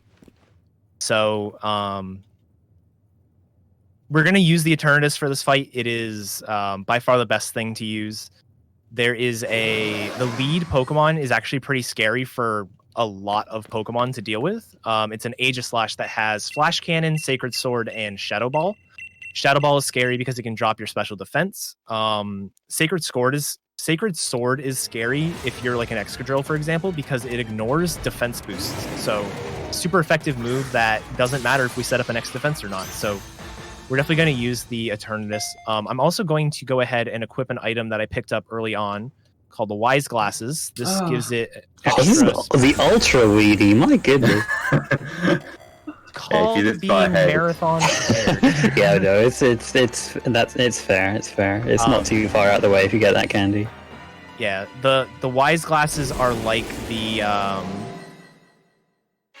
choice specs in that they boost the special moves, but it doesn't lock me into the moves, and it doesn't increase it by as much. It only gives you about a 10% boost. So, but that's just enough to matter if I have a bad Eternatus, which I'm never going to look at my stats, so I don't know if I have a bad one. Are you? Oh my god. This is a pretty powerful Eternatus. It has like, it just put more, does more than half. With Dynamax can have to heal until you use something else. Oh no. Oh, and he burned me. Oh, come on.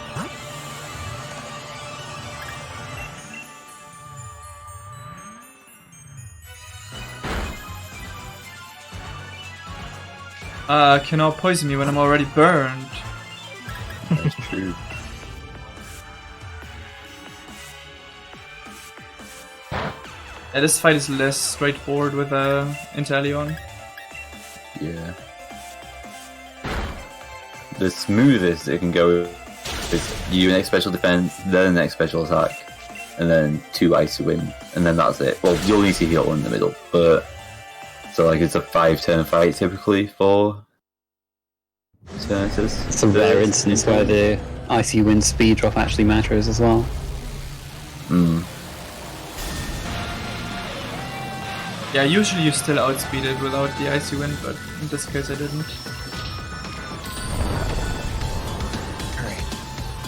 Alright. So yeah, I mean, once I set up my X items, if I can get through it, things should be pretty in the clear. Yeah, not much can go wrong here. He just doesn't want the Aegislash can two-hit him if he gets a special defense drop. Even if he doesn't get a special defense drop, if the Eternatus is really, really bad, he has a very small chance of two-hitting, but practically you only really have to worry about a special defense drop. Yeah. Ideally, it attacks us again. It didn't. That's fine. Not a big deal. It's just it saves time from no stance change. It attacks twice, but. And then yeah, so now I just use the best move for each Pokemon. Leon, just like his brother, very excited by super effective hits. So, but there's really no way to avoid them in this fight without wasting more turns. And also crits, he also likes them. Yes, does like crits as well. Who doesn't love crits?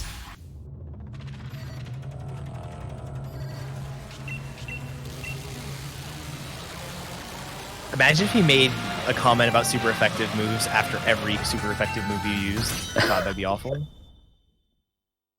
Because you use a lot on this fight. I think everything except for the Inteleon and the Charizard. I would probably just Dynamax Candy the Rillaboom. Oh yeah. Because I know that usually kills, but since we don't check stats, we don't go for it. Use Flamethrower for safety. I can get world record with safe strats. I don't know if you can do it on Shield. I know for Sword there is an X speed skip that you can do with this route, with the Inteleon route. If you really want to go for it. I wish Etchi was here to talk about that strat. You wouldn't really run out of XPs like ever unless you like didn't buy more XPs and you had an Excadrill about as slow as Eddaket's. So it's not really something you wanna risk on Shield. Yeah. Dynamax kind of has a nice effect of being double power against Dynamax Pokemon, which is why you only need to set up one X special attack on Leon. Yeah, and it's funny too because so Dynamax Pokemon, their HP depends on their Dynamax level. And for competitive, you're always going to be Dynamax level 10, which means you have double the HP. So Dynamax Cannon for a competitive Pokemon would do the exact same to a non-Dynamax as a Dynamax Pokemon. But because the pokes in the main story don't have Dynamax level 10, they're only up to like 5. You're always doing like even more damage to the Dynamax version. But time is coming up here on the fade out, and time 4:20, nice. GG. Oh, you just had to attack me, right? Let me pull up wartab stream so I can watch. But yeah, that was a really good run. I got fairly lucky when it came to like getting the Drillbur catch pretty quick. I think Growlithe was first encounter. It wasn't first ball, but it was first encounter.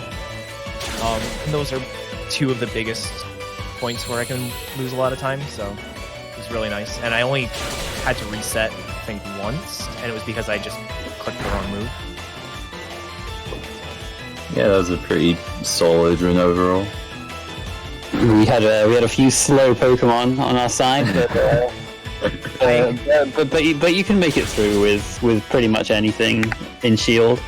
Both my Excadrill and Arcanine were minus speed, and combined had 7 speed IVs. I got a 2-turn What the heck? fight. A 3-turn fight here. Nice. Very, very good. The damage from Double Edge actually mattered.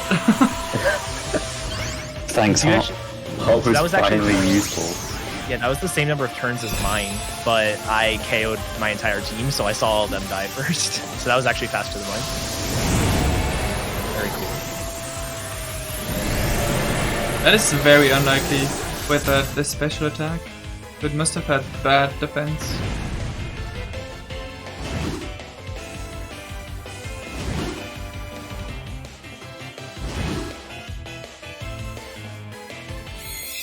So that's bad.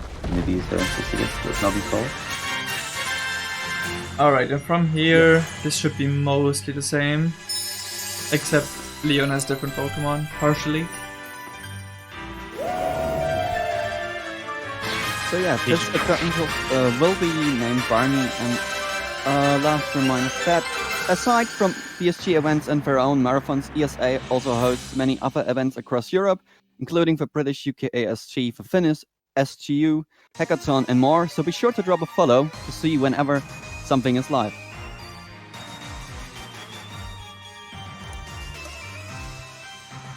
Wartab, did you get the wise glasses? I did not. Oh. I mean, based on what's happened so far, might be a bad call. There's no way that this can go wrong. What could happen? What could happen? They could not just like accidentally select flamethrower on your wrong Pokemon. I mean, you don't need to, like, that won't happen if you just Dynamax Cannon Rillaboom. That is fair. Yeah, your turn has to be pretty bad for for the special attack to not be enough. If the Aegis is in shield form, you kind of need decent-ish special attack, but everything else is just fine with negative special attack, like 20 IV. You know, you're all right.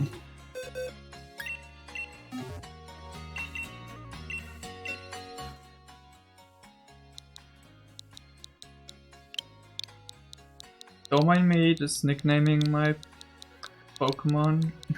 A normal, non-fish looking Pokemon.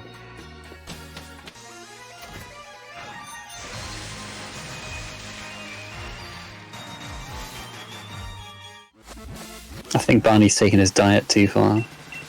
Yeah. You can see his ribs.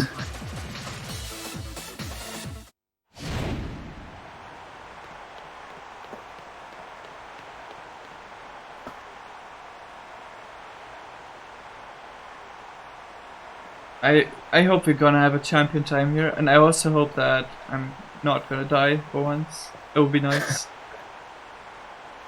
But yeah, I'm fully expecting this to be a perfect IV Pokemon.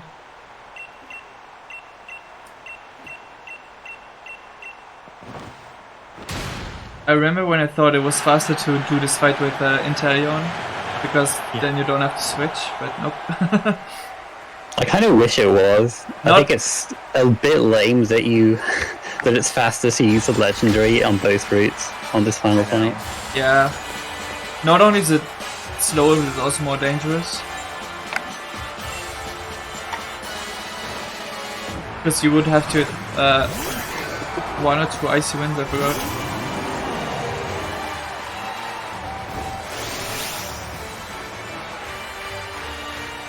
I mean, without knowing, it looked like two sounds about right. But...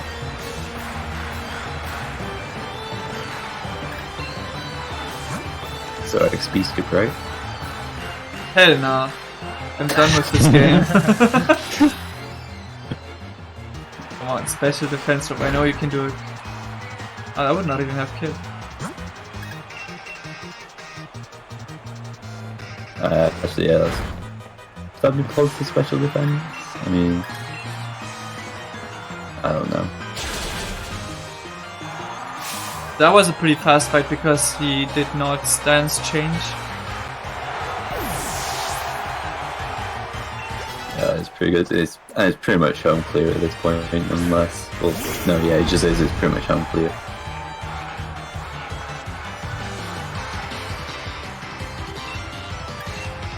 But this time I took my time to not press Flamethrower on Haxorus because Haxorus has Outrage, which I believe can kill you from full. That sounds about right. Oh, I wouldn't be surprised. Haxorus is very powerful. So we're doing Dynamax Cannon on Rillaboom, right?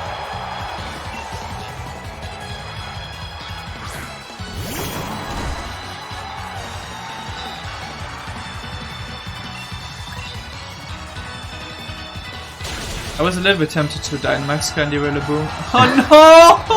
I'm sorry, Leon! No! A critical hit! Ha! Pretty good, Challenger. That's the sign you should use Dynamax cannon. I thought you missed the range. I'm like, how'd you miss a range on a Rillaboom? No, that was possible. No. Range left on the Charizard. Potentially. Hey, I saw 189 special attack, I think. Oh, okay. That should be fine. Never mind then. I actually it's have not written down how much. It's guaranteed at 174 special attack. Okay. So Okay. you got plenty. Yeah. I did not write it down because I knew that at that point you would just not be able to fix it anyway. So Yeah, it'd just be too late. Just gotta hit the range.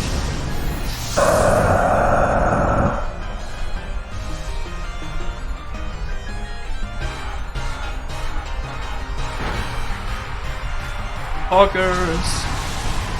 Time. Yay. It's gonna be at the same time. So just when he throws his hat again.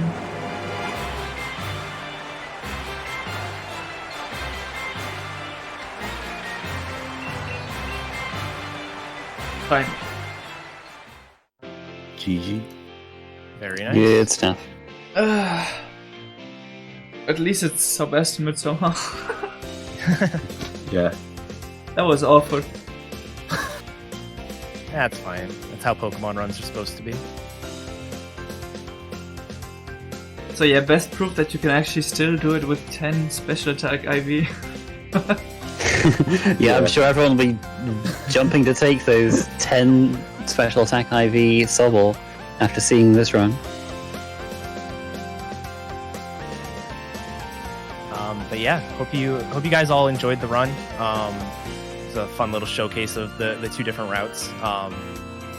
It's always fun to see the differences. We didn't get to see some of the stuff just because of like the starter reset at the beginning, where like Arcanine falls way behind and then catches back up on the Sun route and stuff like that. But overall, I think it was pretty good. If you guys are interested in learning either this game or any other Pokemon speedrun, definitely recommend you join the PSR Discord. You can find a link to that at any of the games on speedrun.com. And there's a ton of people in there that would be willing to help, so definitely recommend that.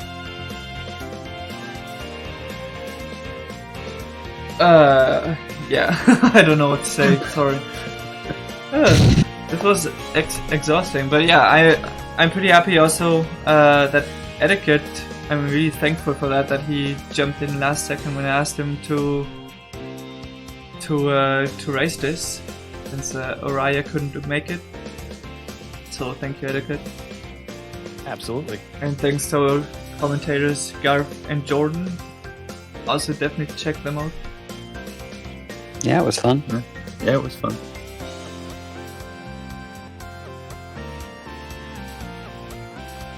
Yeah, with that I think we're done. Thanks for having us, Yeah. BSG. Yeah.